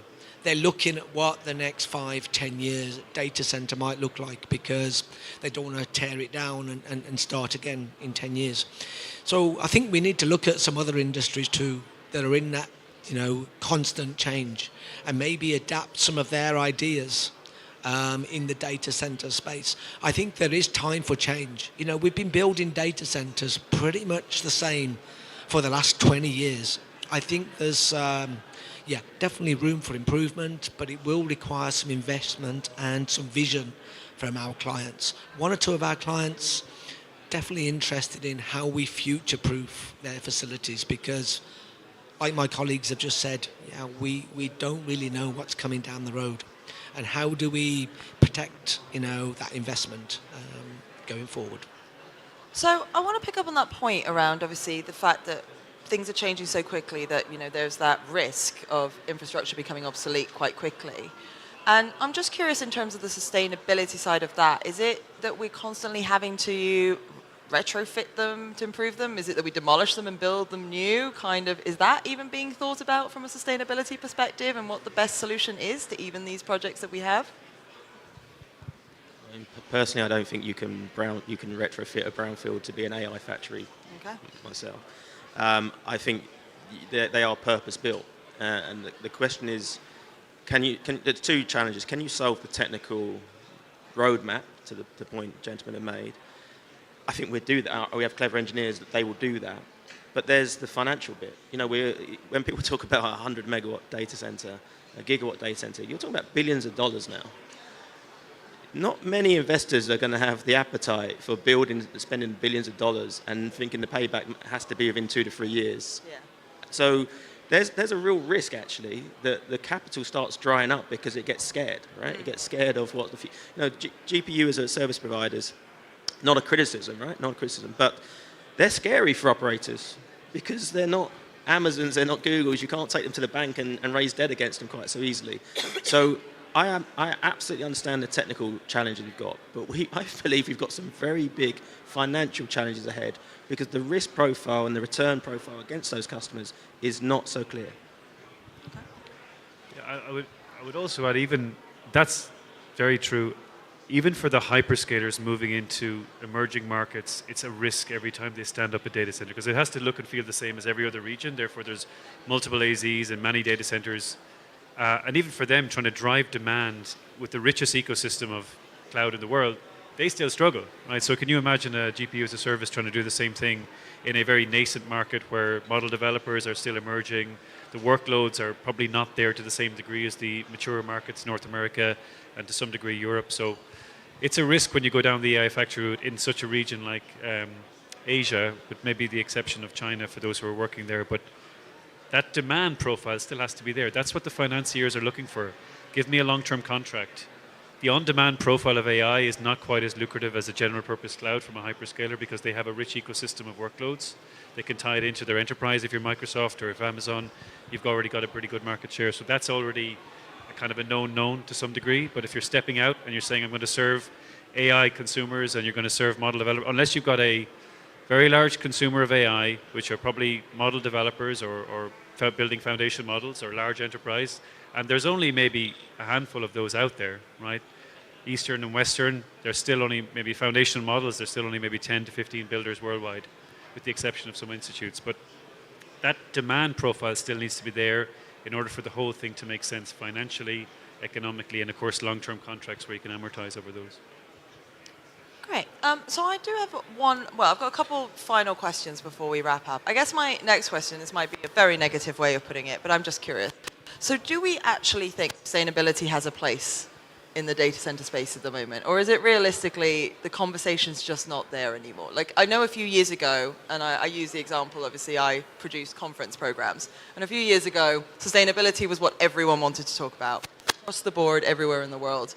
And I've noticed a massive shift in the last few years because obviously AI has come into play and people are very excited about what that means for the industry. So I'm just curious about the panelists' thoughts around sustainability as a whole in this industry because we're seeing, obviously, there's a lot of developments, there's a lot of interest. I mean, does sustainability still have a place? I'll start with you, Darren. I think it's on the substitutes bench now. And I don't say that happily. No. Again, it's incredibly sad, but understandable. The reality is, everyone's excited about deploying, building, making money from AI. But if you look at it even from a geopolitical level, some of the out of the US, there's been some challenges about whether there's even a climate crisis. So that inevitably drops down into policy, and you're starting to see some governments pull back from their commitments. That will open the door for enterprises to do the same. We're seeing people leave sustainability jobs because it's greenwashing. So sadly, I don't think it really has a strong place at the moment. I think it will come back, but it's a bit of a cycle, and at the moment it's a downturn on sustainability, and everyone just wants the excitement of AI. I want both. Chandra? Yeah, I think I can't say it too representative for all data center, but I also part of a Indonesian Data Center Provider Association, and I think sustainability is the second agenda of the association. How can we basically hand in hand to push the government to support more data center companies in Indonesia to get more renewables, to get more green supporting in terms of subsidize or incentive in order to improve our carbon emission projects, for example.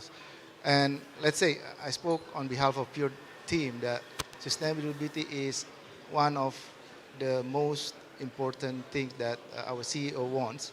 So every year we measure our carbon emissions, and I'm proud to say that in 2024 we managed to reduce 60% of our operational carbon emission from 2023. So that for us is work in progress, and I think our challenge now is once we get more capacity in, can we basically continue the success story? Yeah. So that is, for me, is the biggest challenge. How can we maintain that reduction that hit zero carbon in operation in 2030? Great. Daniel? Yeah, I think the governments around the world, when they relax constraints on the requirement to be sustainable with phrases like drill, baby, drill, it really doesn't help the story. But on the more positive note, I think, again, it comes back to dollars are green. If you take that lens and definition of sustainability and you have a business model that's sustainable, that will also fundamentally reduce the overall cost of power. And that's what needs must. Singapore is doing it. It's built into, you only have so much power. North Virginia, 25% of their grid in Data Center Alley is occupied by data centers. They're going to have a sustainability requirement. So if they want to grow, they will have to drive that into their agenda. So it's a needs must story. Unfortunately, there's many parts of the world which are growing and emerging that will not have that needs, therefore the must won't be as strong. But longer term, I think those who can get there will start to be the leaders in the market, which have got a very, very competitive price point. And if you're not at that level, if you're driving, just for a quick reference point, like AWS loved the company, but there was a promotion of 2x. They were the largest consumer of renewable energy by a factor of 2 globally. But if you're running a PUE at 0.1, 1.6 or a high PUE, not to say that they were, but if you're not efficient in how you use green electrons, that's also not very good either. You've got to be more sustainable in just the use of electrons, full stop. And that's what's going to, because that will drive a cost competitiveness as well. Because green power has a cost, and if you can use less of it, you've got a more sustainable business model. And those who have will go further in AI, not just faster, but further, which I think is the ultimate objective. Mark, thoughts? Yeah, my thoughts. So from a designer perspective at Arup, sustainability is definitely on the agenda within our projects. Everything that we hear from our clients in the design, the basis of design.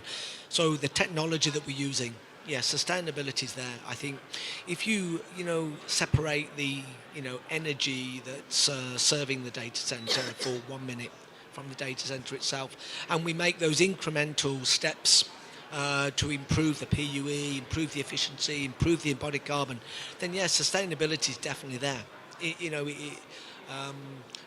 As a designer, I think that always has to be balanced against the finance, the cost, the finance model for the data center. How much can you afford? How much can that business case afford for a particular new site? But yes, from our perspective, sustainability is very high on the agenda. How that relates to the operational use is another matter. Great. So I am going to wrap up very soon, but I wanted to give our panelists the chance for some final remarks. What would you like the audience to take away from today's panel? Mark, I'm going to start with you this time. I think from my perspective, we could see more regulation in the region. I think to help drive more efficiencies in the data center business, particularly in these emerging markets. That will help. But I think, one of the challenges is the demand. The demand for data centers in these emerging markets is huge, on such a vast scale at the moment. So, there's the challenge that we set ourselves. How can we build more efficient data centers? How can we tackle that energy problem versus the demand that we have? Great. Daniel?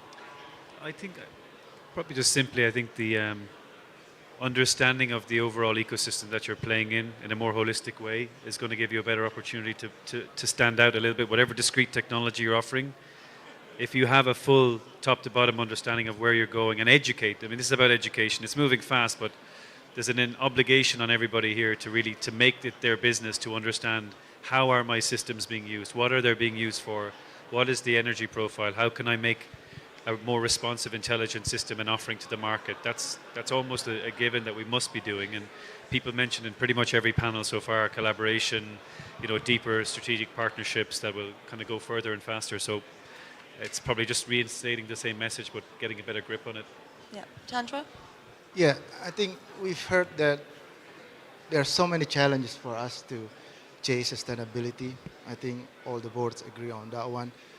But I think we need to start, at least we need to measure how much is our emission basically over a lifetime of your data center. Either it's conventional general purpose data center or AI data center, because having know how much your emission give you understanding how can you decarbonize your operation. You can't reduce or you can't eliminate if you don't know your baseline. So for me, I think we need to have our first baseline, do your life cycle analysis, do the environment aspect analysis on your data center so you know how much emission that you need to offset upon lifetime of your operation. So that give you a step forward. How can you plan that zero carbon in the next 5, 10 years, whatever is your target is. Great. And Darren?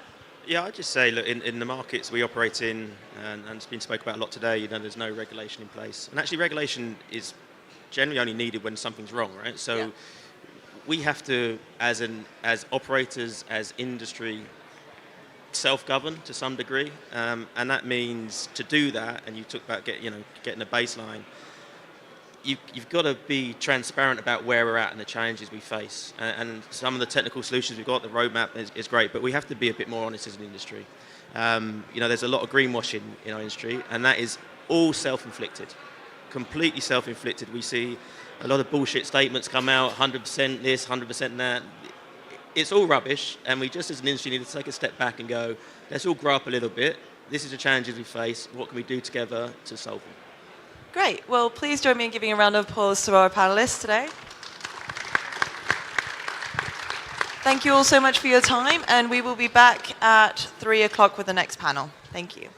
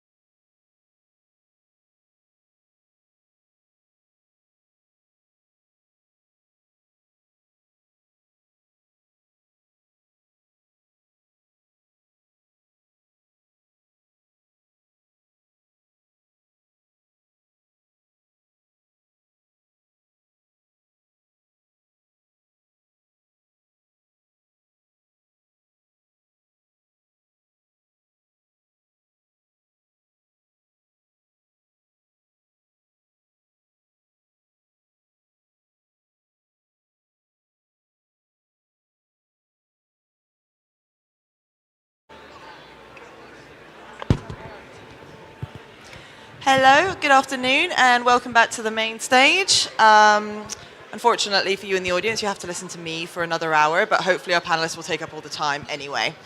My name is Gabriela Gillette-Perez, and I'm the Amelia Portfolio Manager at DCD, and it is my pleasure to be moderating this session this afternoon. We're going to be looking at building the data center of the future. How must design and build evolve? How must design and build evolve?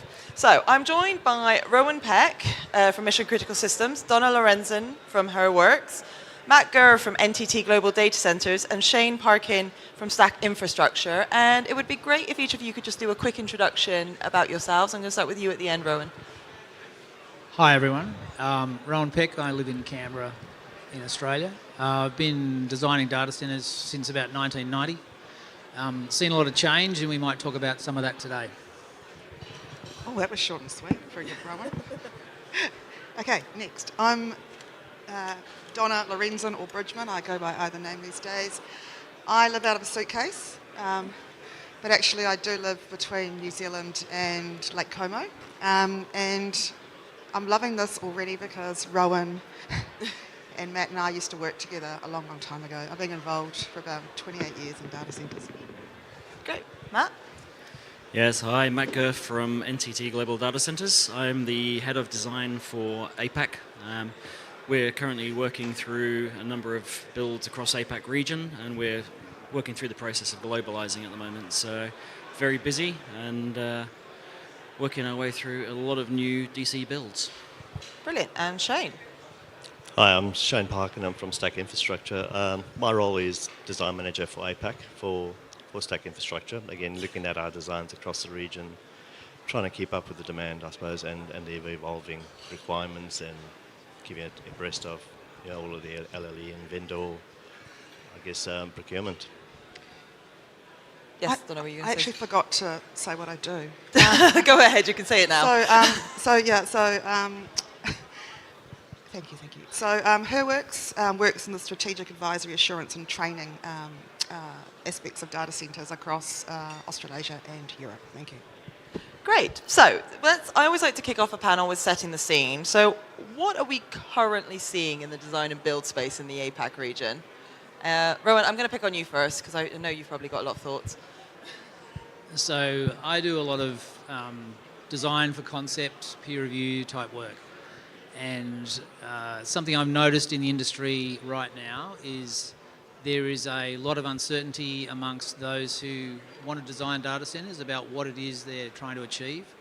I think we have just spent close to 15 years of design time and consulting world being told what to do by most of the clients. I want you to design me this, and not enough thought has gone into why we might do that way. And from my perspective, I think the consulting industry has lost some of the ability to think about why we're doing things the way we're doing them. And that's going to be a big challenge for this whole story of, okay, how do we now design things where no one knows what's going on, in some cases next week, but certainly not next year.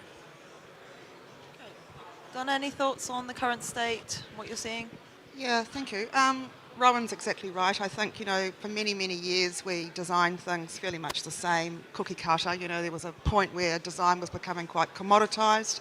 And we were seeing, different stage design, novation to contract was very early and pushing all that risk down.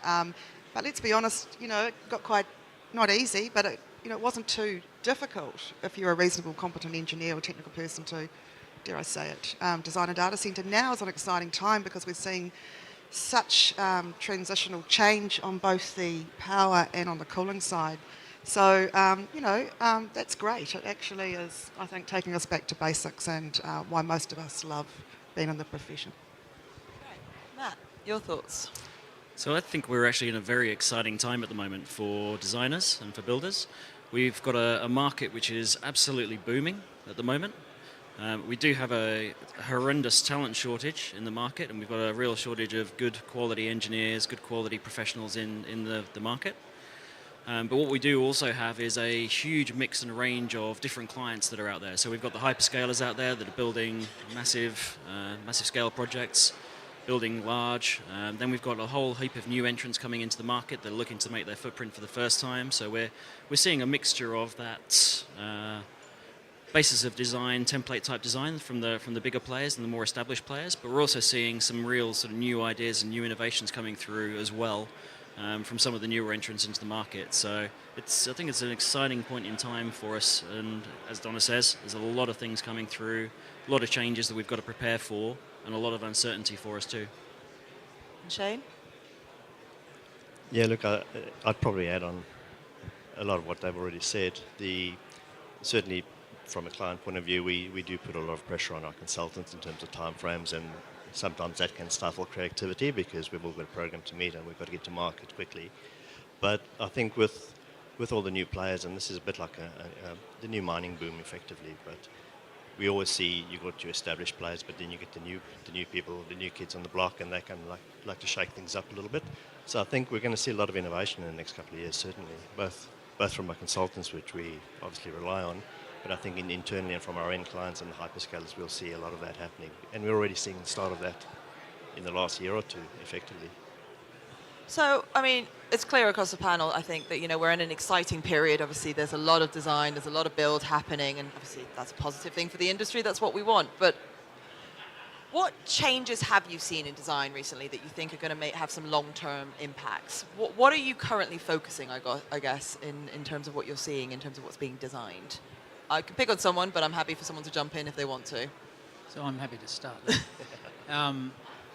So the cooling and the power that was referred to there. On the cooling side, it's no longer really acceptable to produce the same cooling solution that you've been doing for a long time, because that just isn't going to work in the short term for direct liquid cooling systems. So it's pretty challenging to find out what's going on. It's very hard to pin it down. There's a nice set of shiny lights over there at the Vertiv stand that are trying to explain it quite well, that I believe Tony paid $75,000 for, so you better go have a look. But that sort of stuff on the direct liquid cooling stuff is really interesting to work with. And it's not that difficult as long as you get the top end of the cooling system right. So you've got to think about in the design, how am I going to deal with a varying mix over time of air-cooled versus direct liquid-cooled versus maybe something else, and how do I build that into my design today so that I'm not designing something that's out of date before it's commissioned and can handle some level of flexibility into the future.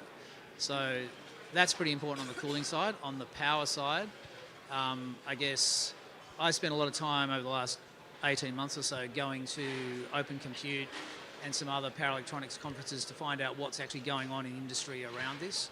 My kind of takeaway from that is you've got to be designing for 800 volt DC today. You need to be putting in bus bar systems and power systems that can cope with that, because you do not want to be pulling that out in 3 years' time to deal with a DC solution that NVIDIA are going to start pushing on the market in, I think it's 2027 or so. You want to be able to just use the same infrastructure and convert the front end, to, and from an inverter to DC, right? So put in the DC platform, run it at AC, and at some point a customer's going to come along and go, yeah, great, you've got that. So Anord Mardix have promised me they're going to go and test their bus bar at DC next week and put it in their brochure so I can start thinking about using it again. Great. Matt, your thoughts on currently what you're seeing from a design perspective? So I'll take a slightly different angle to Rowan. Rowan's touched on the technical there, which we're all aware of, and the changes that are coming up for high density and for cooling. I'm going to touch on the consultancies and what we're seeing from the design teams. So if I look at what's happening out there at the moment, we've gone through a number of years where we've been pushing our design teams to deliver faster, to deliver for less, to try and bring our dollars down, try and give us a more compelling end product as a client. And I think what's happened is we've gotten to a point where we've started to sacrifice the quality of what we've got coming through with our designs and the quality of the product that we're taking through into construction.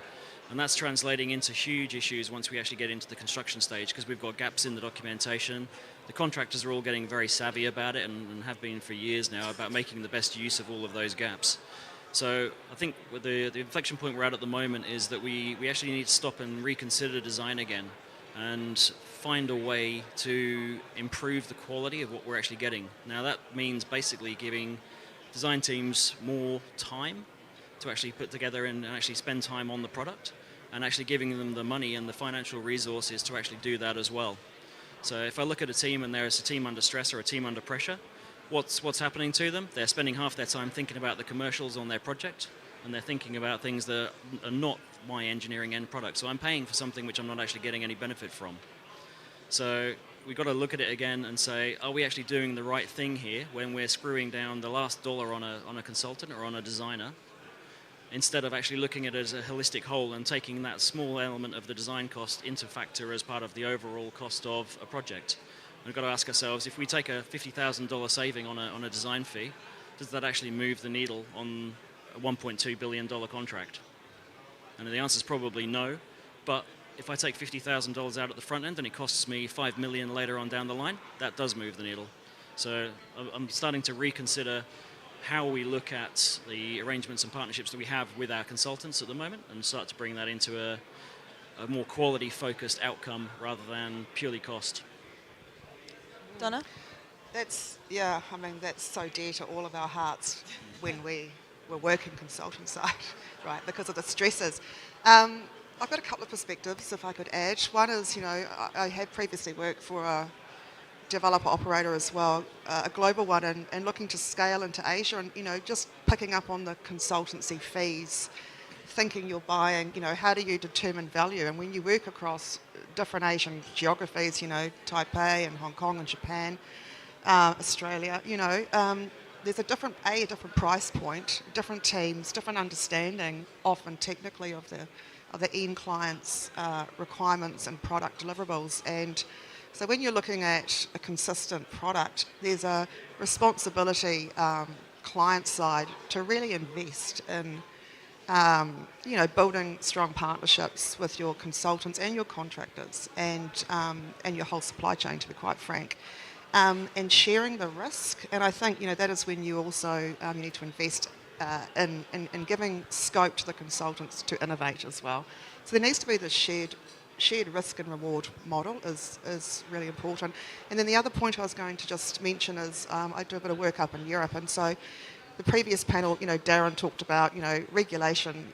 Really, you only want regulation to come in when we've got problems that we need to deal with, and we can't deal with them ourselves as grown-ups in the industry. But if you look at the likes of Germany, as an example, I think by 2027, 100% renewables is the requirement in a PUE of 1.3 for all facilities. And there's this, whoopsie, it's my earring falling out. There is this, it's mandated, but in a lot of ways, that's positive. And over there as well, on the design side, you actually have to now, when you go for planning and permitting, you have to deliver a master plan, and actually a decent level of schematic design with that. So that means more front-end involvement with the consultants, so bringing them on as a trusted partner. I think that's really positive. Maybe we could learn a bit from that. Okay. And Shane? Look, I think we all strive to operate as a team on our projects with ourselves, our consultants, our vendors, because ultimately there's the potential for a project to fall down at any one of those areas, right? And with the new technologies, and let's face it, any new technology is quite disruptive for any design and for any program. I think sometimes in our haste to adopt these new technologies, we sometimes fail to carry it through and think, okay, well, what's the long-term impact of this technology? Especially from an operations point of view, we find we got all this technology, comes to handover, and suddenly the operations teams are going, well, how are we going to maintain this? What is required from us? How often do we need to test water? How often do we need to check the performance of the system? Do we leave it as is? Do we what is our what's our OPEX going to be on this? And I think sometimes we lose track of that, and to Matt's point, the speed at which we're delivering these projects is sometimes to our detriment. We have to get it out there. We have to get out to the market while the demand is there. That's why we're in business. But at the same time, we've got to maintain this facility for the next 20, 30 years. and we're going to think longer term in terms of how we are adopting this technology and is it fit for purpose in the long term. I mean, I guess picking up on that point is how do you determine what's fit for purpose when we don't really know what's coming next, right? I mean, over the last 2 days, that's kind of what I've got from the panels I've sat in, the ones I've moderated, is that there's things we know, and there's things we're expecting to happen, but obviously there's a lot of unknown, and as everyone in this room knows, things change very quickly these days, and it's hard to keep track. So how can you design for the long term or for the future when you never know? Well, I mean, obviously you never know, but you can't know what's going to come next. Well, it's got to be your team, right? Yeah. You need a team that's flexible, that can adapt quickly and adapt quickly on the fly. So it's choosing your partners and having a design that's flexible enough to swing and move as the technology demands. Matt. So I'm going to bring up the dreaded modular term. Okay. For this one as well. So as an industry, we've been notoriously reluctant to take up modular solutions. And then every now and then somebody will have a stab at it, they'll have a go, they'll take it so far, then they'll back out of it because they realize that the standard options of cost savings and time savings don't really come out into any particular savings. And you find that sort of the actual benefit you're going to get from it is more on the quality side again, so you get better quality. But one thing that modular actually does do for us is it gives us options to change more flexibly in the future. So if we sit there and we start off with a project and we run for the first 1 or 2 halls and we have a known requirement, then if we shift again on, say, halls 3 and 4, when we have a different requirement again there, we can change the modules. We need that flexible shell, which is our space, and then we change the requirements around it. I mean, the reality is for most projects we have a very hard limit, which is usually our upper power limit. And that sets the size of the site, sets the tone of the site, sets how much we can actually get in there and how much we can get out of the investment. So we normally have a hard limiting factor, but within that, as Shane says, we need a lot of flexibility. So I think starting to look at modular again, but looking at it from a different lens rather than time and cost saving, and looking at it from a flexibility point of view and a quality perspective, I think will give us some benefits. Okay. Rowan, sorry. So just continuing with the modular for a minute, the technical cooling system, direct liquid cooling scheme, there's a lot of benefit being explored by Open Compute particularly about building that in a modular way so that you can take those modules out, and I'm talking about a pipe rack module over the top of the racks or whatever, right? Take those modules out, reconfigure them, change the way they're used, and use them again, which also ticks the sustainability box. So very valid to look at how to do modular. I was interested yesterday in the investment forum about the vehicles being talked about where you have potentially a different finance model for the physical building and the infrastructure inside it.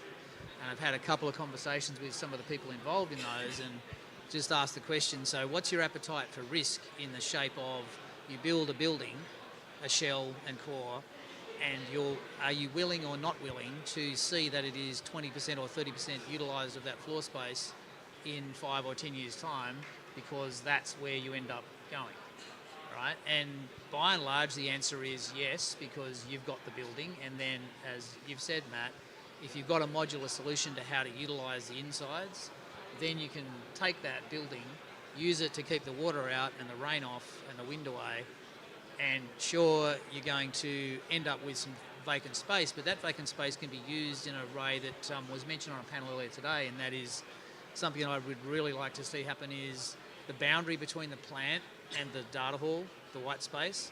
If that can move between this point and that point in a module, in a concrete module that you've built, that gives you a lot of flexibility as to what sort of infrastructure you're going to deal with. Okay, you've got a concrete box around you, you've got sufficient head height, and all you've got to worry about is how much plant do I need of what sort at this end and how much IT of what sort do I need at that end. And a customer comes along and wants something different, you just move that boundary. That's quite a neat way of overcoming all those unknowns. So if we're trying to look 3 and 5 years in advance, we're going to struggle quite a lot right now. Beyond that, forget it, you're completely guessing. So deal with what you can deal with and figure out how to leverage what you know how to build in a way that you've got some pathway to deal with the unknowns in future that might come up. Donna?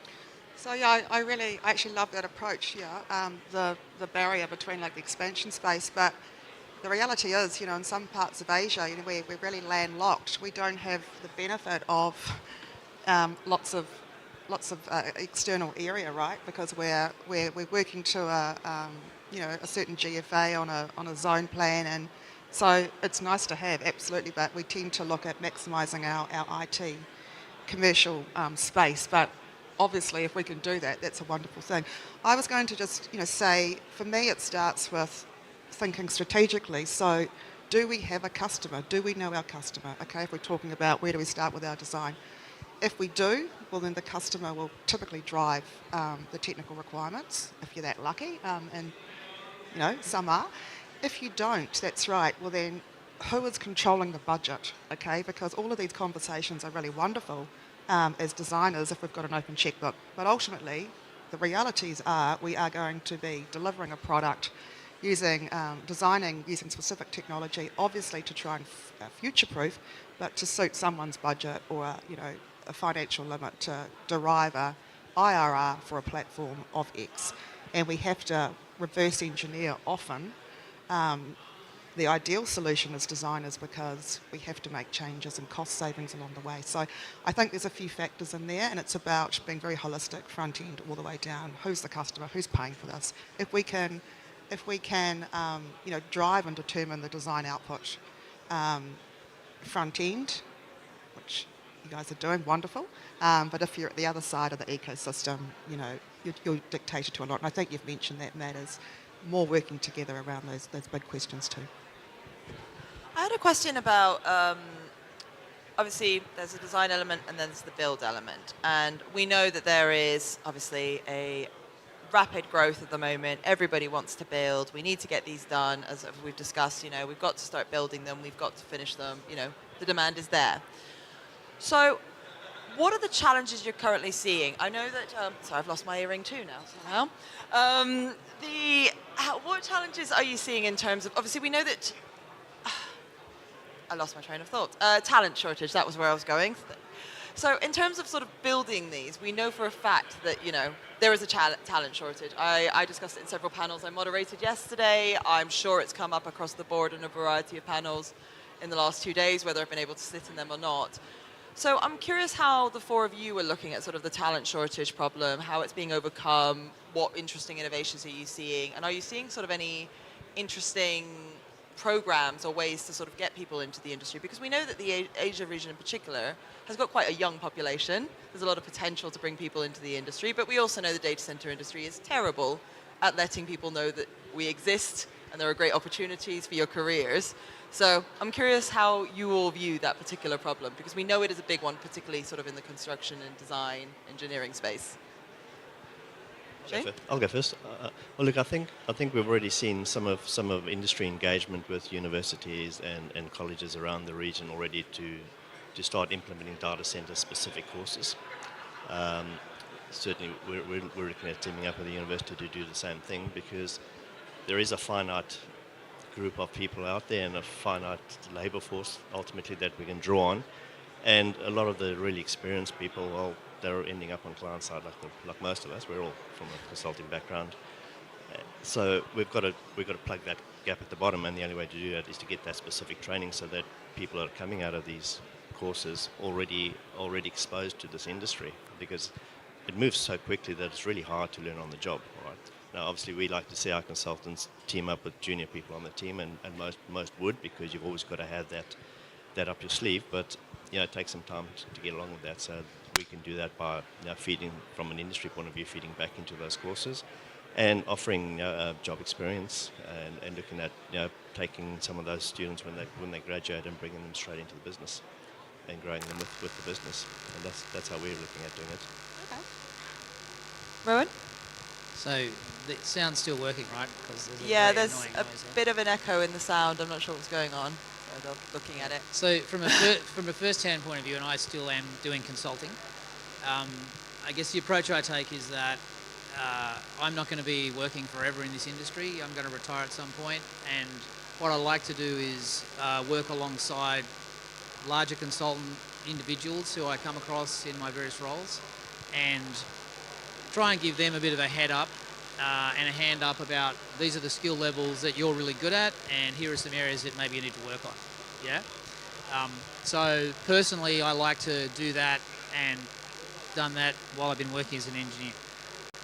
It's been really pleasing to hear during this conference, and the guys in Batam over there, Kevin Wong and his team, talked about the fact that they actually took a conscious decision, and there's been 2 or 3 others who've done a similar approach, right?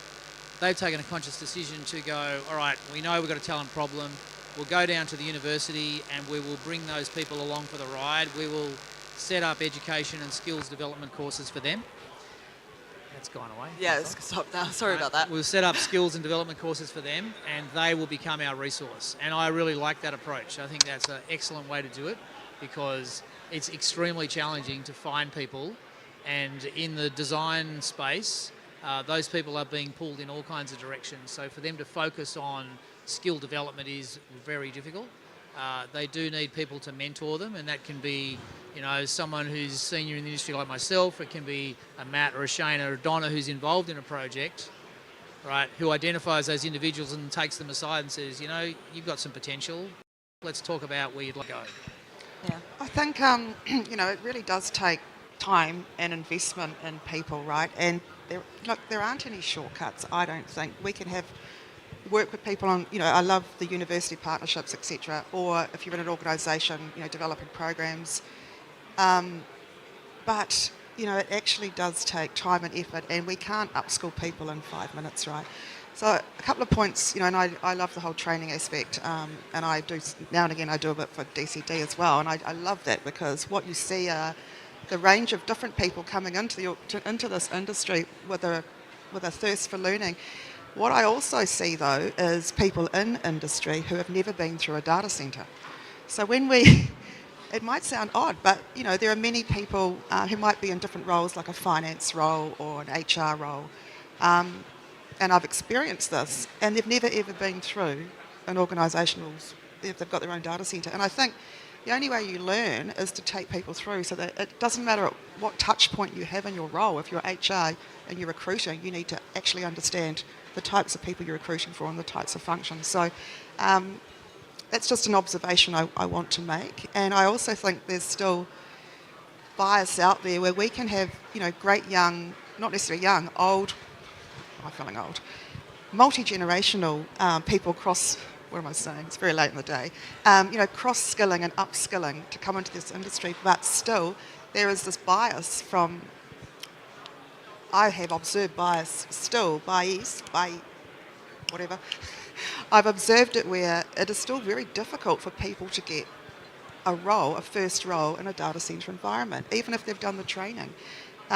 People take multiple courses, but they still can't get a role. And so that becomes, people hiring and organisations have to say, this person has skills, you know, if they're smart enough to cross-train, bring them on and invest. And it's that whole investment because we need to develop this pipeline.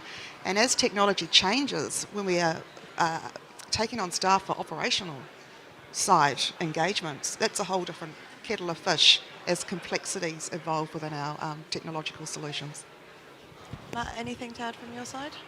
So I think we've seen some really good examples of people trying to tackle this problem at different levels. And as Donna says, there's no silver bullet for this. There's no easy answer. So we had Robin Kuda invested 100 million into Sydney University recently, set up a bursary fund for women in engineering with the intention of again funneling people through into our industry. We see it with Microsoft engaging with TAFE in Australia as well, to set up actual courses and things, and set up direct courses for technicians for data centers to try and improve the number of people coming through for operations. So we're seeing those things on a small scale, but one of the nice advantages for myself is that I've been working for global organizations for a while now. So between AECOM, AWS, Oracle, NTT now, I'm seeing organizations that have a large international global footprint, and what I'm seeing there is less focus probably on individual locations and more focus on drawing in skill groups from international locations. So if you look at the consultants in the region, they'll generally have an engineering powerhouse tucked away somewhere, whether that's in Vietnam, whether it's in India, Philippines, and they're building those teams up and getting them ready to deliver in large-scale projects. And we're seeing the same thing internationally as well. South Africa is another powerhouse for civil structural engineering, and you get some really good quality engineers come through. So a lot of these companies are actually diversifying their talent pools globally to respond to those local shortages that they're having in some locations. So we still have that need to upskill in all of these locations, and certainly across Southeast Asia. This is a fairly new market, and we've got to bring up a lot of people into the market to make data centers work effectively here in Indonesia, Malaysia, and all around the region. But being able to tap into some of those international resource pools is certainly a good way to help. But yeah, we still need to be looking at that grassroots upwards, touching into kids at a primary school level, getting them interested in STEM, science, and then working and reconnecting at all stages through their education until they get to the point where they're ready to start emerging into the market, and then make ourselves an attractive market for them to be in.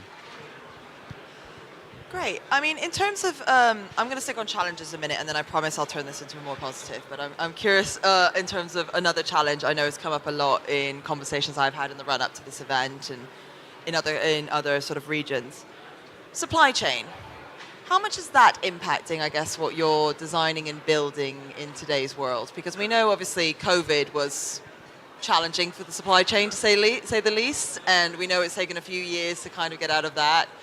And, you know, recent news, supply chain's been hit again. So I'm just curious sort of how you manage that to ensure, obviously, projects are being designed and delivered within the timeframes that, you know, are expected. And Matt, I'm going to start with you this time.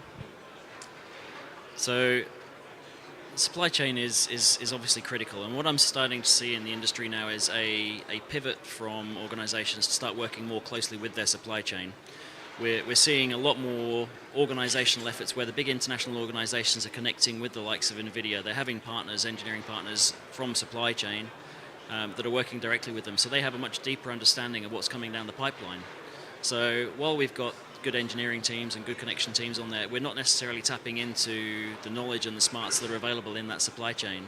So I think we're going to start to see is a shift in our thinking. So it's going to be less transactional with the supply chain partners, less transactional with the manufacturers.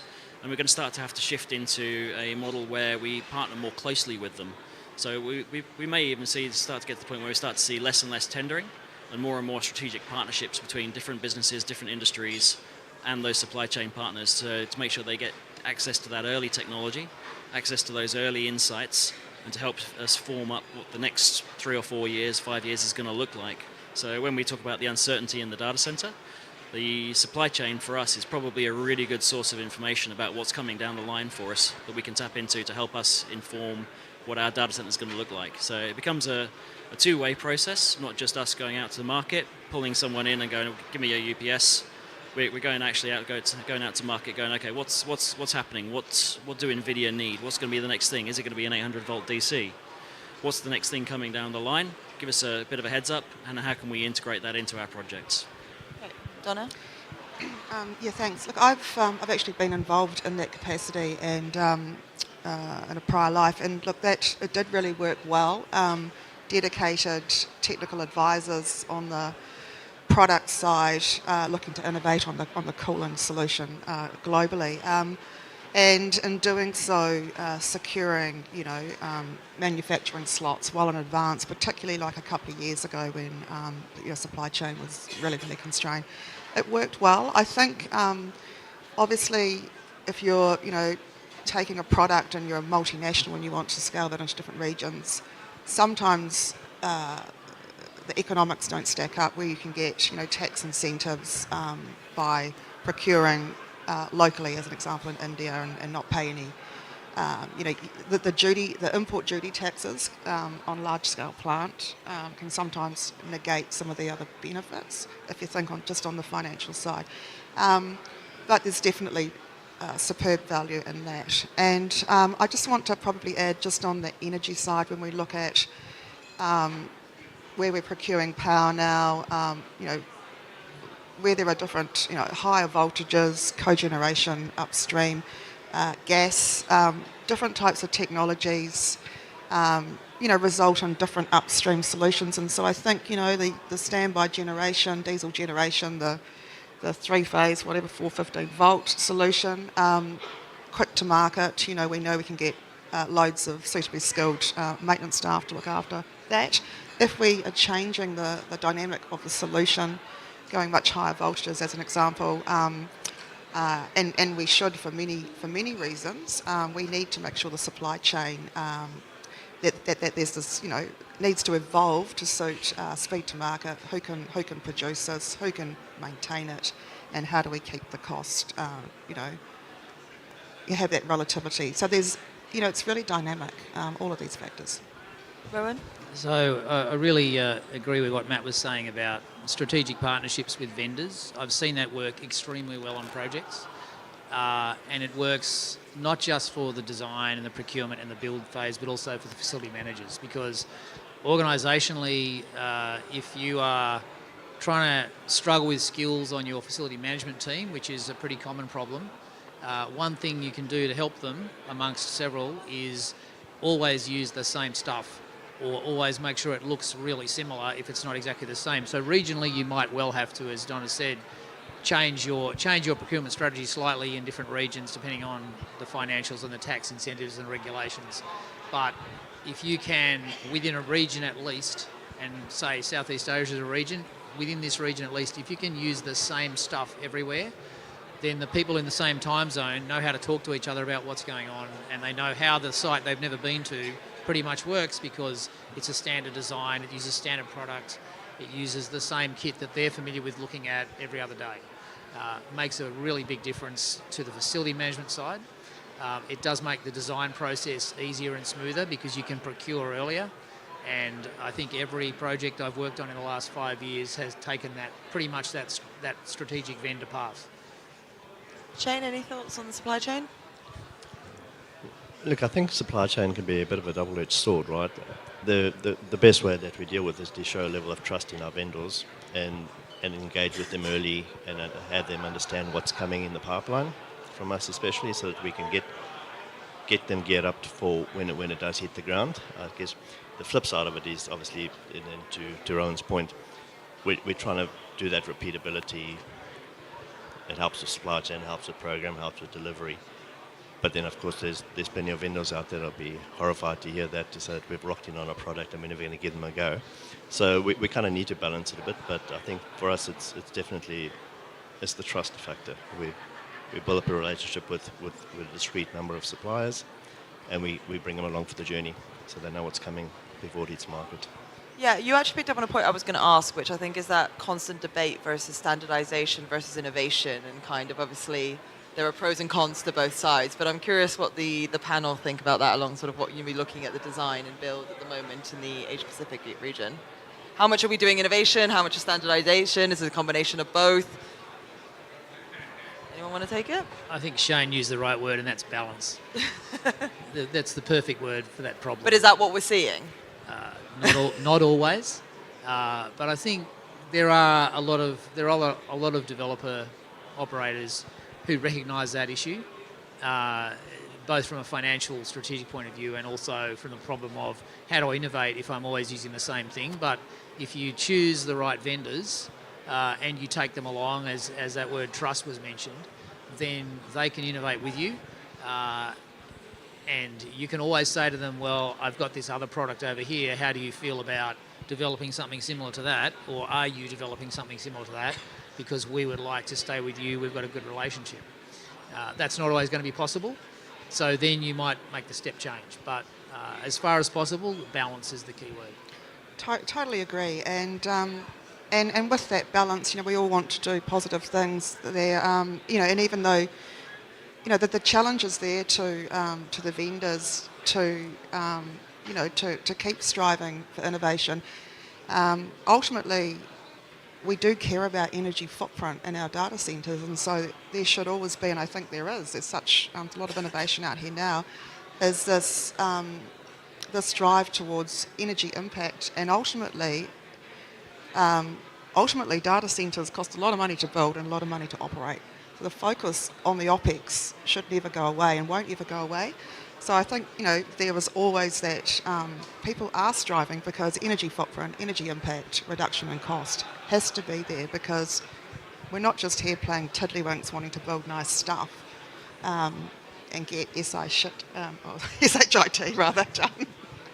Because ultimately there's a commercial side and we need business continuity, right? And so business continuity needs reliable and available solutions, and as technology evolves, so too must the resiliency profile and the fact that we need business continuity to be high on the board agenda tables, which it is, and driving it down all the way through our design, build, operational solution. Matt, your thoughts on innovation versus standardization? So one of the dirty words in the data center construction industry is intercept. So when somebody comes up with a great idea and they decide they're going to roll it out, then at some point you have to decide with your in-flight builds, do I continue with what I had, or do I do an intercept? So, and when every time you do an intercept, it costs you millions and it costs you time. So innovation uncontrolled can cause you problems, particularly with things like intercepts. So what I find is the best way to have innovation folded into your designs is achieve a level of standardization. So for us at NTT, we have a global reference design which we use, which is our standardized product.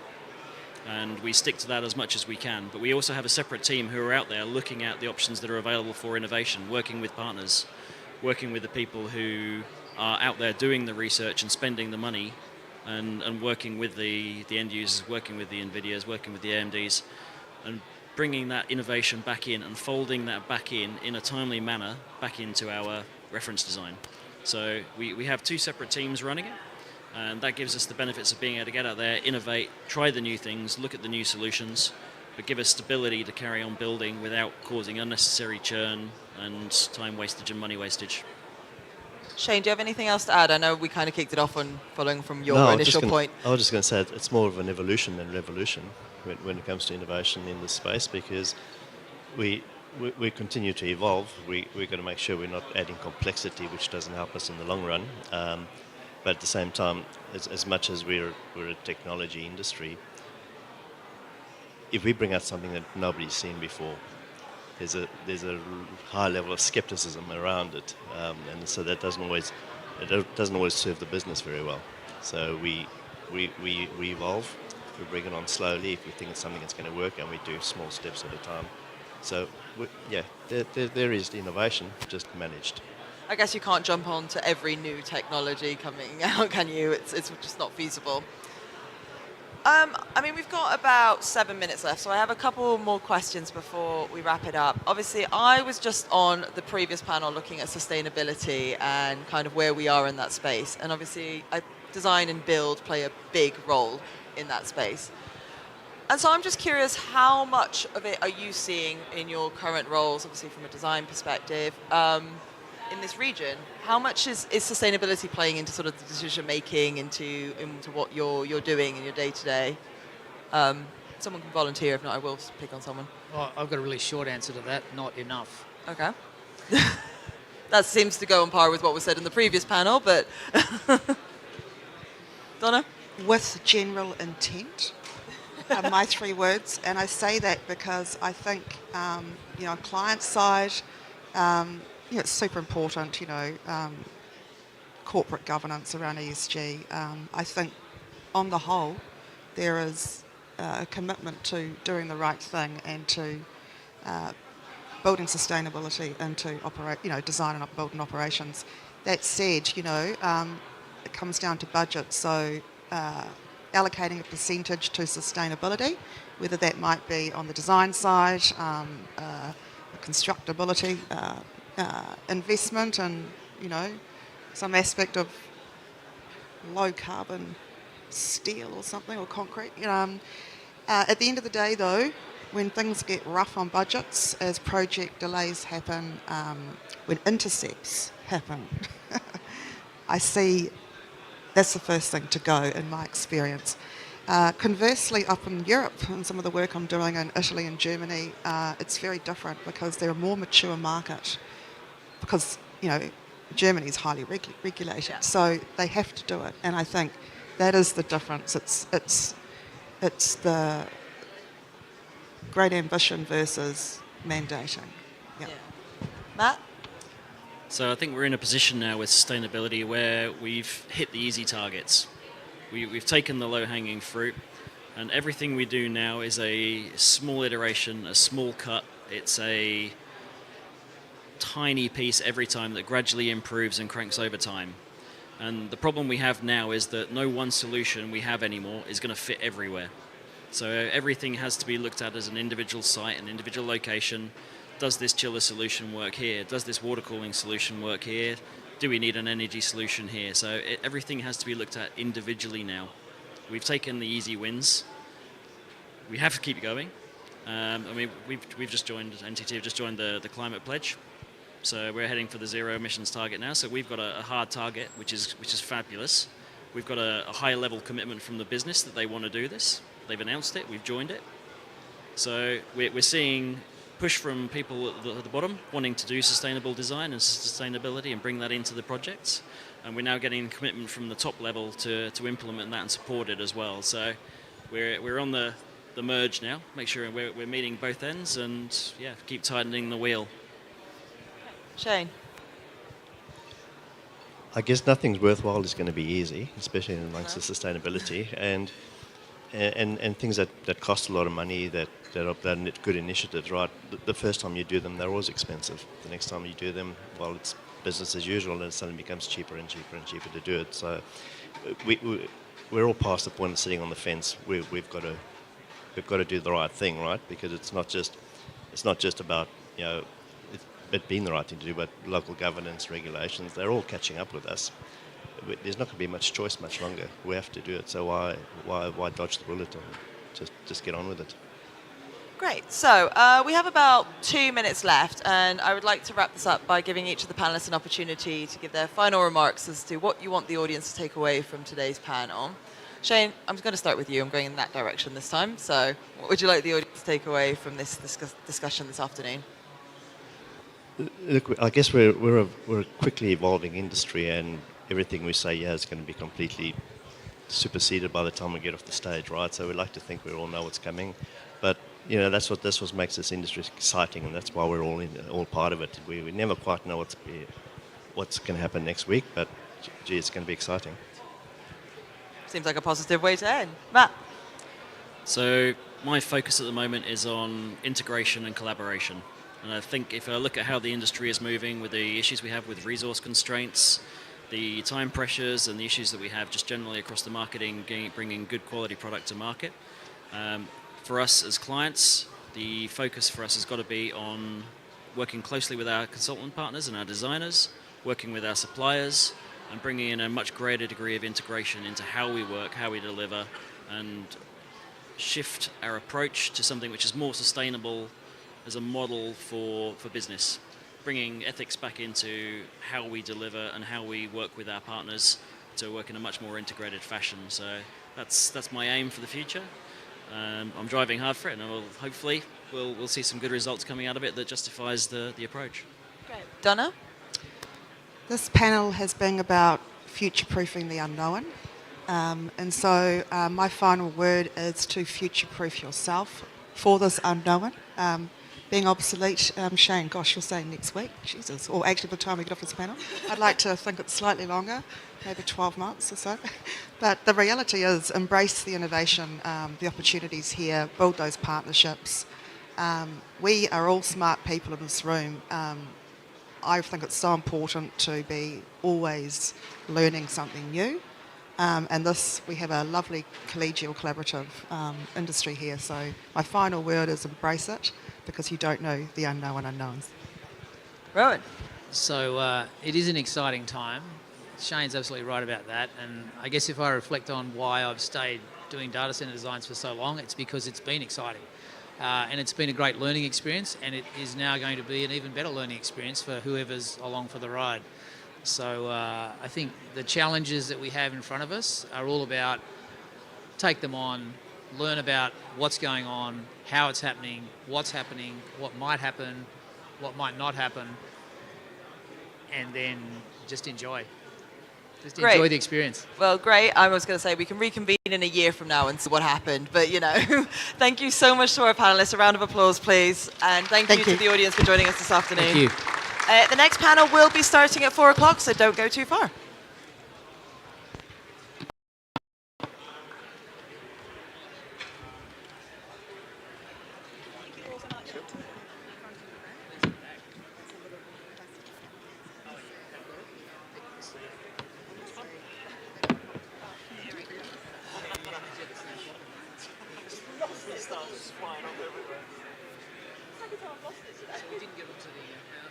Thank you so much. It was great. It was lovely to meet you. Thank you so much. Thank you both. Thank you both. It's lovely to see you again. Lovely to see you. Because there's a physics challenge, right?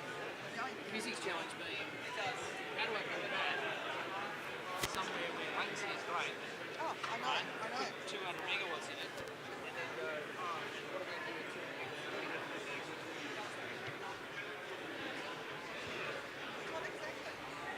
Right? So where's all that heat going?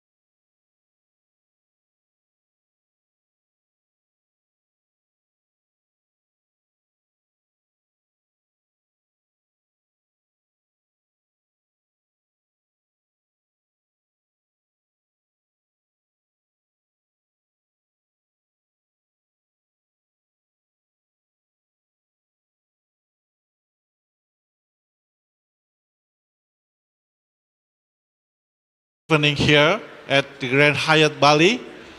So it's honor and a privilege for me on behalf of PT Dwi Mitra Kata Mandiri to stand before you as a proud sponsor of this closing happy hour at DCD Connect Asia Pacific Bali. First, I would like to extend our deep thanks to the DCD teams for organizing such a well-created and insightful event. This gathering has once again proven that we showed leaders, innovators, and partners from across the digital infrastructure ecosystems comes together. Incredible things happen. And over the past 2 days, we have explored emerging trends, share real-world experience, and connected in a way that will shape the future of the data center development and operations in the Asia-Pacific region.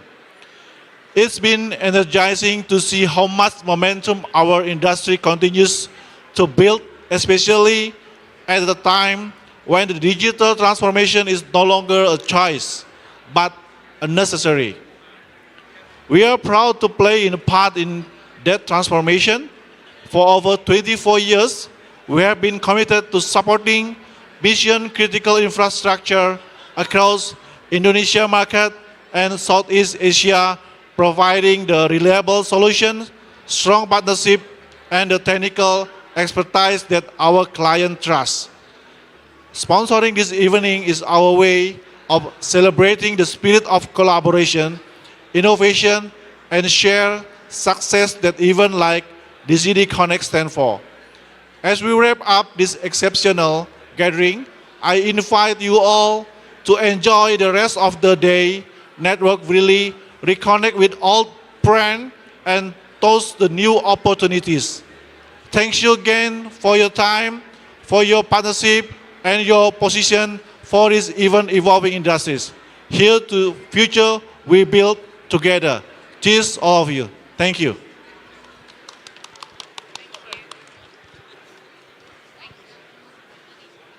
Please make your way to the closing happy hour. There are 2 bars located on the ballroom. Please help yourself to a drink. Thank you.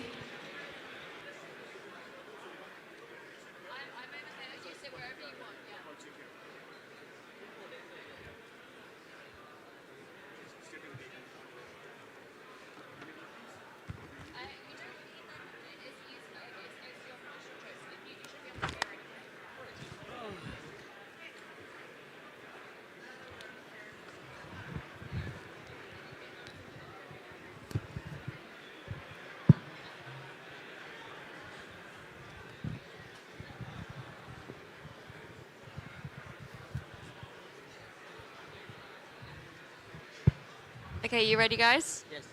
Yeah? Yes. Your microphone's on? On. Can you hear me? Yes. Yeah. You, Roger? Yeah, can. No, it's not on. Yes. Gabby's coming to help you, don't worry. Thank you, Gabby. Sorry, guys, just a moment. No. No. Not working. No. How about now? Oh, there we go. Okay, sorry about that slight technical difficulty, everyone. Look, thank you very much for joining us. This is I think, the last panel of the day, so I'm sure you're all itching to go and relax and have a few drinks, but please pay attention because it's going to be great. We're going to be talking about the cloud at crossroads, so how we can balance innovation, security, and scalability in APAC. If my lovely panelists wouldn't mind, can you all introduce yourself? We will start with you, Raja. Raj, yep. Sorry. No worries, no worries. You can call me Raj. I'm from Equinix. I run segment strategy and go-to-market. The other aspect is also advisory for our enterprise customers. So primarily my team engages with a lot of our enterprise customers to help them build their digital infrastructure strategy. That means it's across various industries, and I will be able to give some perspectives from across Asia-Pac. Thank you. Okay, and Aaron, you can go next. Yes, my name is Aaron. So I am running the architecture community, as well as we conduct training in some of the consulting services, how to align the technology investment, especially today, I think, in the rapid of the AI adoption. So what I see is that like 20 years ago or 30 years ago, we go through the computerization. So the speed is like 10 miles per hour or 10 kilometers per hour. Now it's like 1,000 kilometers per hour, right? So the speed is at the exponential rate. So, you know, if you are not ready, if you don't have the proper architecture in adopting such a technology, we will be just swamped and then carried away by the technology that we might not get the return, right? So basically the focus is that how do we know about future-proofing our investment so that we can get the ROI as quick as possible in this today rapid change of the technology. And last but not least, by any means, Vivek. Yeah, thank you. Hi, everyone. I'm Vivek Dhaya. I lead the advisory and transaction business for Cushman & Wakefield across Asia Pacific for the data center asset class. We work with our DC clients in pretty much the entire life cycle of the asset class, right from research, advisory, valuation, site acquisitions, leasing of data centers. We are building a lot of data centers. We're constructing them as project managers, and once the asset is ready, we maintain the data centers. So as a real estate advisory firm, we treat data center clients throughout their life cycle and support them. And I lead, as I mentioned, the transaction piece and work very closely with the cloud firms across the region in supporting them in their expansion plans. Okay, let's start off by just kind of laying out the cloud market in the APAC region. Obviously, predominantly it's the US companies and it's the Chinese companies that are kind of leading the way with that. But I would love to hear your thoughts on how they're investing in the region, how they're bringing capacity to the region, and also maybe, I mean, in our little prep call, Vivek, you did draw on the fact that there's been some reports of like lease cancellations and project cancellations. So maybe you can also give you a little bit of info on that you've got. Yeah, let me first start with what's happening with the investments in the expansion space. So post 2020, and again, most of it is public news. The American hyperscalers started their self-build program in Asia Pacific, which made them acquire sites across multiple geographies.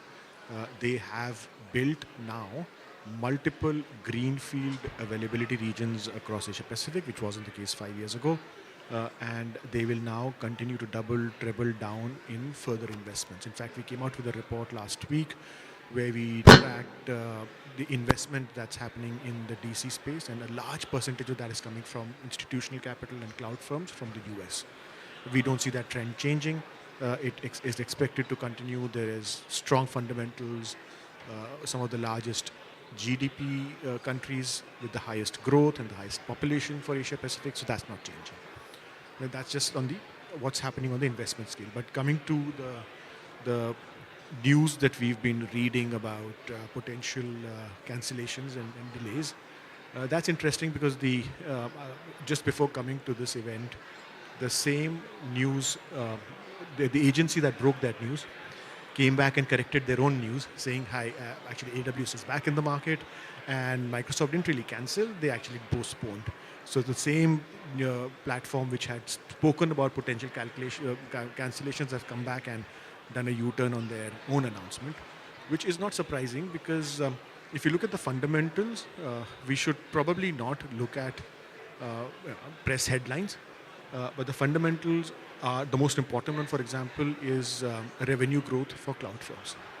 And that, again, that's publicly available information.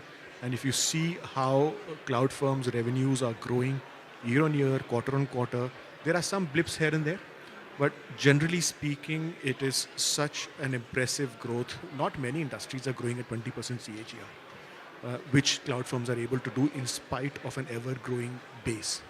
And if that changes, then maybe one could sit back and worry. Currently, what is probably happening is realignment and recalibration. And as the title says, the cloud is genuinely at the crossroads. So that's probably happening. It's nothing to be fundamentally worried about. Okay, I mean, I just want to say as a reporter, I didn't appreciate the press jab, but I will let it go for the duration of this talk. Okay, Raj, as we know Equinix has a lot of these hyperscalers as customers. Won't ask you to comment on any names in particular, but maybe you can add your own perspective on this. So from our perspective, what we have been seeing is definitely there is significant growth from the cloud customer point of view. We are starting to see them expand further, their footprint further into newer markets, right? Especially if you look at Southeast Asia, for example, we are starting to see they're pushing it further. No surprises there. And I think if you look at the opportunity from Southeast Asia point of view, there is significant amount of digitization that's happening. And there is a lot more to go. And cloud is part of the equation. It's not going away. And I believe that the investment is going to go further from an enterprise or government point of view. That would drive more demand. From our perspective, we will continue to invest in expanding the edge locations for some of these cloud providers to make sure that enterprises can consume the services in a simplified manner. So that is one element. And now if you look at from an enterprise point of view, what we are seeing is there is more and more clouds they're adopting. When you typically talk to an enterprise, when you ask them how many clouds are they using, they would say 3, 4, but the number is actually much more, because if you're just only looking at public clouds, be it Amazon, Microsoft, or Google or Oracle, but even Alibaba and many others. So there is definitely significant number of clouds being adopted by the enterprises. But what we're also forgetting is there is also a lot of new SaaS services that they're integrating. So at an average, probably 30 different clouds an enterprise need to integrate, really. So, and that's just growing. Okay. I mean, we've touched on this, but obviously the majority of these cloud companies are kind of coming from the US, or they are coming from China. That's sort of undeniable at this point. And also, in just the last few weeks alone, I personally have covered a lot of large investment stories. Particularly AWS has just done a crap load of them all across the planet, basically, as it does every couple of years. But I'm interested, are there any kind of regional and local players that are coming up across the APAC? I don't know, in Korea maybe, or Indonesia even? Yeah. There is definitely, every country there are some specific clouds. So for example, in Korea, you got Naver Cloud and many others, right? So similarly, there are localized cloud providers. There is also industry-specific cloud providers as well coming in with industry-specific solutions. It may not be defined in a traditional way as a public cloud, but they are providing services for specific industries. So we are seeing many of them building and expanding as well, not to the large scale that we see with the Big Four, for example, but definitely there is a lot of expansion happening on that front as well. I'll just add to that, and this is a term that we've started listening to very often now. And people are calling it neo-cloud firms, and that's something of interest to a lot of operators going forward. That would the neo-cloud firms look at Asia Pacific? Now, from a general perspective, the easiest example to give of that is GPU as a service company. And they have acquired massive capacities in the US in the last 12 to 18 months. And at some point of time, their focus will look east towards Europe and towards APAC. And there are many such neo-cloud firms which eventually will have platforms, large consumption take-up that they will do in our part of the world once they're able to manage the massive demand that they're seeing in the US. Now, I'm just giving one set of example as neo-cloud, which is GPU as a service. There are other such demand elements as well. And that's the exciting piece where CoreWeave, as the largest GPU as a service firm, has done so many assigned transactions, acquisitions in the US, pretty much nothing in EMEA and Asia Pacific. And when they do come there, that's a demand that nobody yet has benefit from, and it's generally good for the industry to get more demand from them. Okay, we are going to move towards the enterprise side of these things. So, and Aaron, I feel like this will be your time to shine as well. I hope you're ready. Definitely. So I can see the trend are changing, right? Is the prior to pandemic is that because we serve many financial institutions, so financial institutions have some reservation because I think maybe got to do with their readiness and also their maturity. So if if they move things to the cloud and if anything happen, would the person in charge have facing a risk, right? So basically is that they would rather not to do that because I think they would rather have a play safe, right? Nobody want to put their head in the chopping board. But I think now is after the pandemic, I think they realize that everybody can work from home. So the view I have already shifted, right? In fact, quite a number of the banks that the same team that I talked to before pandemic, they said no way, we are not moving to the cloud. The most we do a private cloud, but at the time the cost is very high. The cost is very high, so basically they are not ready. Now I think they are more open. So because of course they also understand that they have more confidence in their architecture. So if there is any single point of failure or etc., they know where to look at, rather than in the past. In the past, it's like they are just follow the trend. So now they're getting themselves ready. So I think the adoption of the cloud are no-brainer in this today context because I haven't seen anyone that say no today. Okay, I mean that's really positive. Raj, you look like you're about to say something. I'm pleased. No, I think what I just wanted to add on to what Aaron said is that it's actually a hybrid and a multi-cloud world, and that's the reality, right? We hear customers moving to the cloud. We hear customers moving the workload back or repatriation, but it's always a hybrid and a multi-cloud. It's not a lift and shift entirely out of the cloud or into the cloud. It's always a mix. That's what we are seeing with most of the enterprises. Yes, there are some exceptions here and there, but it's definitely a mixture that we are seeing. Because I think that's the best way for an enterprise to have the flexibility and the choice to leverage the best of breed capabilities across multiple clouds and what suits them, essentially to drive the outcome that they want. Maybe if I could add to this, we work as a real estate advisor, we work with a lot of banks for their corporate real estate portfolios and data center portfolio and IT infrastructure comes up for discussion very often. And I'm making a very, very sweeping general statement, but when we look at some of the largest international banks, they still have a very long way to modernize their infrastructure. Yes, they've done basic cloud because they had to do online banking or mobile phone banking. So it's basic things have been done. But in terms of really upgrading, revamping their infrastructure, obviously I can't take names, but some of the fanciest and the biggest of names still have a very long way to go to improve their infrastructure. We know of the fires that happened with a few data centers in Singapore. We know the downtimes that impacted and which banks got impacted.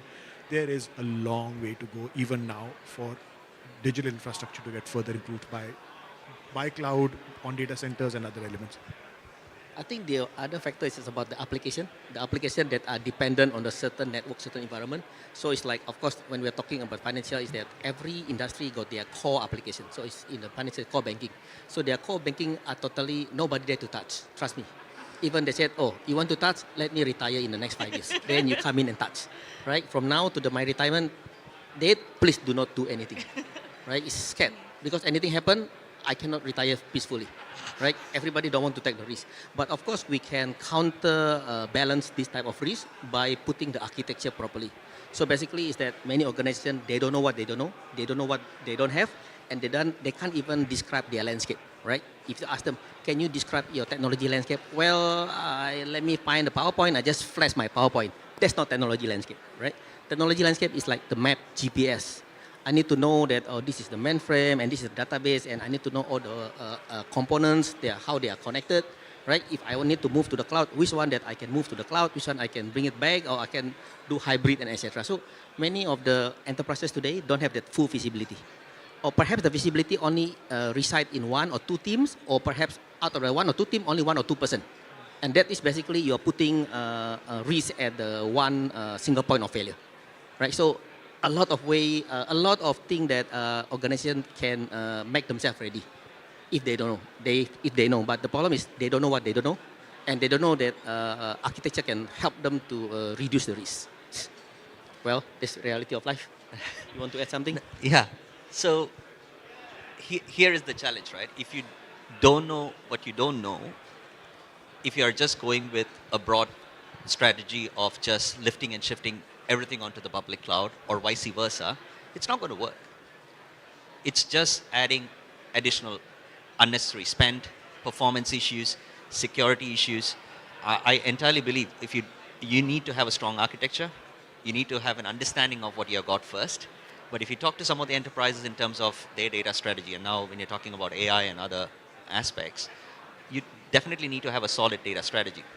You need to make sure that you are also adhering to the local regulations and rules that you have. If you don't know what your data is and how you're going to classify it, you're in big trouble. I mean, just to add, I was just listening in the last two panel before us. They're talking about the AI in the data center. So of course they said that the current most of the provider not ready to embrace the AI application because they said the speed like few hundred times, not like 2 times or 3 times. So of course the investment is very high.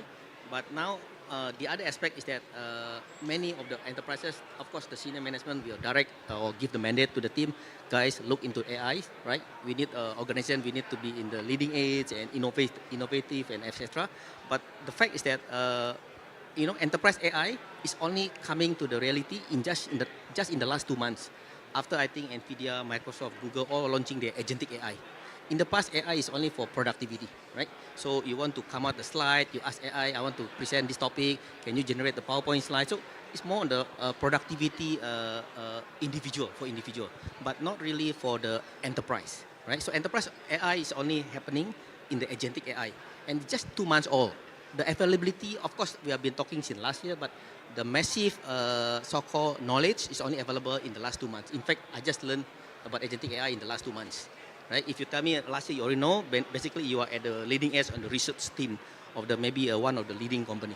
So of course it will take typically maybe another few months before many enterprises are ready to embrace the agentic AI.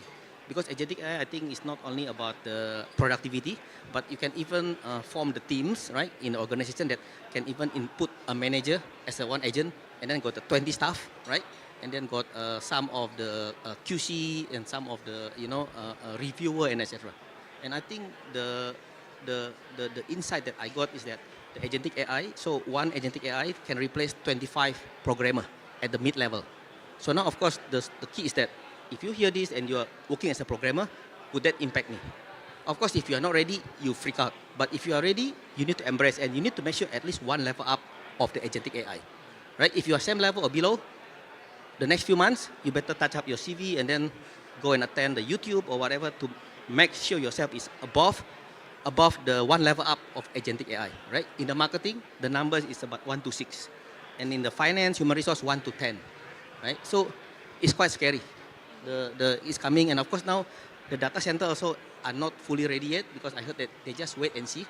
If they got the use cases, they got the customer asking, then they will invest. So the price will be, I think, high, but of course we can compensate with the salary and the cost of running the business. That's my take.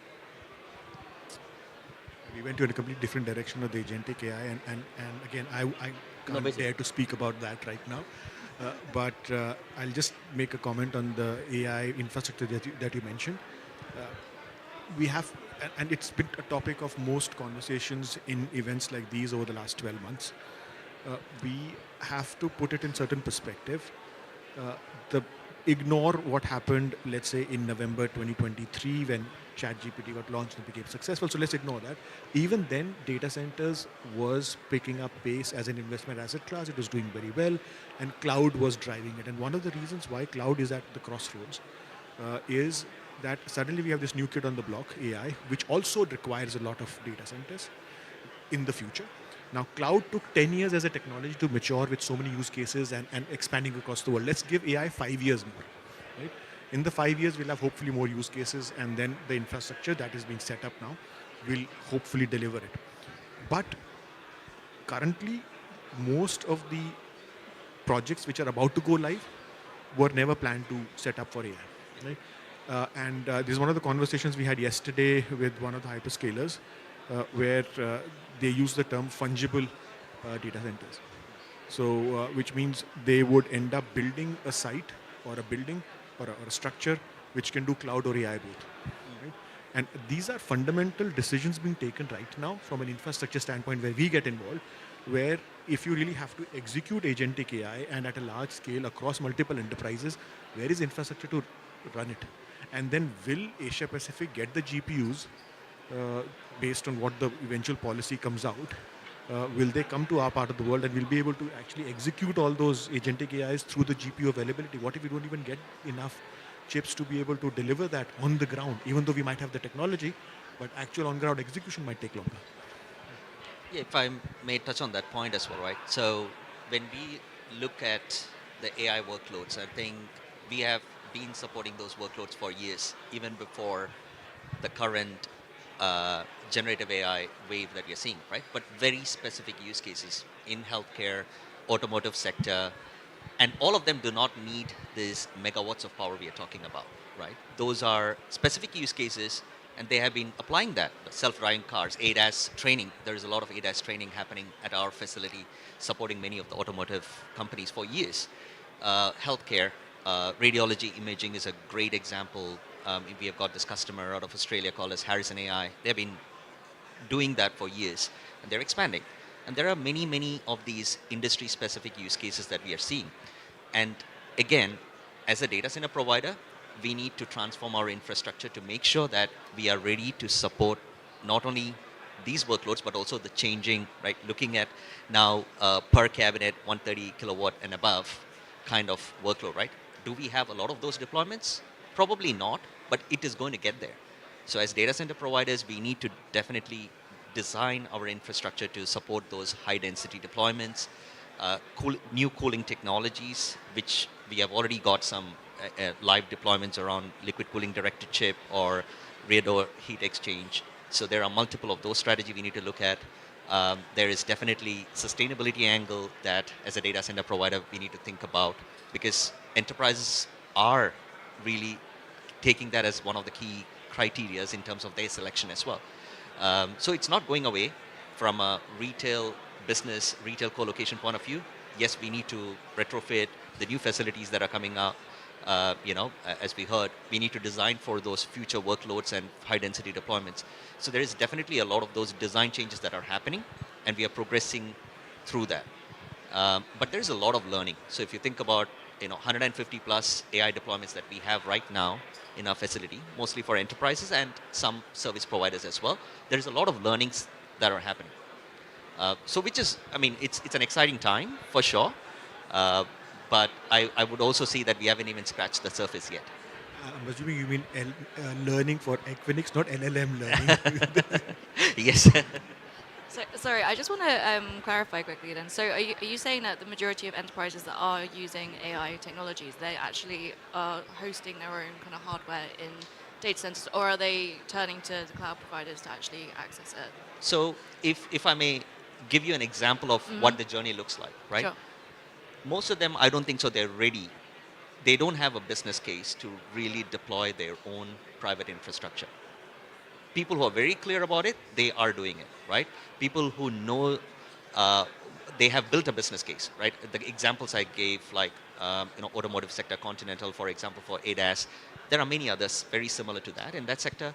Healthcare, they have built business cases around it, and they are doing it, right? But majority of the enterprises, when you're looking at who are consuming that for transforming their business, they are in the experimentation phase. They're using public clouds because that's the easiest way to start. That's the value that cloud brings, right? The innovation, they should be able to experiment quickly. But the second phase, so experimentation is one element. The second one is integration, when they're integrating more data sources for complex use cases. As an example, you are using weather data or using traffic data for predicting pricing, for example, for a rideshare service, right? As an example. There is a lot of external data that need to be integrated beyond what they have as a corporate data in. Then the third aspect is when they are at scale, right?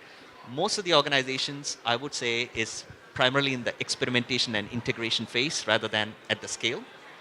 And that is where the value of cloud comes in. But also the other aspect is connectivity is going to be very, very important when you're talking about integrating all those data sources. And we talked about multi-cloud environments, right? So definitely. I think just to add, I think I fully agree with you. Actually, that is actual what is happening on the ground. That many enterprises, actually the CIO that I've spoken to, they are still at the exploration stage. But of course, the mandate to the staff is that you need to embrace AI. So they use a Copilot, ChatGPT. That's the very basic two things, and of course Gemini, right? So these three are the very basic minimum that say I am AI ready. But for the enterprise AI, they still need to sort out many things that to get them ready. What I call it the AI readiness.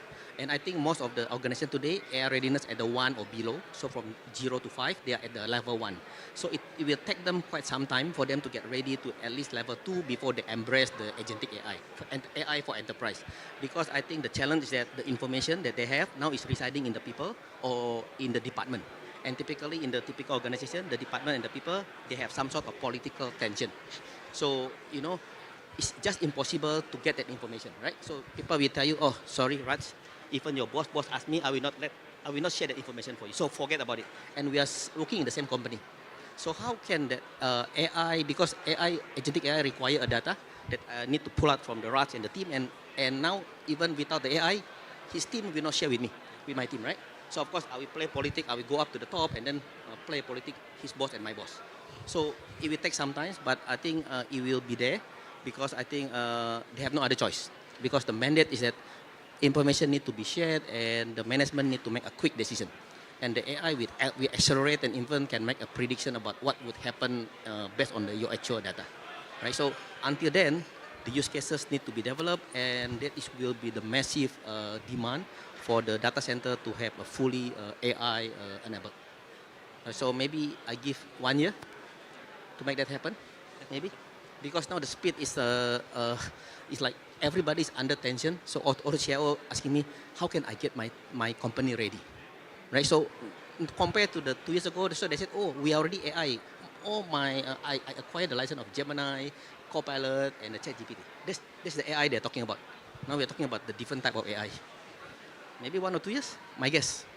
I'd be very pleasantly surprised if we have massive capacities in 1 year, because on the ground it takes time. There are supply chain challenges. There is already projects under construction. You can't change direction midway. It probably would take more than 1 year. But yes, I do know of projects which got held up, redesigned, which were originally for cloud in Australia, and then they changed it so that they could provide chip level cooling. And now eventually when they do get ready, we'll have AI deployments there and chips there. So yeah, that's literally changing direction while flying. And 1 year is it'll be brilliant, but I won't be surprised if it takes 2 to 3 years for it to really have, so that we as a research, as an advisor can say, okay, in Asia Pacific, so much megawatt of DC about to go live is compatible for AI deployments. That figure is too early to predict right now. No, that's so true. The other aspect for enterprises who know what they're doing, right? Who are really building that strategy, and AI is part of their core strategy, not just because I have got a budget and I need to solve, versus somebody who has thought through the adoption. One of the things, the availability of the hardware, the availability of data center facilities which is ready for that.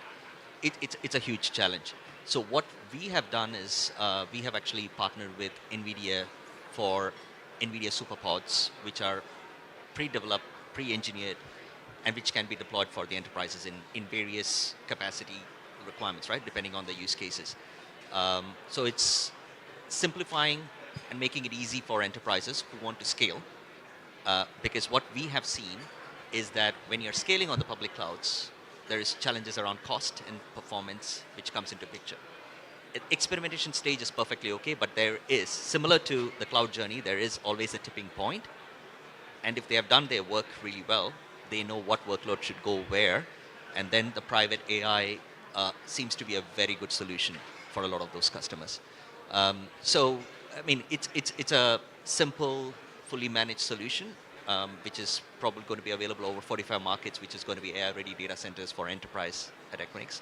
So that's definitely another area that we are looking at. So partners are going to be very important for any data center provider in terms of pre-engineering and obviously co-innovating solutions so that some of these barriers can be, broken through. And sorry, that cost barrier that you're kind of talking about, are you just referring to the public clouds, or are you kind of including in that the GPU as a service and then like the likes of CoreWeave and stuff, or are they kind of a separate category cost-wise? See, what I would say is that there is a play for each of those variants that you're talking about, flavors, right? And organizations and enterprise need to think through and build their business case. And I believe it's going to be a mixture. It's never going to be one or the other. And different workloads need to be deployed differently depending on the use cases, right? Most of the organizations, when we talk to them, the biggest challenge that they are facing is that they do not know how to develop the business case. That is the biggest challenge. And that is where I feel like partners like, the system integrators have got some really cool skill sets and tools that they use to work that out for the enterprises. Otherwise it's very, very hard. If you do not know your workload, if you do not know what you are planning to do with it, you can't just, lift and shift. It's the same story as the cloud migration. You can't just lift and shift without knowing what is going where and what the implications are. So it's no different. I think just to add on the use cases, that's why you're talking about business case. The AI business case is not about technology. Actually, there are three parts. It's about capability. So we need to look at the people because the people will be the one that mostly impacted. So we need to think about job redesign, retrain and reskill or upskilling the people, right? So that's the most important part because if you don't address this, they will just not supporting the initiative. Guarantee, because if we want initiative successful, it will impact my rice bowl, my job, right? Second one, we need to look at the business side. So the business also need to be changed, the business model, the business strategy. When you adopt to AI, it's not just getting the AI chips, everything is running. No, we need to look at the people, the business side. So we need to know the strategy, how the business, new business model, the value stream, the capability. Then the last part is the technology part. I think the technology part, I'm not too worried because I've been following all the AI development on the NVIDIA and etc. Then I'm super confident that it will happen. So the two part is out of three, two are not ready, one is there. So this basically most overlook the people and the business side. I agree with everything, and again, can't comment on what you're saying, but what my limited understanding is that this is about current jobs, roles evolving and then using AI. What we've seen, and that's the example I wanted to share, what we've seen is certain tasks, certain workloads which couldn't have been done earlier. So what we've done as Cushman & Wakefield, we've done some high compute workloads in Europe where it was 70 to 90 kilowatt per rack, specifically for high compute.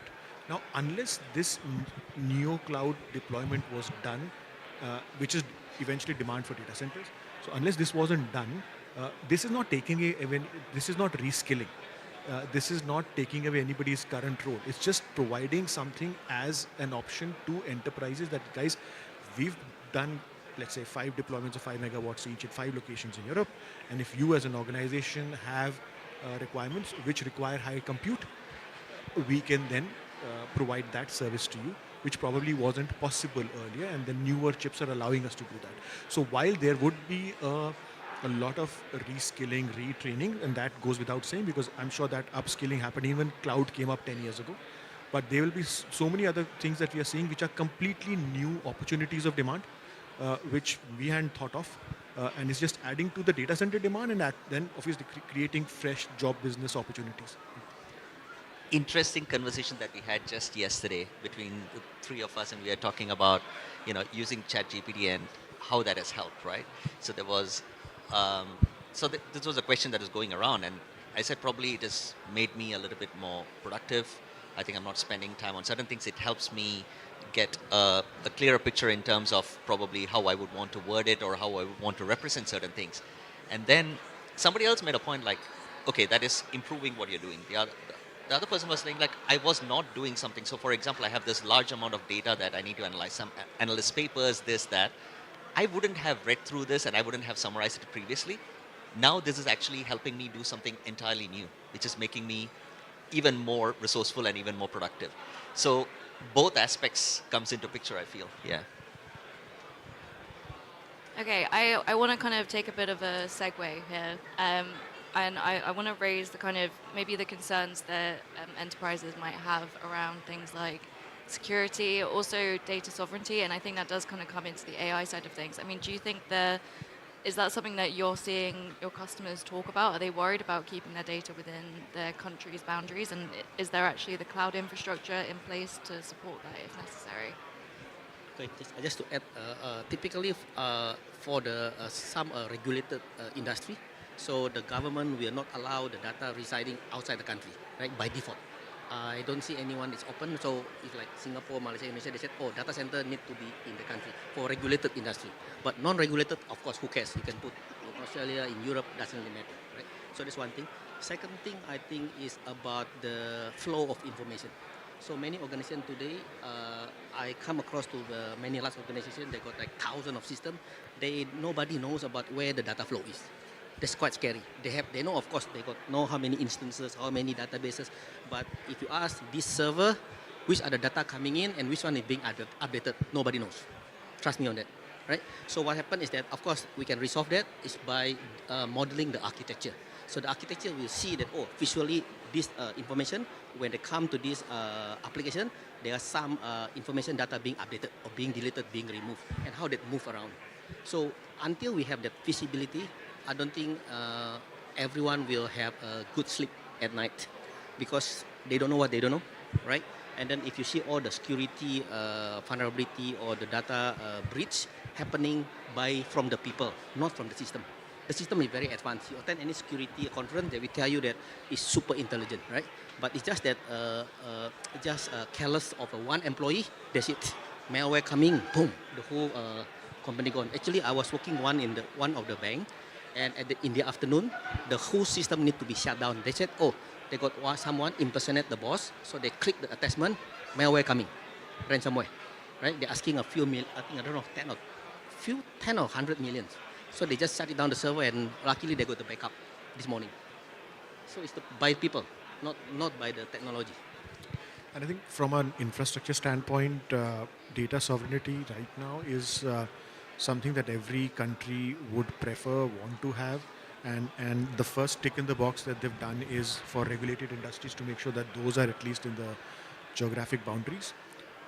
But we have to also view it from a perspective that the capacities in emerging economies started getting built only after 2020.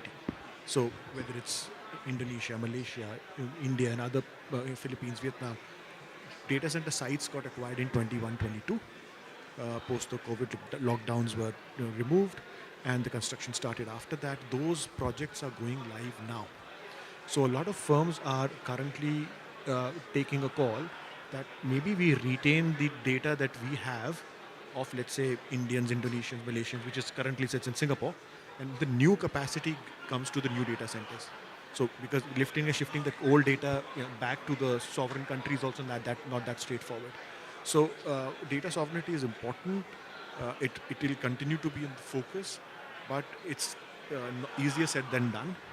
And I think in some similar conversation, somebody said last time that when it comes to social media, I think for Southeast Asia, maybe including India, most of the data is still probably residing in Singapore and not in their sovereign countries because it's not regulated and it's being generated and saved there. So you continue to keep it there until, let's say, massive capacities come up in these countries and they're vacant capacities, and it makes financial and business sense for them to then relocate them there. Then maybe there could be a different flow of data. But currently, the regional hubs continue to still keep and retain most of the regional data. I will just add from a certain perspective in terms of the trends that we are seeing, right? And I think I entirely agree with what has been said here. What we are seeing, most of the enterprise or the digital leaders in the industry, what they are doing is they are distributing their infrastructure further and further, closer to, for two reasons, right? So rather than from a hub and a spoke model that was there in the past, probably one or two, people would be serving, they would be serving APAC from US or EMEA, for example. I mean, many of us would have probably gone through that, latency, performance issues, whatever.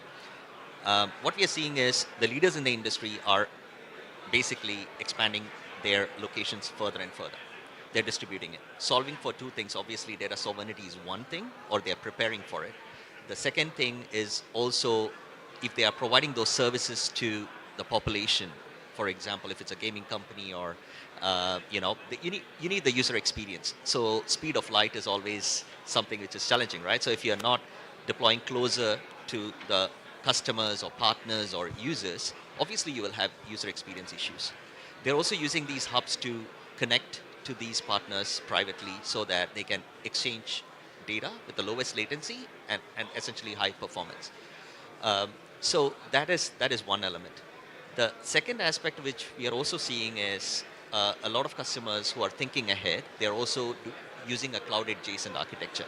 So they have got the public clouds, they're using the capabilities from the public cloud, but they're also building data hubs adjacent to the clouds. So that is yet another aspect that we are seeing. So it's not going away, it's still a hybrid architecture. It's not in one place, but they want to have control of their data, but they do not want to miss out on the innovation that the cloud brings or even any of their ecosystem partners. So that is yet another thing that we are starting to see. In terms of the growth, I mean, at an average, if you think about most of the large global enterprises, they are building at least 2 to 3 hubs per region to serve their customers and partners and also connect to their business partners. So they're building these digital ecosystems, which is helping them do 2 things. One, build new capabilities, integrate services and build new capabilities, essentially speeding up their innovation. Second thing is also they're using these ecosystems to build and sell services with the ecosystem, right? So one of the ways from an Equinix point of view, we do build these ecosystems and we simplify how businesses can interact in a secure manner, privately in those hubs. Okay, I also have one other question that I would kind of like to pose to you guys, but I'm truly not sure what the answer will be. Obviously, as I'm sure a lot of you can realize, the team at DCD, we do come from London, so we are very much a Europe-based company. And there's been a lot of drama, is what I'm going to go for in the kind of cloud sector in Europe in general. The European Union and a lot of European countries and then cloud providers within Europe have really felt, I guess, a bit threatened by the US president is the only way I can put it, and his kind of his legislations and his comments and some of the things he said. And there's been a big push for actually European organizations and particularly European governments to move off of the US cloud providers. And frankly, I think the European governments would be pretty reluctant to go on Chinese cloud providers as well. I'm just curious, is that ever a conversation that enterprises or governments in APAC have? Do they feel any kind of tension between going for a US cloud provider or choosing a Chinese cloud provider? Does it feel like kind of taking sides in some sort of way? I can give you a broad perspective, and most of the enterprises we are talking to, they are using a mix of both, right? It's not either or, and it's use case dependent, and there is value that Alibaba Cloud is bringing into the business, and it's use case dependent essentially, versus what an AWS or Azure or GCP or OCI is doing. So I think it's entirely use case dependent. I am not seeing the trend of moving away either ways at this point, right? I do not know about the future, unfortunately. Do you think some of that's maybe that Europe, I feel like, is known for being very regulation heavy, right? And do you think a lot of it is maybe just that kind of cultural difference in that sense? Probably it is. And I think, at least in Asia Pac, I think we are just being a little bit more pragmatic. Harsh. I think just to add a comment into that, I just recently met with one of the provider, of course, non-US, non-European. So at the end of the day, it's the business decision, right? So whatever regulation say this, say that, but when they comparing apple to apple, right? Which one is sweetener, Washington apple or China apple? And after they said equally tasty, which one is cheaper? What sort of SLA can you provide? So at the end, it's the business call. You have a real way with words, Aaron. Yeah, it is.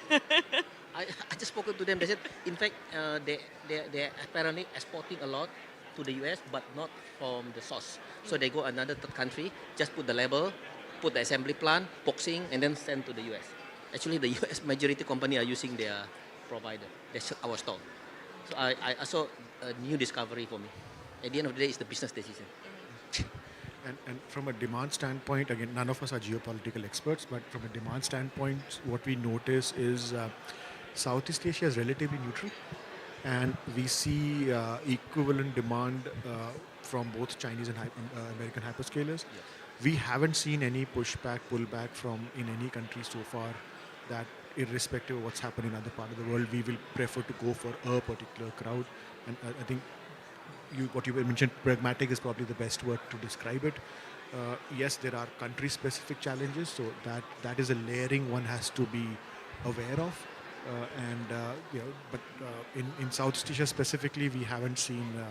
It's actually good because you're getting demand from multiple people. So it's really good for the industry that you will get an American hyperscaler leasing it, a Chinese hyperscaler leasing it, or somebody else leasing it. So it's just safer for the entire industry and the ecosystem if these things are seen with a different lens.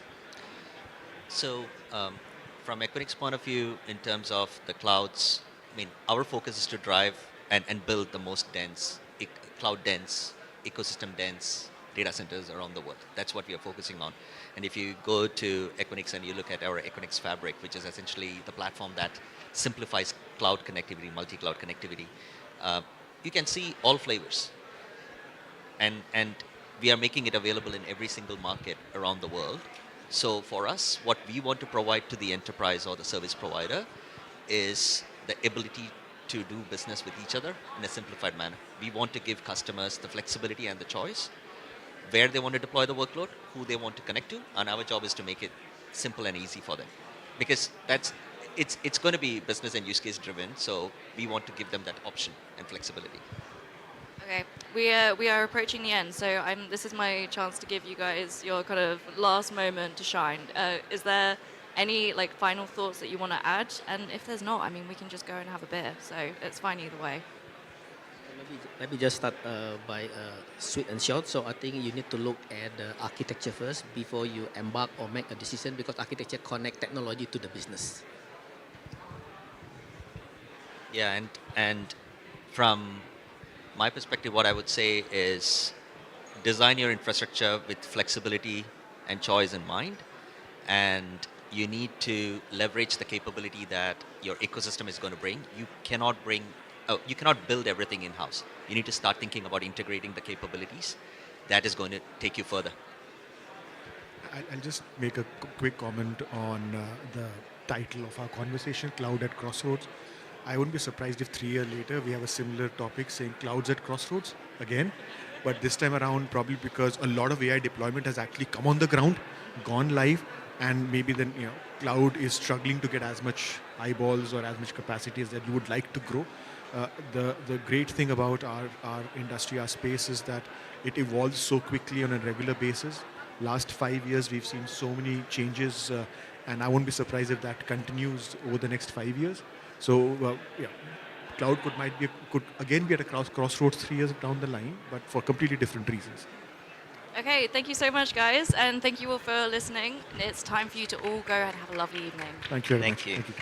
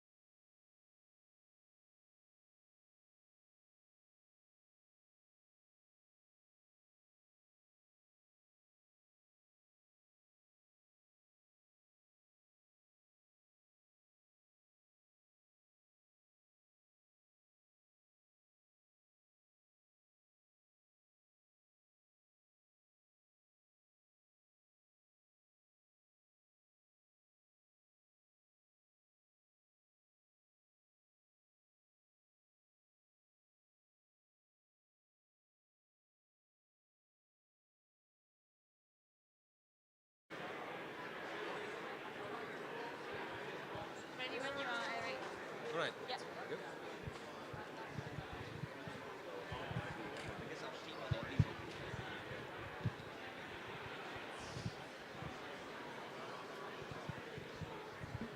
Right.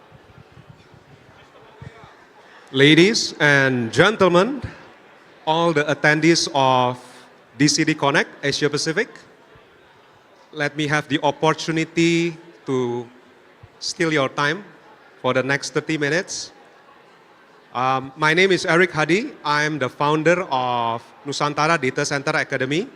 We have been partnering with DCD Academy for the past 3 years.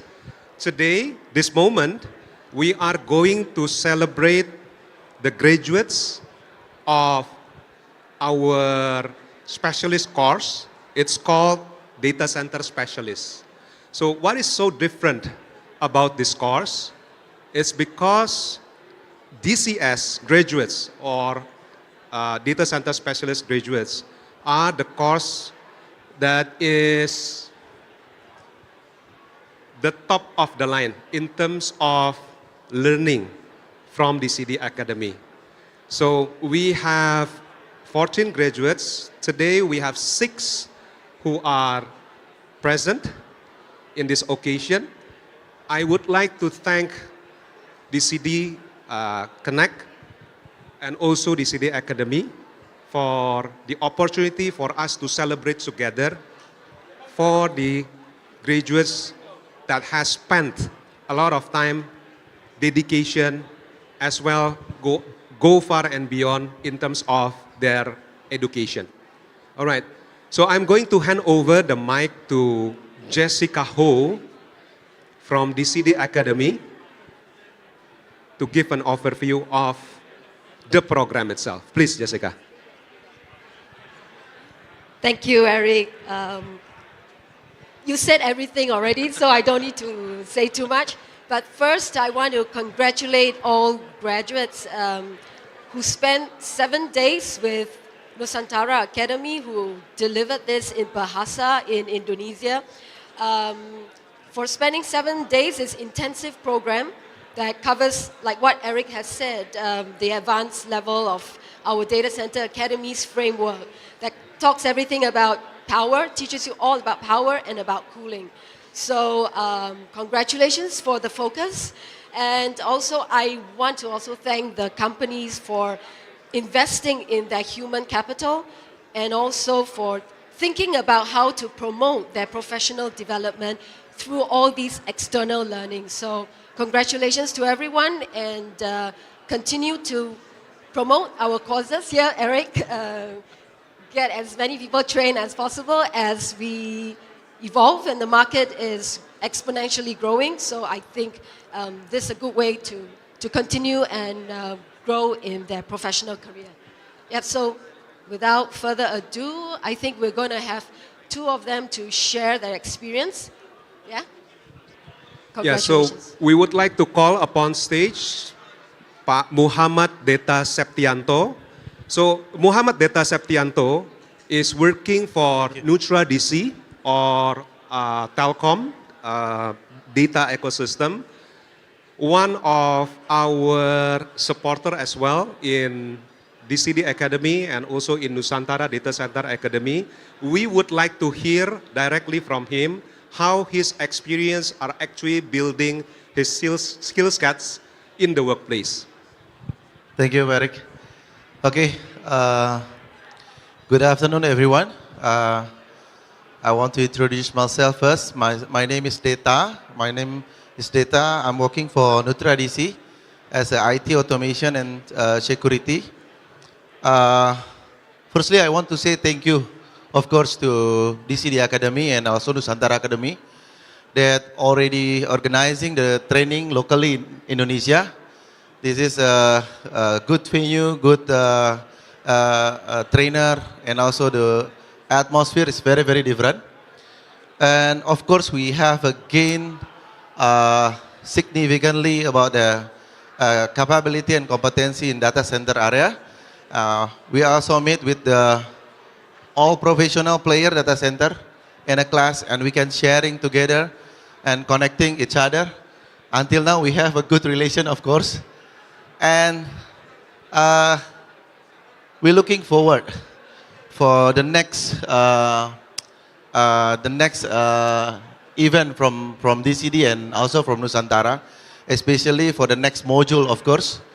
And then once again, we want to say thank you and really high appreciation to Nusantara, especially because without Nusantara, we cannot get the DCP and DCS credential, which is Nusantara is a good partner for the develop competency and capability in our company.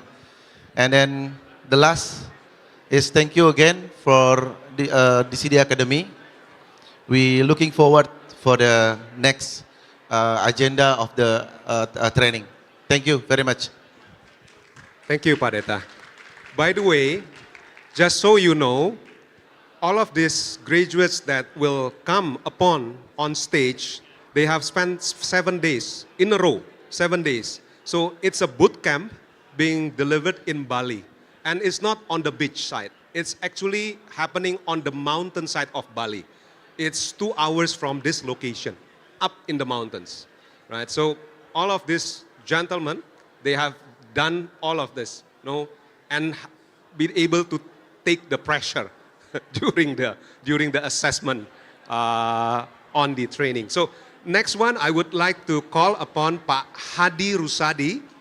Pak Hadi Rusadi is the master consultant from PT Waringin Anom. He's also a graduate of data center specialist for cooling professional and power professional. Please, Pak.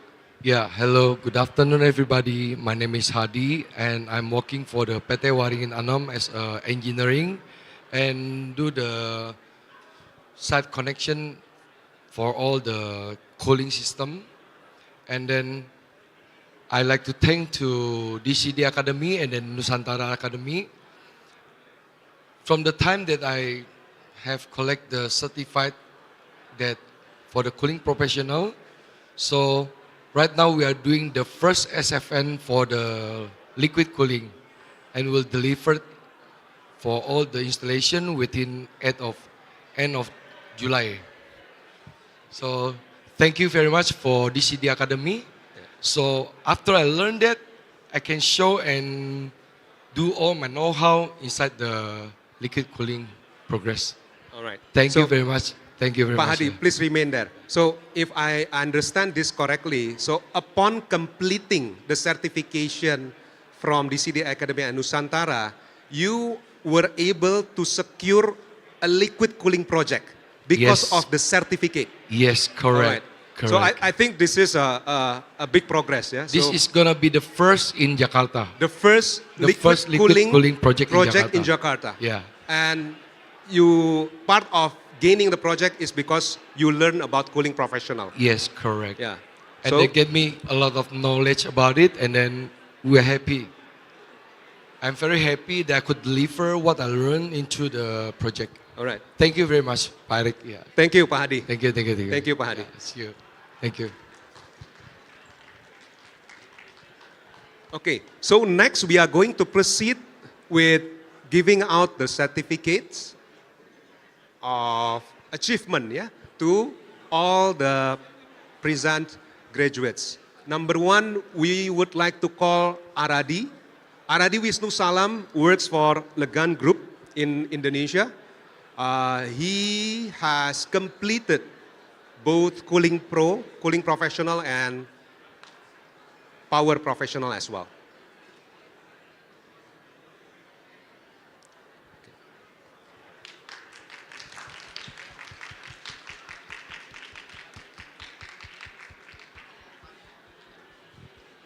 Yeah, please go to the center of the stage so we can take the picture with you.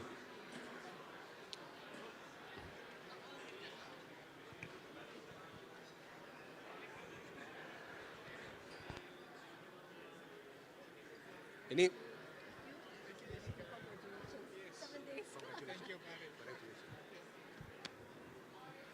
Okay, next one, Bima Hendrawan. Bima Hendrawan works for PT Mega Royal, Komindo.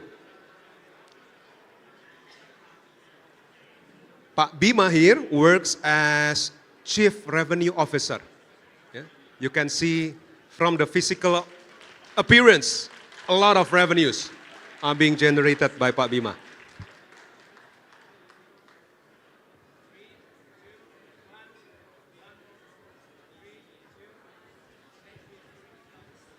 Yeah.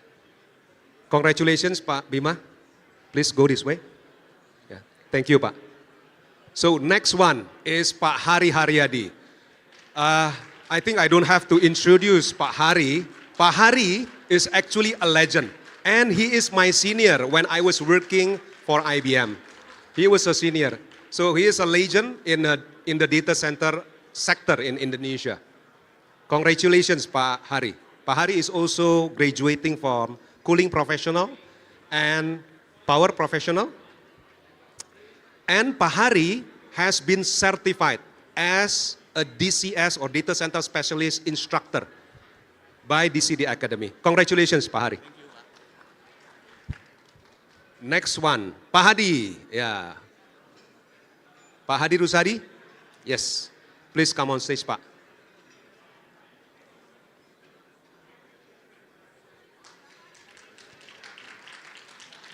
So Jess, we have to be proud, you know? After graduating, get liquid cooling project immediately. Yeah, 7 days.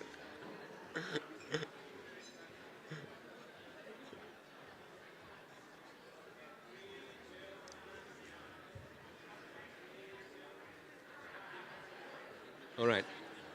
Congratulations, Pak Hadi. Yeah. Thank you. So next one, Pak Deta from Nutra DC Telkom. All right. So one thing that is different from Pak Deta here is whenever I come to Nutra DC office, everyone in Nutra DC always say the same thing. How come Deta becomes so smart about data center? After knowing Nusantara, he becomes so smart. And this is not a joke. So a lot of C-level people, when he meets in the boardroom, he can talk a lot of things which he didn't know before. And we have to thank DCD Academy for that.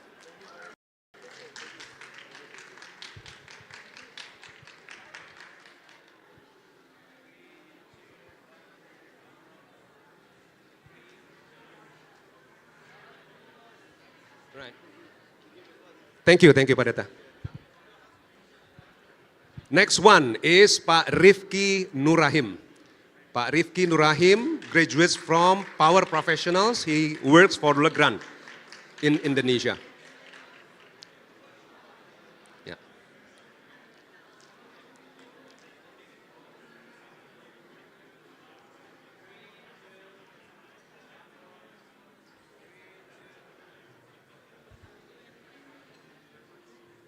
All right. So please stay here, Pak Rifki. Please stay here. I would like to call all the graduates to come on stage again. We will take a picture together. Pak Deta, Pak Bima, Pak Hari, please come on stage. We are going to have a group picture together. By the way, to those of you who would like to join our course, our DCD courses, you can actually scan. I don't know how to scan, but because a lot of people are here. But then again, please approach us or Aisha here. We have a special promo. Only happens in DCD Connect. Yeah? Half the price. Only once a year.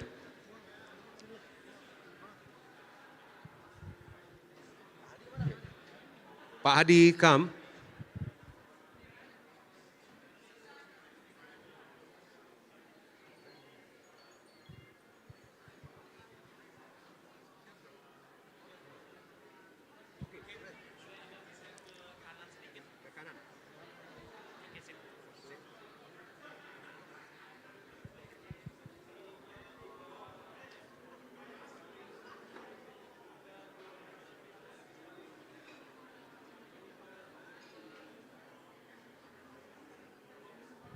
One more. There's a photographer there. Yeah. One more. Okay.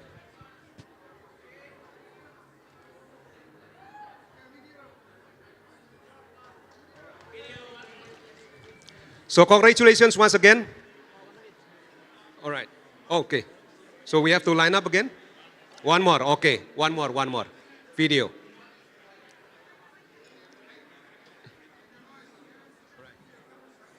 Yeah, unity greetings. Unity greetings. Salam unity.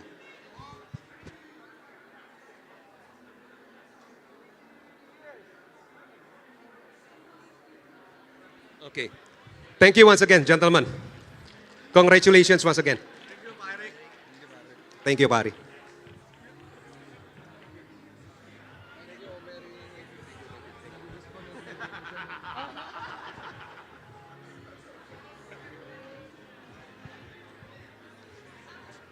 So I think this marks the end of the show, right? And then we just go mingle and network with each other.